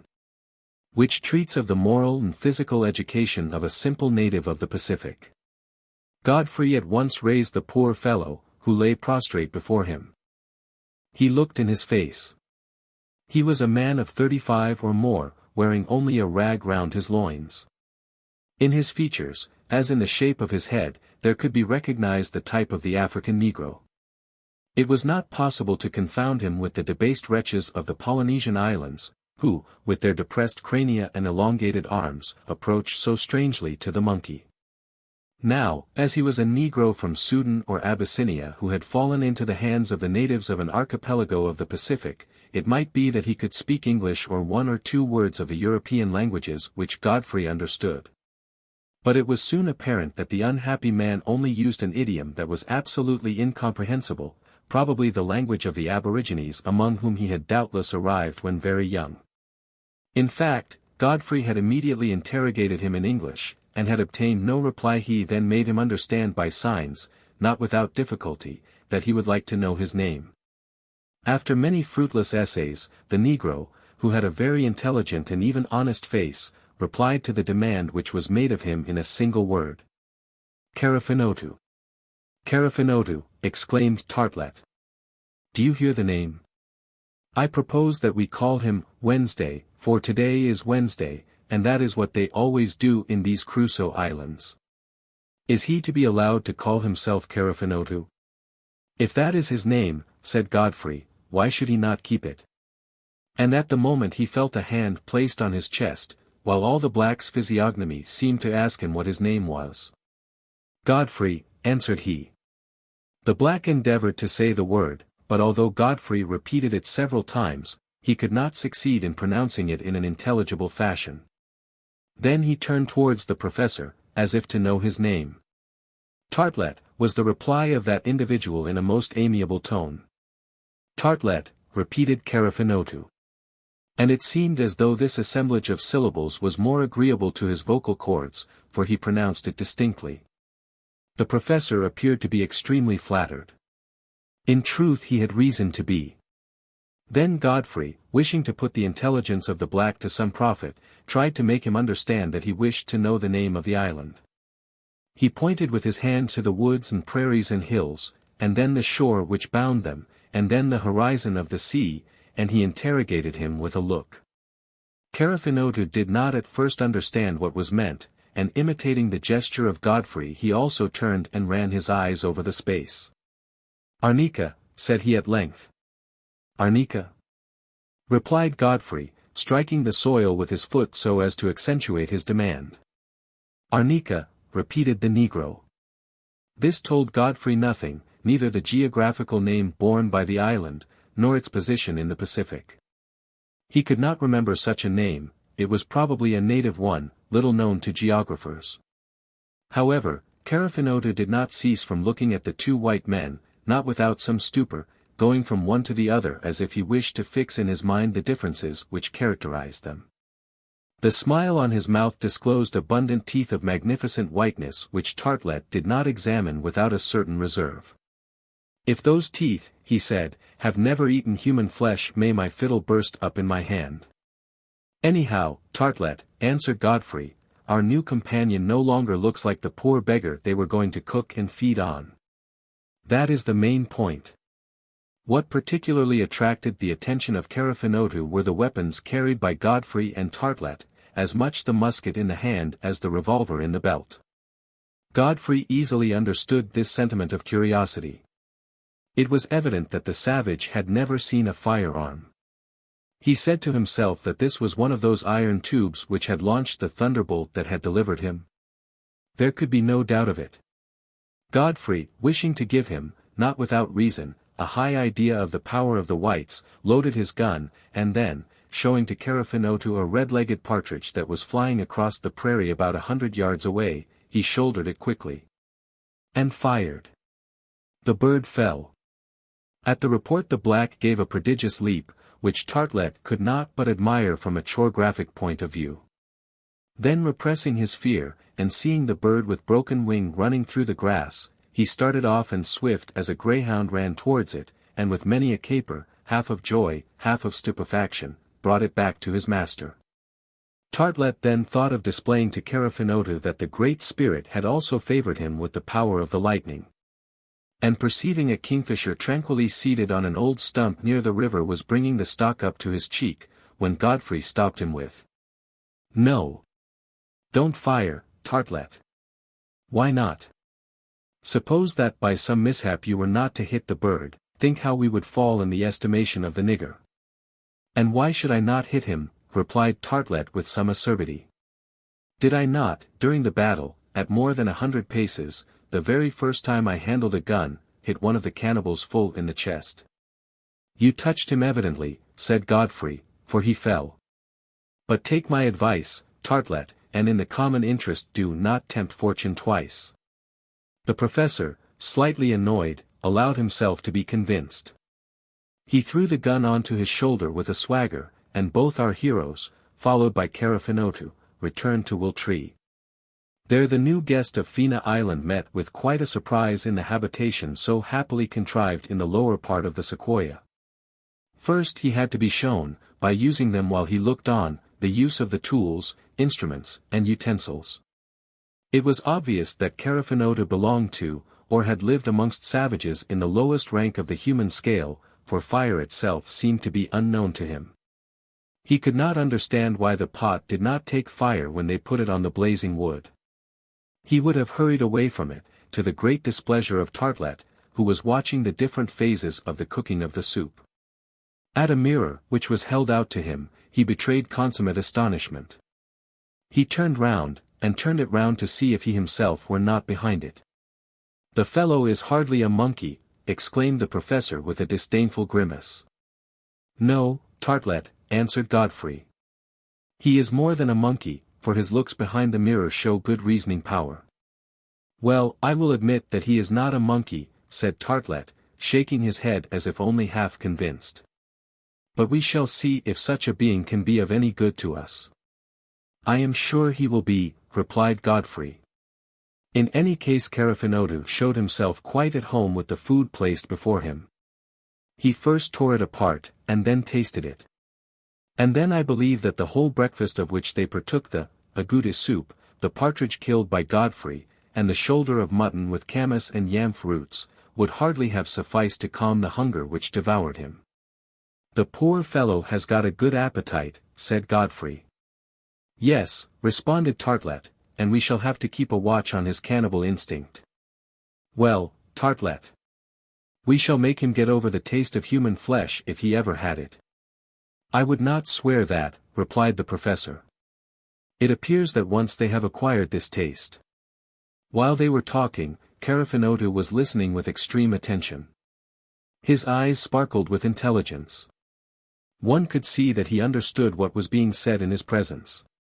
He then spoke with extreme volubility, but it was only a succession of onomatopoeias devoid of sense, of harsh interjections with a and ou predominant, as in the majority of Polynesian idioms. Whatever the Negro was, he was a new companion. He might become a devoted servant, which the most unexpected chance had sent to the hosts of VIII. He was powerful, adroit, active, no work came amiss to him. He showed a real aptitude to imitate what he saw being done. It was in this way that Godfrey proceeded with his education. The care of the domestic animals, the collection of the roots and fruits, the cutting up of the sheep or agoutis, which were to serve for food for the day, the fabrication of a sort of cider they extracted from the wild manzanilla apples. He acquitted himself well in all these tasks, after having seen them done. Whatever Artelett thought, Godfrey felt no distrust in the savage, and never seemed to regret having come across him. What disquieted him was the possible return of the cannibals who now knew the situation of Fina Island. From the first, a bed had been reserved for Carafinotto in the room at VIII, but generally, unless it was raining, he preferred to sleep outside in some hole in the tree, as though he were on guard over the house. During the fortnight which followed his arrival on the island, Carafinotto many times accompanied Godfrey on his shooting excursions. His surprise was always extreme when he saw the game fall hit at such a distance. But in his character of retriever, he showed a dash and daring which no obstacles, hedge or bush, or stream, could stop. Gradually, Godfrey became greatly attached to this Negro. There was only one part of his progress in which Carafinotto showed refractoriness, that was in learning the English language. Do what he might, he could not be prevailed upon to pronounce the most ordinary words which Godfrey, and particularly Professor Artelett, tried to teach him.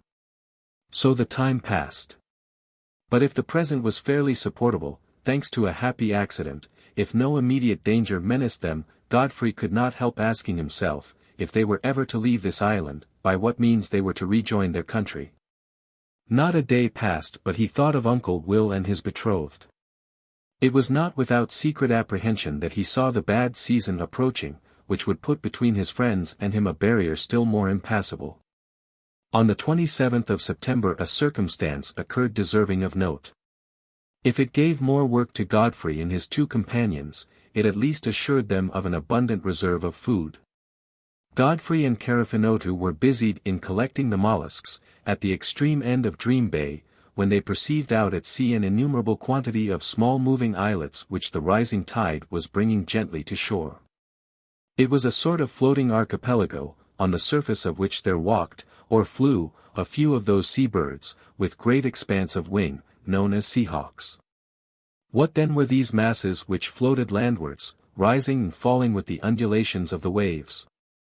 Godfrey did not know what to think, when Carafinota threw himself down on his stomach, and then drawing his head back into his shoulders, folded beneath him his arms and legs, and began to imitate the movements of an animal crawling slowly along the ground.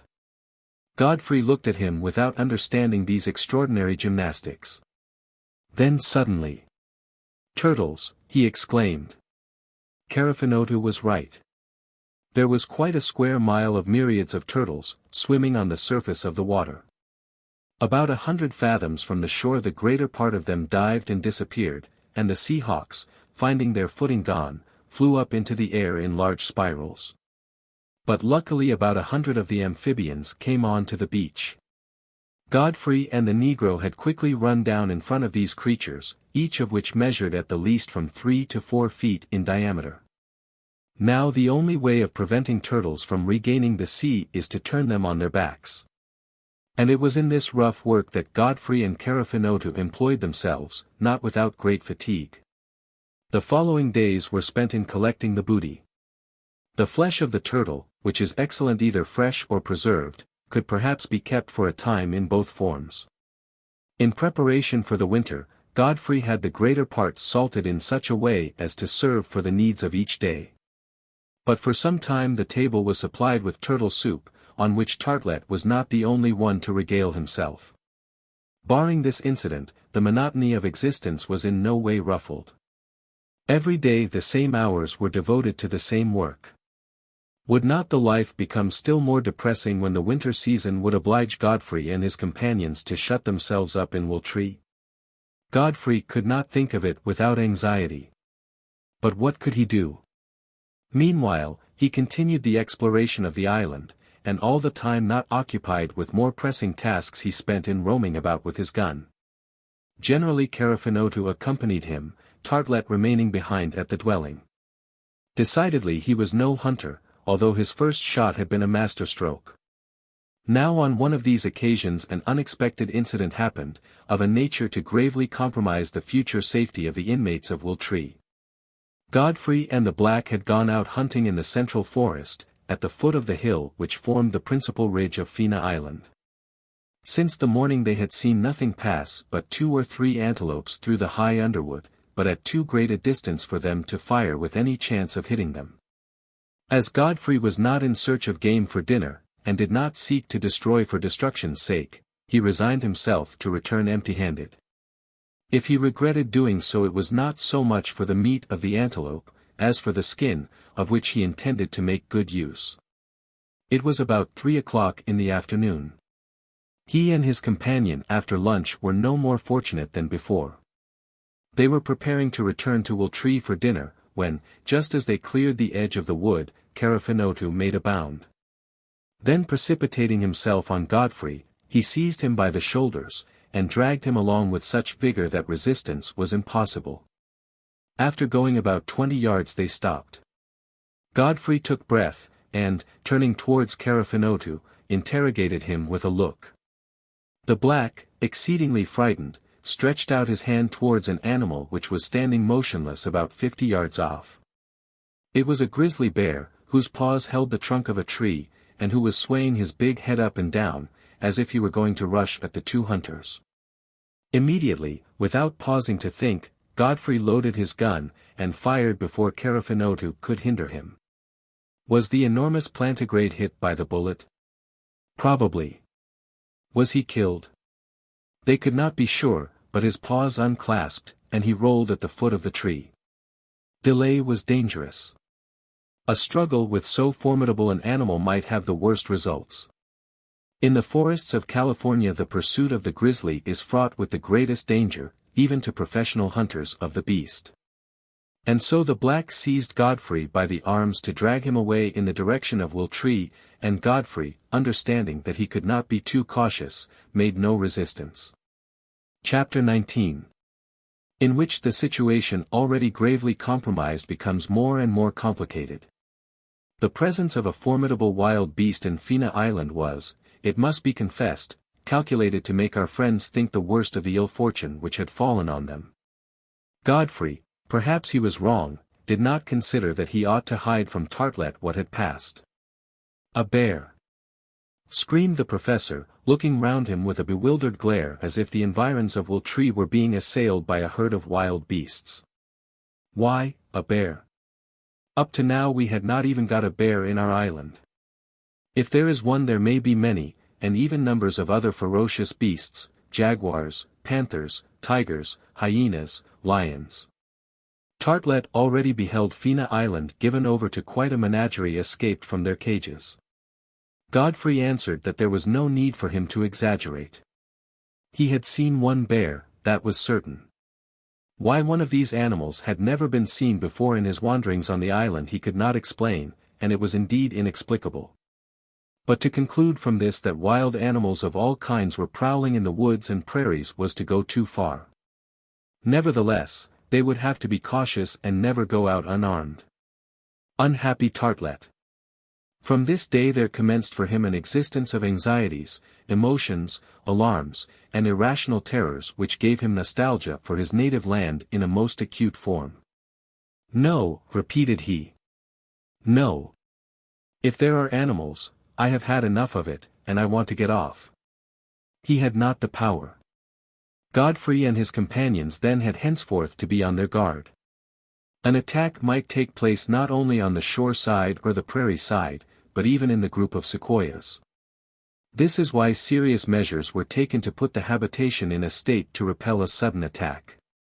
The door was strengthened, so as to resist the clutches of a wild beast. As for the domestic animals, Godfrey would have built a stable to shut them up in at least at night, but it was not easy to do so.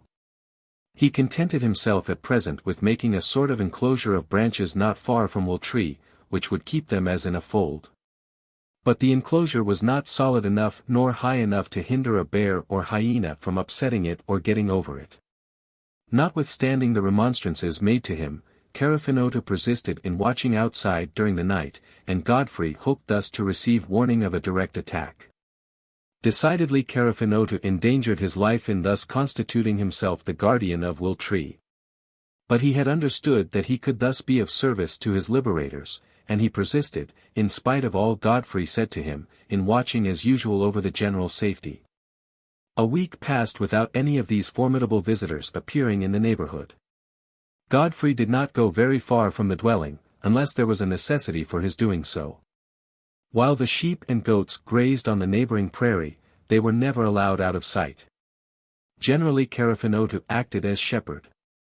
He did not take a gun, for he did not seem to understand the management of firearms, but one of the hunting knives hung from his belt, and he carried an axe in his right hand. Thus armed the active Negro would not have hesitated to throw himself before a tiger or any animal of the worst description. However, as neither a bear nor any of his congeners had appeared since the last encounter, Godfrey began to gather confidence.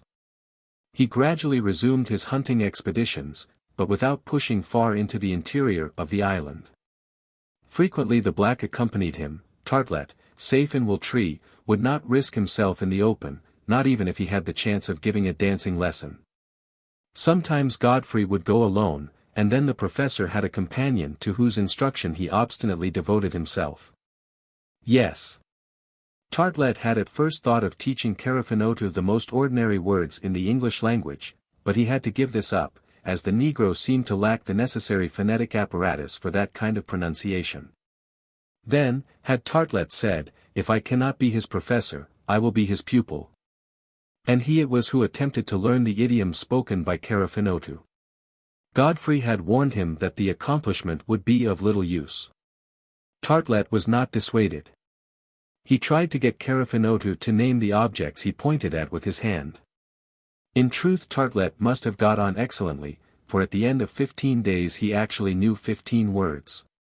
He knew that Carafinotu said Bersi for fire, Arador for the sky, Mervira for the sea, Dura for a tree, and K. He was as proud of this as if he had taken the first prize for Polynesian at some examination. It was then with a feeling of gratitude that he wished to make some recognition of what had been done for him, and instead of torturing the Negro with English words, he resolved on teaching him deportment and the true principles of European choreography. At this Godfrey could not restrain his peals of laughter. After all, it would pass the time away, and on Sunday, when there was nothing else to do, he willingly assisted at the course of lectures delivered by the celebrated Professor Artelett of San Francisco. Indeed, we ought to have seen them. The unhappy Californotu perspired profusely as he went through the elementary exercises. He was docile and willing, nevertheless. But like all his fellows, his shoulders did not set back, nor did his chest throw out, nor did his knees or his feet point apart. To make a Vestris or a Saint Leon of a savage of this sort. The professor pursued his task in quite a fury. Californotu, tortured as he was, showed no lack of zeal. What he suffered, even to get his feet into the first position, can be imagined. And when he passed to the second and then to the third, it was still more agonizing. "But look at me, you blockhead," exclaimed Artelett, who added example to precept. "Put your feet out. Further out. The heel of one to the heel of the other. Open your knees, you duffer. Put back your shoulders, you idiot. Stick up your head. Round your elbows." "But you ask what is impossible," said Godfrey. "Nothing is impossible to an intelligent man," was Artelett's invariable response. "But his build won't allow of it." "Well, his build must allow of it. He will have to do it sooner or later, for the savage must at least know how to present himself properly in a drawing-room. But, Artelett, he will never have the opportunity of appearing in a drawing-room." "Eh? How do you know that, Godfrey?" replied the professor, drawing himself up. "Do you know what the future may bring forth?" This was the last word in all discussions with Artelett. And then the professor, taking his kit, would with the bout extract from it some squeaky little air to the delight of Californotu. It required but this to excite him. Oblivious of choregraphic rules, what leaps, what contortions, what capers. And Artelett, in a reverie, as he saw this child of Polynesia so demean himself, inquired if these steps, perhaps a little too characteristic, were not natural to the human being, although outside all the principles of his art. But we must leave the professor of dancing and deportment to his philosophical meditations, and return to questions at once more practical and pressing. During his last excursions into the plain, either by himself or with Californotu, Godfrey had seen no wild animal. He had even come upon no traces of such. The river to which they would come to drink bore no footprint on its banks. During the night there were no howlings nor suspicious noises. Besides, the domestic animals continued to give no signs of uneasiness. "This is singular," said Godfrey several times, "but I was not mistaken. Californotu certainly was not. It was really a bear that he showed me. It was really a bear that I shot. Supposing I killed him, was he the last representative of the plantigrades on the island? It was quite inexplicable. Besides, if Godfrey had killed this bear, he would have found the body where he had shot it. Now they searched for it in vain.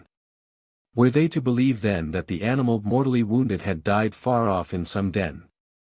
It was possible after all, but then at this place, at the foot of this tree, there would have been traces of blood, and there were none.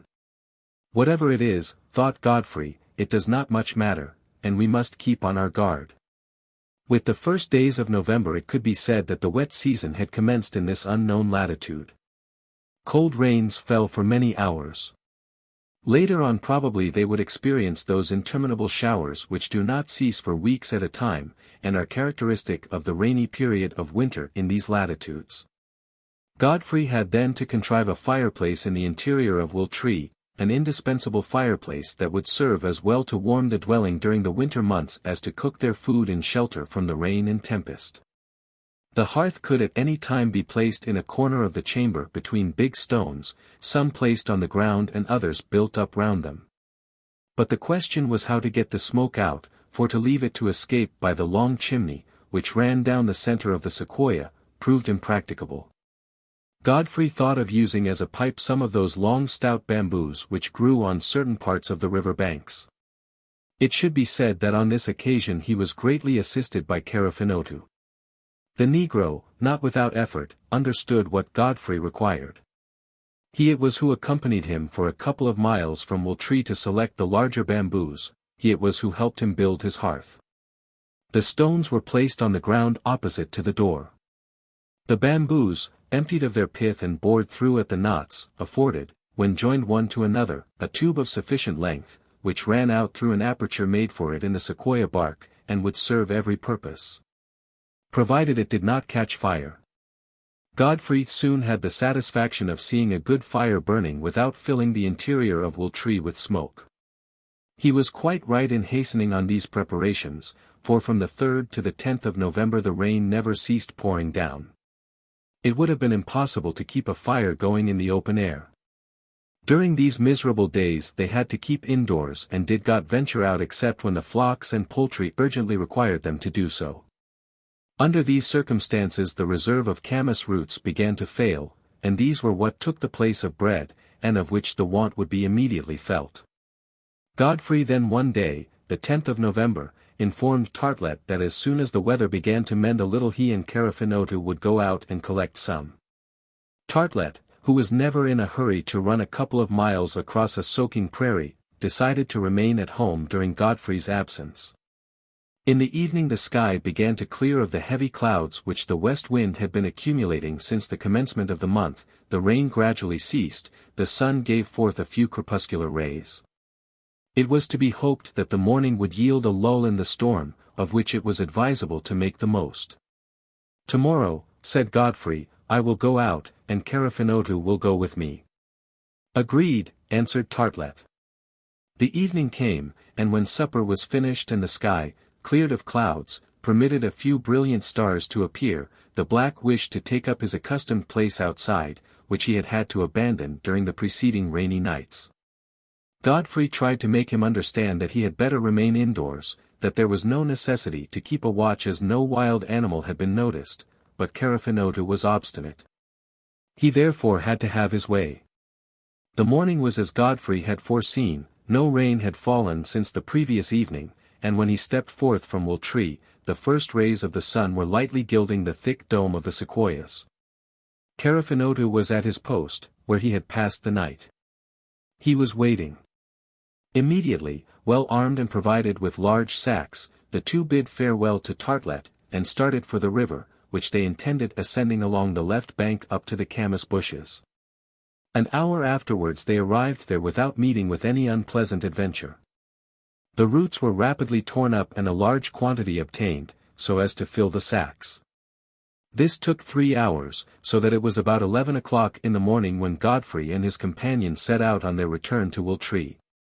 Walking close together, keeping a sharp lookout, for they could not talk to each other, they had reached a bend in the small river where there were a few large trees, grown like a natural cradle across the stream, when Godfrey suddenly stopped.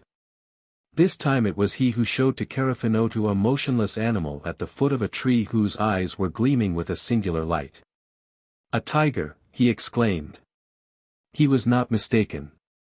It was really a tiger of large stature resting on its hind legs with its forepaws on the trunk of a tree, and ready to spring. In a moment Godfrey had dropped his sack of roots. The loaded gun passed into his right hand. He cocked it, presented it, aimed it, and fired. "Hurrah! Hurrah!" he exclaimed. This time there was no room for doubt, the tiger, struck by the bullet, had bounded backwards. But perhaps he was not mortally wounded, perhaps rendered still more furious by his wound he would spring on to them. Godfrey held his gun pointed, and threatened the animal with his second barrel. But before Godfrey could stop him, Carafinotu had rushed at the place where the tiger disappeared, his hunting knife in his hand. Godfrey shouted for him to stop, to come back. It was in vain. The black, resolved even at the risk of his life to finish the animal which perhaps was only wounded, did not or would not hear. Godfrey rushed after him. When he reached the bank, he saw Carafinotu struggling with the tiger, holding him by the throat, and at last stabbing him to the heart with a powerful blow. The tiger then rolled into the river, of which the waters, swollen by the rains, carried it away with the quickness of a torrent. The corpse, which floated only for an instant, was swiftly borne off towards the sea. A bear. A tiger. There could be no doubt that the island did contain formidable beasts of prey. Godfrey, after rejoining Californotu, found that in the struggle the black had only received a few scratches.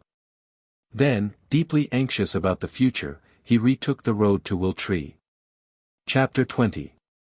In which Artelett reiterates in every key that he would rather be off. When Artelett learnt that there were not only bears in the island, but tigers too, his lamentations again arose. Now he would never dare to go out. The wild beasts would end by discovering the road to Wiltshire. There was no longer any safety anywhere.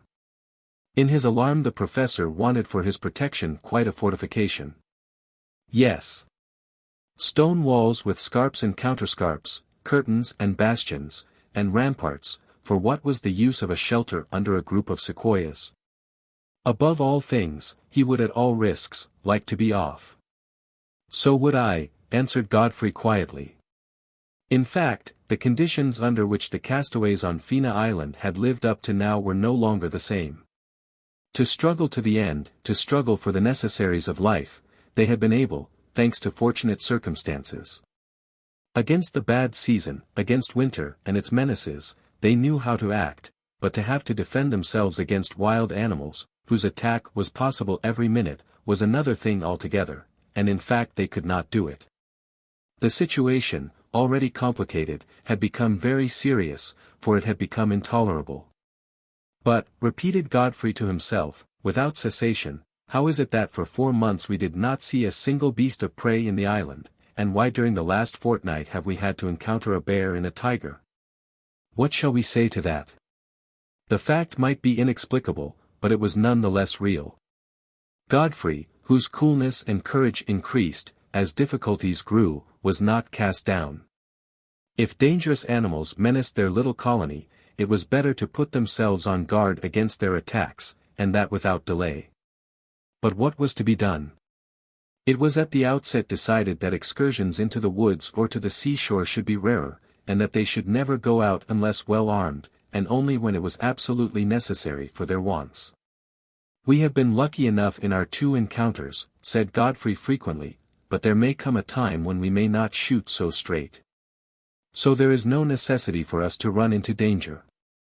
At the same time they had not only to settle about the excursions, but to protect Wiltshire, not only the dwelling, but the annexes, the poultry roost, and the fold for the animals, where the wild beasts could easily cause irreparable disaster.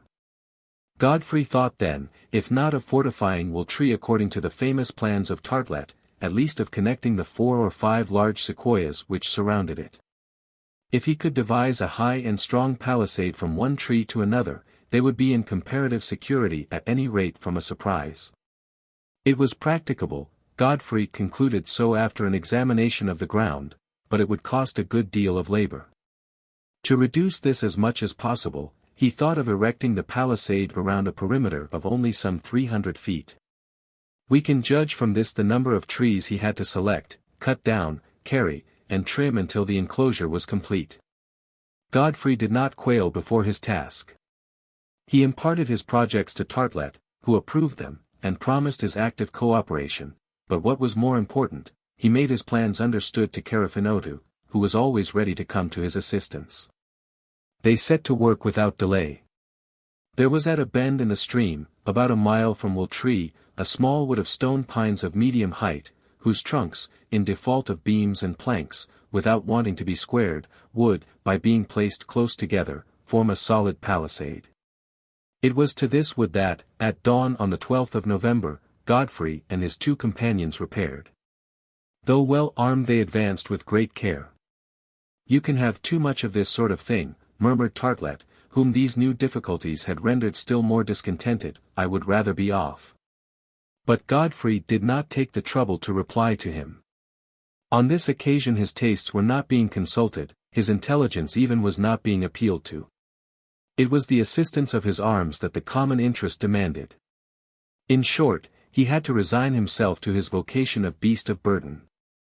No unpleasant accident happened in the mile which separated the wood from Wiltshire. In vain they had carefully beaten the underwood, and swept the horizon all around them. The domestic animals they had left out at pasture gave no sign of alarm. The birds continued their frolics with no more anxiety than usual. Work immediately began. Godfrey, very properly, did not want to begin carrying until all the trees he wanted had been felled. They could work at them in greater safety on the spot. Carafinotto was of great service during this toilsome task. He had become very clever in the use of the axe and saw. His strength even allowed him to continue at work when Godfrey was obliged to rest for a minute or so, and when Artelett, with bruised hands and aching limbs, had not even strength left to lift his fiddle. However, although the unfortunate professor of dancing and deportment had been transformed into a woodcutter, Godfrey had reserved for him the least fatiguing part, that is, the clearing off of the smaller branches. In spite of this, if Artelett had only been paid $50 a day, he would have stolen 4/5 of his salary. For 6 days, from the 12th to the 17th of November, these labors continued. Our friends went off in the morning at dawn, they took their food with them, and they did not return to Will until evening. The sky was not very clear. Heavy clouds frequently accumulated over it. It was harvest weather, with alternating showers and sunshine, and during the showers the woodcutters would take shelter under the trees, and resume their task when the rain had ceased. On the 18th all the trees, topped and cleared of branches, were lying on the ground, ready for transport to Will. During this time no wild beast had appeared in the neighborhood of the river. The question was, were there any more in the island, or had the bear and the tiger been, a most improbable event, the last of their species? Whatever it was, Godfrey had no intention of abandoning his project of the solid palisade so as to be prepared against a surprise from savages, or bears, or tigers. Besides, the worst was over, and there only remained to take the wood where it was wanted. We say, the worst was over, though the carriage promised to be somewhat laborious. If it were not so, it was because Godfrey had had a very practical idea, which materially lightened the task. This was to make use of the current of the river, which the flood occasioned by the recent rains had rendered very rapid, to transport the wood. Small rafts could be formed, and they would quietly float down to the sequoias, where a bar, formed by the small bridge, would stop them. From thence to Will was only about 55 paces. If any of them showed particular satisfaction at this mode of procedure, it was Artelett. On the 18th the first rafts were formed, and they arrived at the barrier without accident. In less than 3 days on the evening of the 25th, the palisade had been all sent down to its destination. On the morrow, the first trunks, sunk 2 feet in the soil, began to rise in such a manner as to connect the principal sequoias which surrounded Will. A capping of strong flexible branches, pointed by the axe, assured the solidity of the wall. Godfrey saw the work progress with extreme satisfaction, and delayed not until it was finished. Once the palisade is done, he said to Artelett, we shall be really at home. We shall not be really at home, replied the professor drily, until we are in Montgomery Street, with your Uncle Kolderup. There was no disputing this opinion. On the 26th of November the palisade was 3 parts done. It comprised among the sequoias attached one to another that in which the poultry had established themselves, and Godfrey's intention was to build a stable inside it. In 3 or 4 days the fence was finished. There only remained to fit in a solid door, which would assure the closure of Will. But on the morning of the 27th of November the work was interrupted by an event which we had better explain with some detail, for it was one of those unaccountable things peculiar to VIII Island.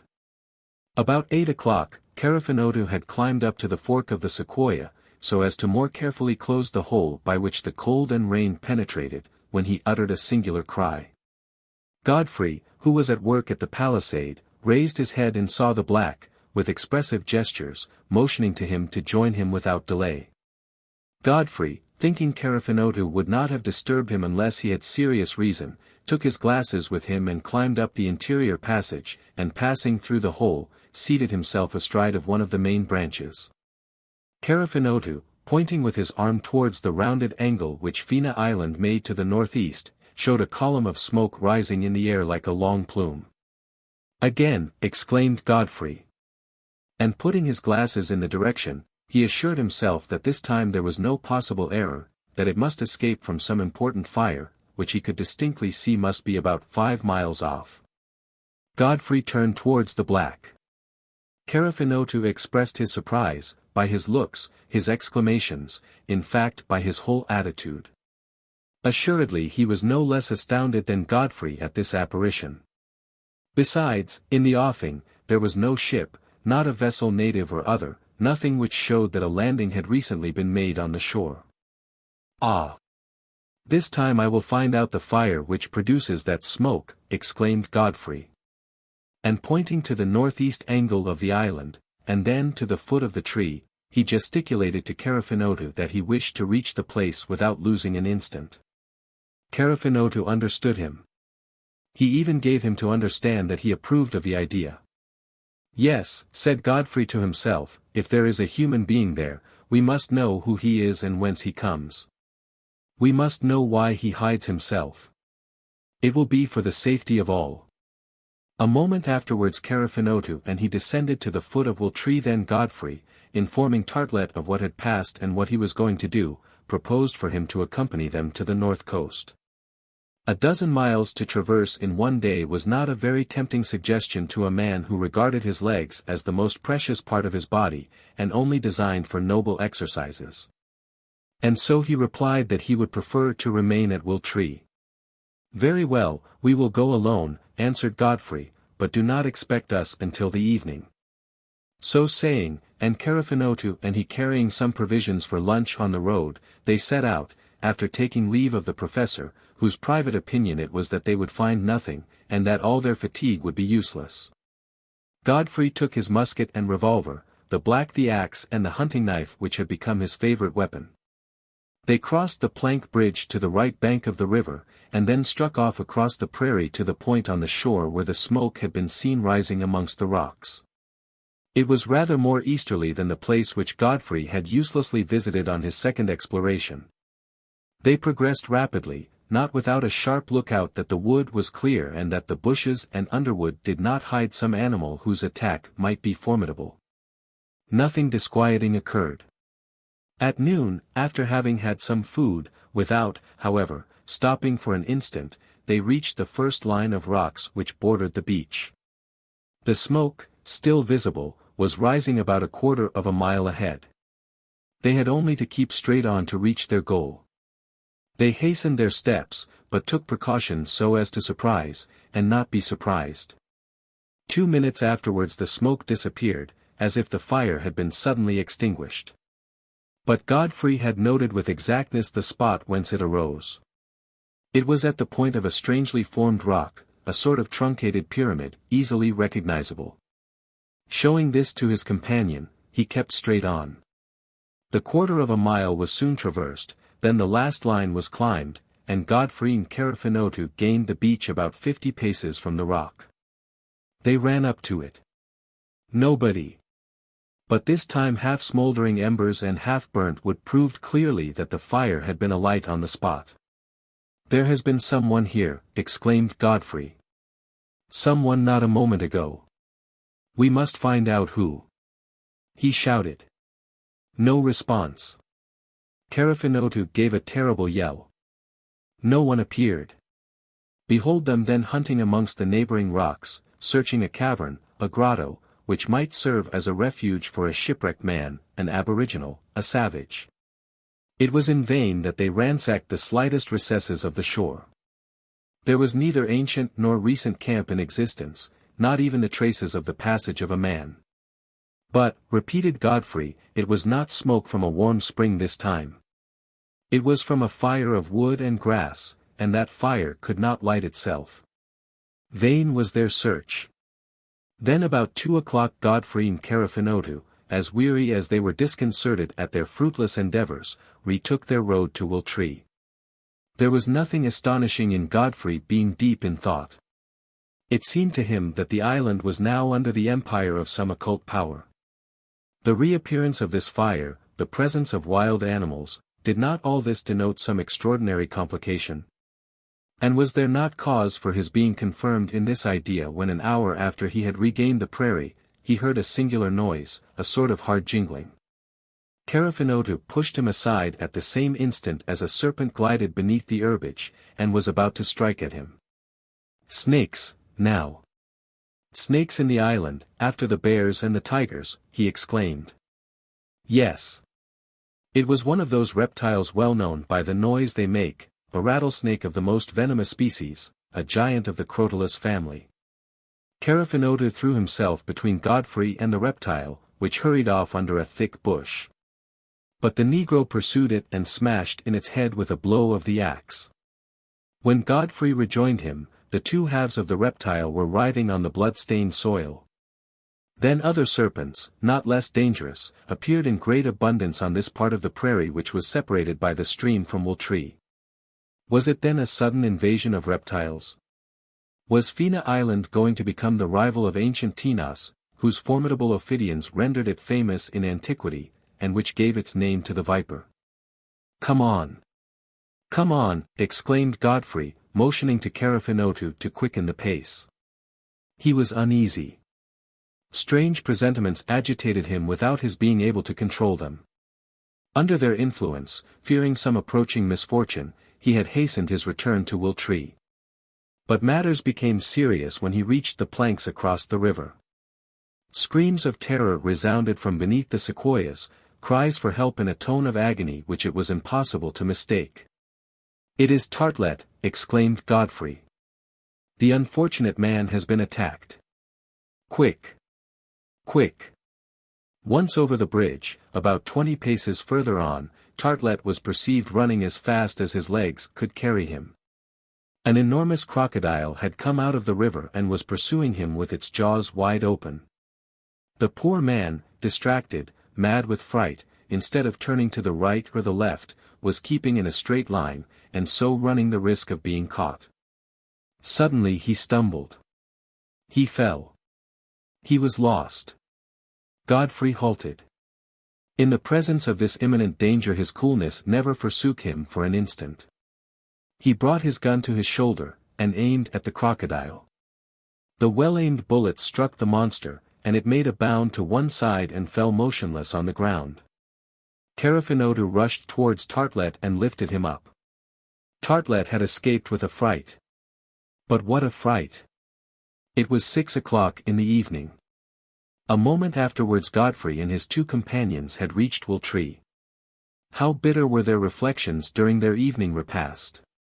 What long sleepless hours were in store for the inhabitants of Fina Island, on whom misfortunes were now crowding.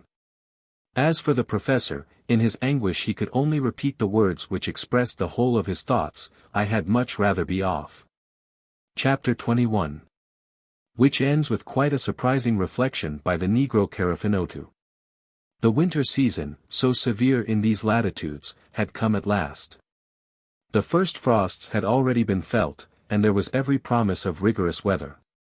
Godfrey was to be congratulated on having established his fireplace in the tree. It need scarcely be said that the work at the palisade had been completed, and that a sufficiently solid door now assured the closure of the fence. During the 6 weeks which followed, that is to say, until the middle of December, there had been a good many wretched days on which it was impossible to venture forth. At the outset there came terrible squalls. They shook the group of sequoias to their very roots. They strewed the ground with broken branches, and so furnished an ample reserve for the fire. Then it was that the inhabitants of Wooltree clothed themselves as warmly as they could. The woolen stuffs found in the box were used during the few excursions necessary for revictualling, until the weather became so bad that even these were forbidden. All hunting was at an end, and the snow fell in such quantity that Godfrey could have believed himself in the inhospitable latitudes of the Arctic Ocean. It is well known that Northern America, swept by the polar winds, with no obstacle to check them, is one of the coldest countries on the globe. The winter there lasts until the month of April. Exceptional precautions have to be taken against it. It was the coming of the winter as it did which gave rise to the thought that Fina Island was situated in a higher latitude than Godfrey had supposed. Hence the necessity of making the interior of Wooltree as comfortable as possible. But the suffering from rain and cold was cruel. The reserves of provisions were unfortunately insufficient, the preserved turtle flesh gradually disappeared.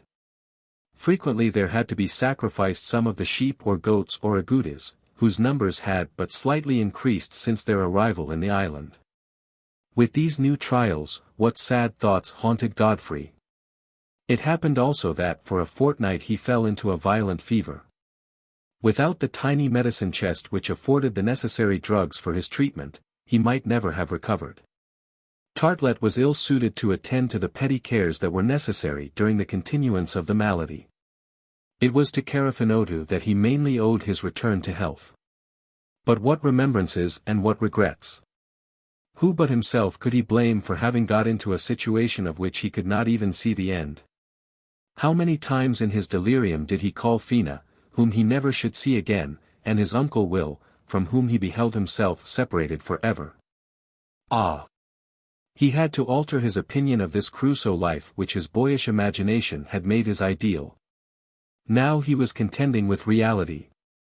He could no longer even hope to return to the domestic hearth. So passed this miserable December, at the end of which Godfrey began to recover his strength. As for Artelett, by special grace, doubtless, he was always well. But what incessant lamentations! What endless jeremiads! As the grotto of Calypso after the departure of Ulysses, Will Tree resounded no more to his song, that of his fiddle, for the cold had frozen the strings. It should be said too that one of the gravest anxieties of Godfrey was not only the reappearance of dangerous animals, but the fear of the savages returning in great numbers to Fina Island, the situation of which was known to them.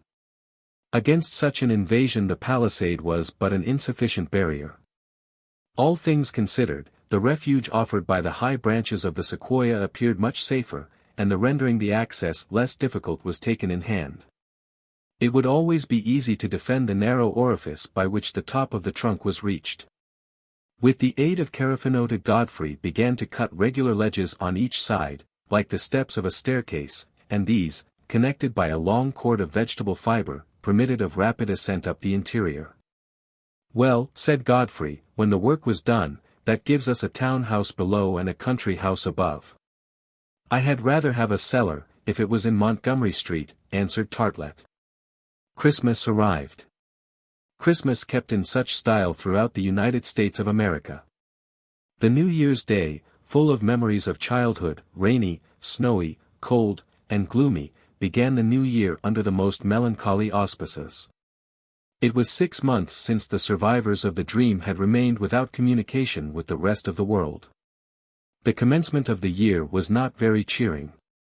It made Godfrey and his companions anticipate that they would still have many trials to encounter. The snow never ceased falling until January 18th.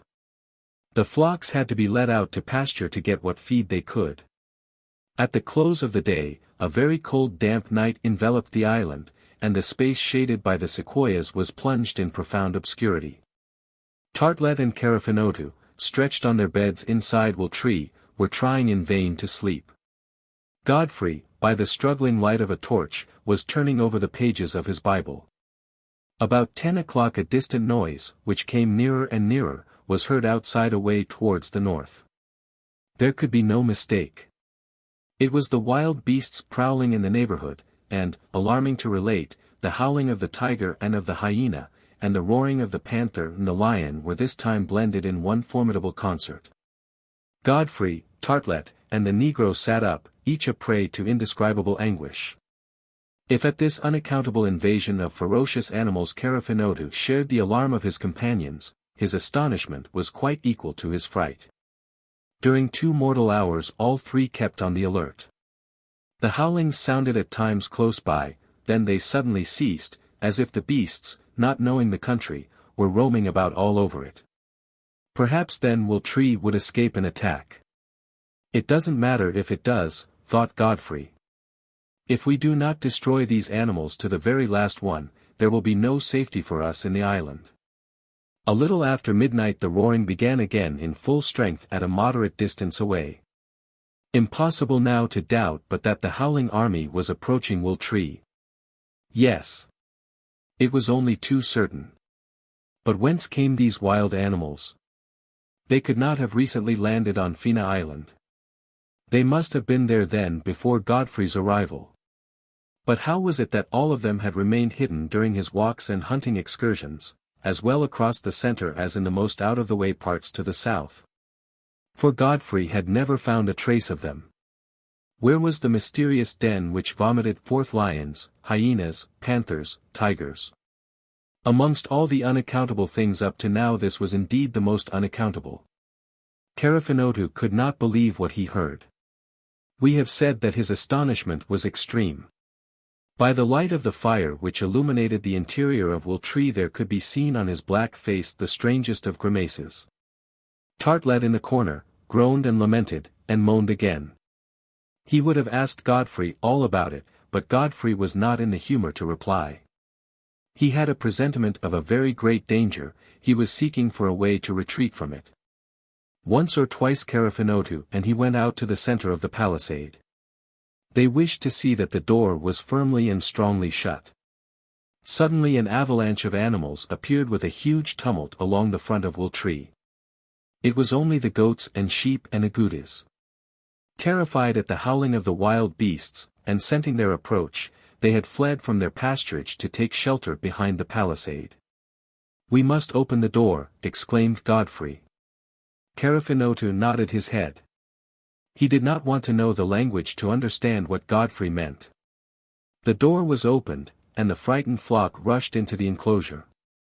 But at that instant there appeared through the opening a gleaming of eyes in the depths of the darkness which the shadow of the sequoias rendered still more profound. There was no time to close the enclosure. To jump at Godfrey, seize him in spite of himself, push him into the dwelling and slam the door, was done by Carafinotu like a flash of lightning. New roarings indicated that 3 or 4 wild beasts had just cleared the palisade.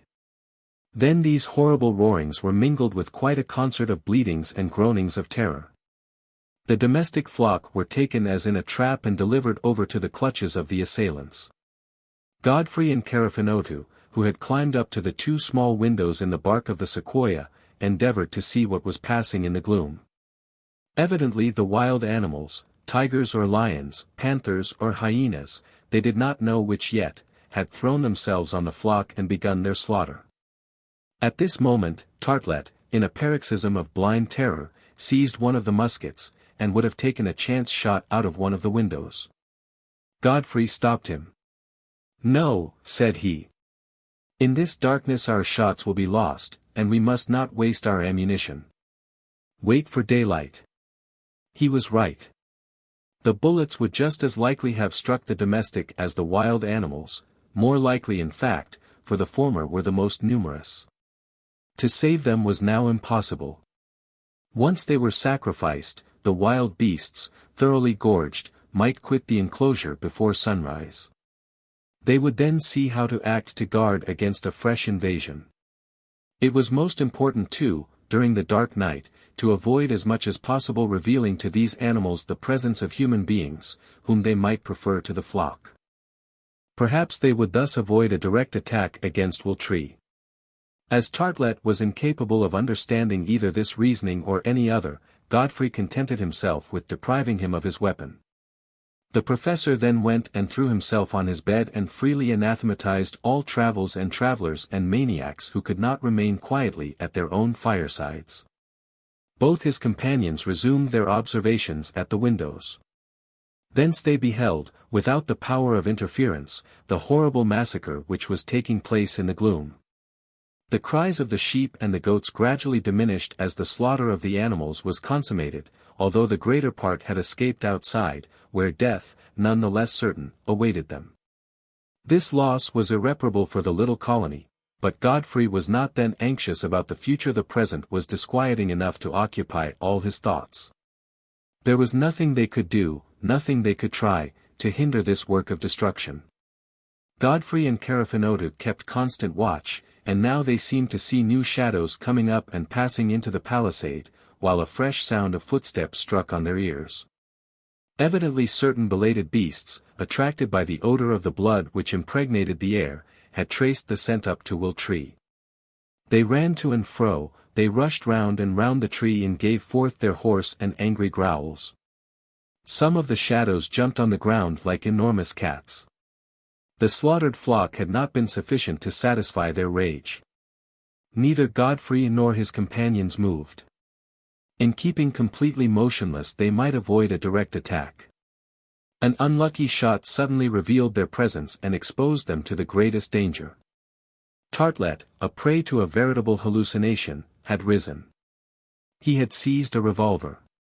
And this time, before Godfrey and Californian could hinder him, and not knowing himself what he did, but believing that he saw a tiger standing before him, he had fired. The bullet passed through the door of XVIII. "Fool!" exclaimed Godfrey, throwing himself on Artelett, while the negro seized the weapon. It was too late. The alarm was given, and growling still more violent resounded without. Formidable talons were heard tearing the bark of the sequoia. Terrible blows shook the door, which was too feeble to resist such an assault. "We must defend ourselves," shouted Godfrey. And, with his gun in his hand and his cartridge pouch round his waist, he took his post at one of the windows. To his great surprise, Californian had done the same. Yes. The black, seizing the second musket, a weapon which he had never before handled, had filled his pockets with cartridges and taken his place at the second window. Then the reports of the guns began to echo from the embrasures. By the flashes, Godfrey on the one side, and Californian on the other, beheld the foes they had to deal with. There, in the enclosure, roaring with rage, howling at the reports, rolling beneath the bullets which struck many of them, leapt of lions and tigers, and hyenas and panthers, at least a score. To their roarings and growlings which reverberated from afar, there echoed back those of other ferocious beasts running up to join them. Already the now distant roaring could be heard as they approached the environs of XVIII. It was as though quite a menagerie of wild animals had been suddenly set free on the island. Of lions and tigers quite a score. However, Godfrey and Californian, without troubling themselves about Artelett, who could be of no use, were keeping as cool as they could, and refraining from firing unless they were certain of their aim. Wishing to waste not a shot, they waited till a shadow passed in front of them. Then came the flash and the report, and then a growl of grief told them that the animal had been hit. A quarter of an hour elapsed, and then came a respite. Had the wild beasts given up the attack which had cost the lives of so many amongst them? Were they waiting for the day to recommence the attempt under more favorable conditions? Whatever might be the reason, neither Godfrey or Californian desired to leave his post. The black had shown himself no less ready with the gun than Godfrey. If that was due only to the instinct of imitation, it must be admitted that it was indeed surprising. About 2 o'clock in the morning there came a new alarm, more furious than before. The danger was imminent, the position in the interior of XVIII was becoming untenable. New growlings resounded round the foot of the sequoia. Neither Godfrey nor Californian, on account of the situation of the windows, which were cut straight through, could see the assailants, nor, in consequence, could they fire with any chance of success. It was now the door which the beasts attacked, and it was only too evident that it would be beaten in by their weight or torn down by their claws. Godfrey and the black had descended to the ground. The door was already shaking beneath the blows from without. They could feel the heated breath making its way in through the cracks in the bark. Godfrey and Californian attempted to prop back the door with the stakes which kept up the beds, but these proved quite useless. It was obvious that in a little while it would be driven in, for the beasts were mad with rage, particularly as no shots could reach them. Godfrey was powerless. If he and his companions were inside XVIII when the assailants broke in, their weapons would be useless to protect them. Godfrey had crossed his arms. He saw the boards of the door open little by little. He could do nothing. In a moment of hesitation, he passed his hand across his forehead, as if in despair. But soon recovering his self-possession, he shouted. "Up we go! Up! All of us!" And he pointed to the narrow passage which led up to the fork inside XVIII. Californian and he, taking their muskets and revolvers, supplied themselves with cartridges. And now he turned to make Artelett follow them into these heights where he had never ventured before. Artelett was no longer there. He had started up while his companions were firing. Up, repeated Godfrey. It was a last retreat, where they would assuredly be sheltered from the wild beasts. If any tiger or panther attempted to come up into the branches of the sequoia, it would be easy to defend the hole through which he would have to pass. Godfrey and Californian had scarcely ascended 30 feet, when the roaring was heard in the interior of XIII. A few moments more and they would have been surprised. The door had just fallen in. They both hurried along, and at last reached the upper end of the hole. A scream of terror welcomed them. It was Artelett who imagined he saw a panther or tiger. The unfortunate professor was clasping a branch, frightened almost out of his life lest he should fall. Californian went to him, and compelled him to lean against an upright bough, to which he firmly secured him with his belt. Then, while Godfrey selected a place whence he could command the opening, Californian went to another spot whence he could deliver a cross-fire. And they waited. Under these circumstances it certainly looked as though the besieged were safe from attack. Godfrey endeavored to discover what was passing beneath them, but the night was still too dark. Then he tried to hear. And the growlings, which never ceased, showed that the assailants had no thought of abandoning the place. Suddenly, towards 4 o'clock in the morning, a great light appeared at the foot of the tree. At once it shot out through the door and windows. At the same time a thick smoke spread forth from the upper opening and lost itself in the higher branches. "What is that now?" exclaimed Godfrey. It was easily explained. The wild beasts, in ravaging the interior of XIII, had scattered the remains of the fire. The fire had spread to the things in the room. The flame had caught the bark which had dried and become combustible. The gigantic sequoia was ablaze below. The position was now more terrible than it had ever been. By the light of the flames, which illuminated the space beneath the grove, they could see the wild beasts leaping round the foot of XIII. At the same instant, a fearful explosion occurred. The sequoia, violently wrenched, trembled from its roots to its summit. It was the reserve of gunpowder which had exploded inside XIII, and the air, violently expelled from the opening, rushed forth like the gas from a discharging cannon. Godfrey and Californian were almost torn from their resting places. Had Artelett not been lashed to the branch, he would assuredly have been hurled to the ground. The wild beasts, terrified at the explosion, and more or less wounded, had taken to flight. But at the same time the conflagration, fed by the sudden combustion of the powder, had considerably extended. It swiftly grew in dimensions as it crept up the enormous stem. Large tongues of flame lapped the interior, and the highest soon reached the fork, and the dead wood snapped and crackled like shots from a revolver. A huge glare lighted up, not only the group of giant trees, but even the whole of the coast from Flag Point to the southern cape of Dream Bay. Soon the fire had reached the lower branches of the sequoia, and threatened to invade the spot where Godfrey and his companions had taken refuge. Were they then to be devoured by the flames, with which they could not battle, or had they but the last resource of throwing themselves to the ground to escape being burnt alive?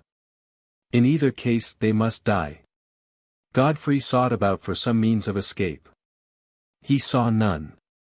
Already the lower branches were ablaze and a dense smoke was struggling with the first gleams of dawn which were rising in the east. At this moment there was a horrible crash of rending and breaking. The sequoia, burnt to the very roots, cracked violently, it toppled over, it fell. But as it fell the stem met the stems of the trees which environed it. Their powerful branches were mingled with its own, and so it remained obliquely cradled at an angle of about 45 degrees from the ground. At the moment that the sequoia fell, Godfrey and his companions believed themselves lost. 19th of January, exclaimed a voice, which Godfrey, in spite of his astonishment, immediately recognized. It was Californian. Yes, Californian had just pronounced these words, and in that English language which up to then he had seemed unable to speak or to understand. "What did you say?" asked Godfrey, as he followed him along the branches. "I said, Mr. Morgan," answered Californian, that today your uncle will ought to reach us, and that if he doesn't turn up we are done for. Chapter 22. Which concludes by explaining what up to now had appeared inexplicable. At that instant, and before Godfrey could reply, the report of firearms was heard not far from Wooltree. At the same time one of those rain-storms, regular cataracts in their fury, fell in a torrential shower just as the flames devouring the lower branches were threatening to seize upon the trees against which Wooltree was resting. What was Godfrey to think after this series of inexplicable events? Carafinota speaking English like a Cockney, calling him by his name, announcing the early arrival of Uncle Will, and then the sudden report of the firearms? He asked himself if he had gone mad, but he had no time for insoluble questions, for below him, hardly 5 minutes after the first sound of the guns, a body of sailors appeared hurrying through the trees. Godfrey and Carafinota slipped down along the stem, the interior of which was still burning. But the moment that Godfrey touched the ground, he heard himself spoken to, and by two voices which even in his trouble it was impossible for him not to recognize. "Nephew Godfrey, I have the honor to salute you." "Godfrey. Dear Godfrey." "Uncle Will." "Fina." "You," exclaimed Godfrey, astounded. 3 seconds afterwards he was in somebody's arms, and was clasping that somebody in his own. At the same time 2 sailors, at the order of Captain Turcott who was in command, climbed up along the sequoia to set Artelett free, and, with all due respect, pluck him from the branch as if he were a fruit. And then the questions, the answers, the explanations which passed. "Uncle Will." "You?" "Yes." "Me." "And how did you discover Fina Island?" "Fina Island," answered William W. Colderup. "You should say Spencer Island." "Well, it wasn't very difficult. I bought it 6 months ago." "Spencer Island." "And you gave my name to it, you dear Godfrey," said the young lady. "The new name is a good one, and we will keep to it," answered the uncle. "But for geographers this is Spencer Island, only 3 days' journey from San Francisco, on which I thought it would be a good plan for you to serve your apprenticeship to the Crusoe business." "Oh! Uncle! Uncle Will! What is it you say?"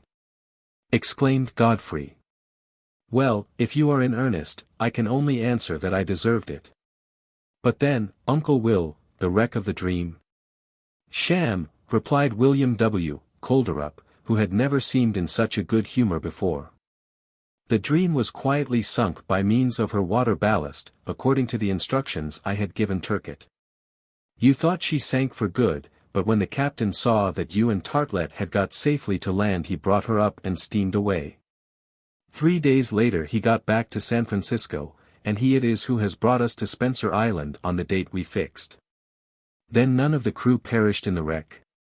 "None, unless it was the unhappy Chinaman who hid himself away on board and could not be found." "But the canoe?" "Sham. The canoe was of my own make." "But the savages?" "Sham. The savages whom luckily you did not shoot." "But Carafinota?" "Sham. Carafinota was my faithful Jup Brass, who played his part of Friday marvelously well, as I see." "Yes," answered Godfrey. "He twice saved my life, once from a bear, once from a tiger." "The bear was sham." "The tiger was sham," laughed William W. Colderup. "Both of them were stuffed with straw, and landed before you saw them with Jup Brass and his companions." "But he moved his head and his paws." "By means of a spring which Jup Brass had fixed during the night a few hours before the meetings which were prepared for you." "What? All of them?" repeated Godfrey, a little ashamed at having been taken in by these artifices. "Yes. Things were going too smoothly in your island, and we had to get up a little excitement."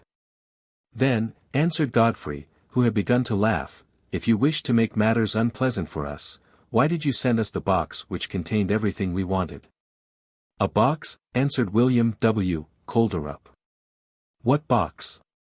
I never sent you a box." "Perhaps by chance." And as he said so he looked towards Fina, who cast down her eyes and turned away her head. Oh! Indeed, a box. But then Fina must have had an accomplice. And uncle will turn towards Captain Turcott, who laughingly answered. What could I do, Mr. Colderup? I can sometimes resist you, but Miss Fina, it was too difficult. And 4 months ago, when you sent me to look round the island, I landed the box from my boat.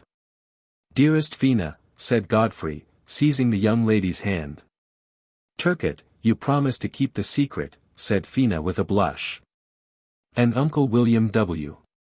Colderup, shaking his big head, tried in vain to hide that he was touched. But if Godfrey could not restrain his smiles as he listened to the explanations of Uncle Will, Professor Tartlett did not laugh in the least. He was excessively mortified at what he heard. To have been the object of such a mystification, he, a professor of dancing and deportment. And so advancing with much dignity he observed.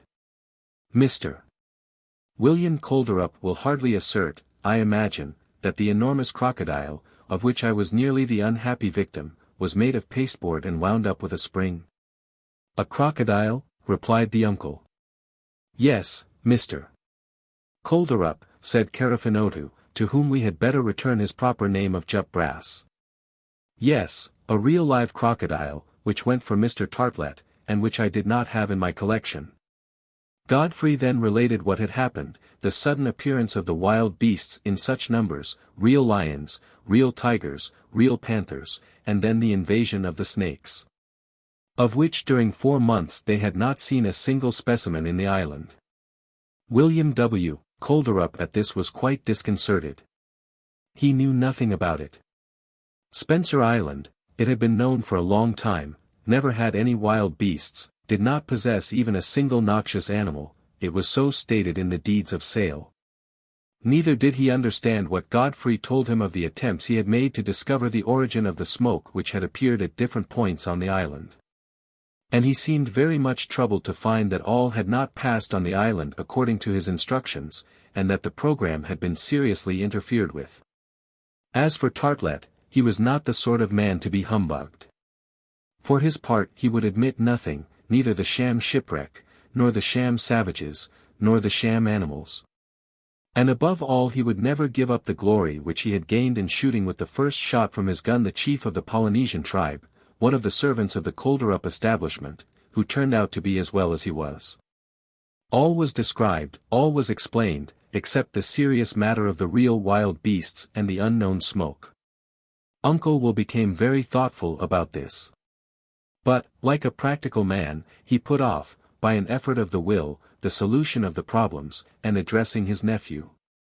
Godfrey, said he, you have always been so fond of islands, that I am sure it will please you to hear that this is yours, wholly yours. I make you a present of it. You can do what you like with it.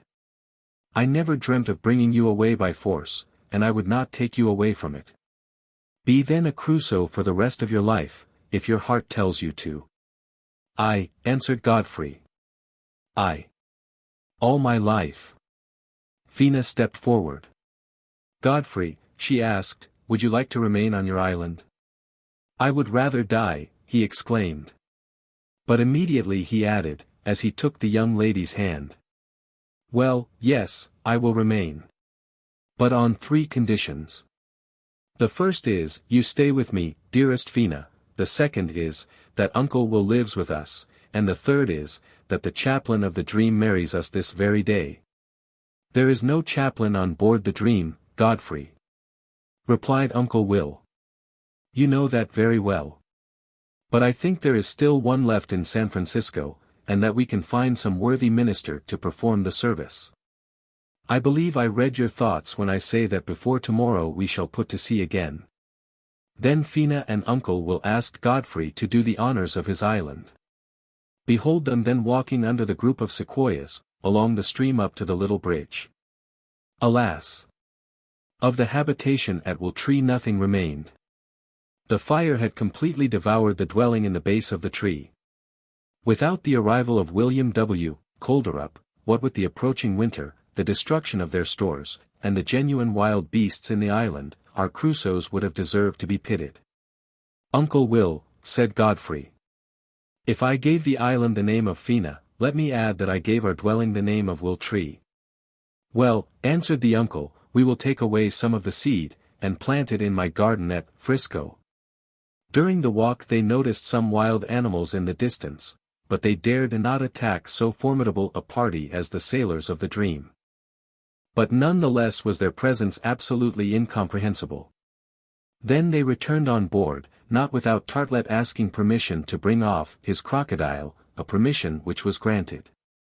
That evening the party were united in the saloon of the Dream, and there was quite a cheerful dinner to celebrate the end of the adventures of Godfrey Morgan and his marriage with Fina Hollaney. On the morrow, the 20th of January, the Dream set sail under the command of Captain Turcott.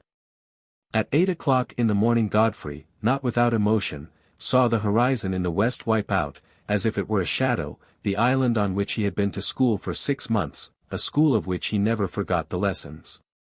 The passage was rapid, the sea magnificent, the wind favorable. This time the Dream went straight to her destination. There was no one to be mystified. She made no tackings without number as on the first voyage. She did not lose during the night what she had gained during the day. And so on the 23rd of January, after passing at noon through the Golden Gate, she entered the vast bay of San Francisco, and came alongside the wharf in Merchant Street. And what did they then see? They saw issue from the hold a man who, having swum to the Dream during the night while she was anchored at Fina Island, had succeeded in stowing himself away for the second time. And who was this man? It was the Chinaman, Tsing Vu, who had made the passage back as he had made the passage out. Tsing Vu advanced towards William W. Kolderup. I hope Mr. Kolderup will pardon me, said he very politely. When I took my passage in the Dream, I thought she was going direct to Shanghai, and then I should have reached my country, but I leave her now, and return to San Francisco. Every one, astounded at the apparition, knew not what to answer, and laughingly gazed at the intruder. But, said William W. Kolderup at last, you have not remained 6 months in the hold, I suppose? No, answered Tsing Vu. Where have you been, then? On the island. You, exclaimed Godfrey. Yes. Then the smoke. A man must have a fire. And you did not attempt to come to us, to share our living? A Chinaman likes to live alone, quietly replied Tsing Vu. He is sufficient for himself, and he wants no one. And thereupon this eccentric individual bowed to William W. Kolderup, landed, and disappeared. That is the stuff they make real Crusoes of, observed Uncle Will. Look at him and see if you are like him. It does not matter, the English race would do no good by absorbing fellows of that stamp. Good, said Godfrey, the smoke is explained by the presence of Tsing Vu, but the beasts? And my crocodile? Added Artelett, I should like someone to explain my crocodile. William W. Kolderup seemed much embarrassed, and feeling in turn quite mystified, passed his hand over his forehead as if to clear the clouds away. We shall know later on, he said. Everything is found by him who knows how to seek. A few days afterwards there was celebrated with great pomp the wedding of the nephew and pupil of William W. Kolderup. That the young couple were made much of by all the friends of the wealthy merchant can easily be imagined. At the ceremony Artelett was perfect in bearing, in everything, and the pupil did honor to the celebrated professor of dancing and deportment. Now Artelett had an idea. Not being able to mount his crocodile on a scarf pin, and much he regretted it, he resolved to have it stuffed. The animal prepared in this fashion, hung from the ceiling, with the jaws half open, and the paws outspread, would make a fine ornament for his room. The crocodile was consequently sent to a famous taxidermist, and he brought it back to Artelett a few days afterwards. Every one came to admire the monster who had almost made a meal of Artelett. You know, Mr. Kolderup, where the animal came from? Said the celebrated taxidermist, presenting his bill. No, I do not, answered Uncle Will. But it had a label underneath its carapace. A label, exclaimed Godfrey. Here it is, said the celebrated taxidermist. And he held out a piece of leather on which, in indelible ink, were written these words. From Hagenbeck, Hamburg, to J. R. Taskiner, Stockton, USA. When William W. Kolderup had read these words he burst into a shout of laughter. He understood all. It was his enemy, J. R. Taskiner, his conquered competitor, who, to be revenged, had bought a cargo of wild beasts, reptiles, and other objectionable creatures from a well-known purveyor to the menageries of both hemispheres. And had landed them at night in several voyages to Spencer Island. It had cost him a good deal, no doubt, to do so, but he had succeeded in infesting the property of his rival, as the English did Martinique, if we are to believe the legend, before it was handed over to France. There was thus no more to explain of the remarkable occurrences on Fina Island. Well done, exclaimed William W. Kolderup. I could not have done better myself. But with those terrible creatures, said Fina, Spencer Island. Fina Island, interrupted Godfrey. Fina Island, continued the bride, with a smile, is quite uninhabitable. Bah, answered Uncle Will. We can wait till the last lion has eaten up the last tiger. And then, dearest Fina, said Godfrey, you will not be afraid to pass a season there with me? With you, my dear husband, I fear nothing from anywhere, answered Fina, and as you have not had your voyage round the world. We will have it together, said Godfrey. And if an unlucky chance should ever make me a real Crusoe, you will ever have near you the most devoted of Crusoesses. The end.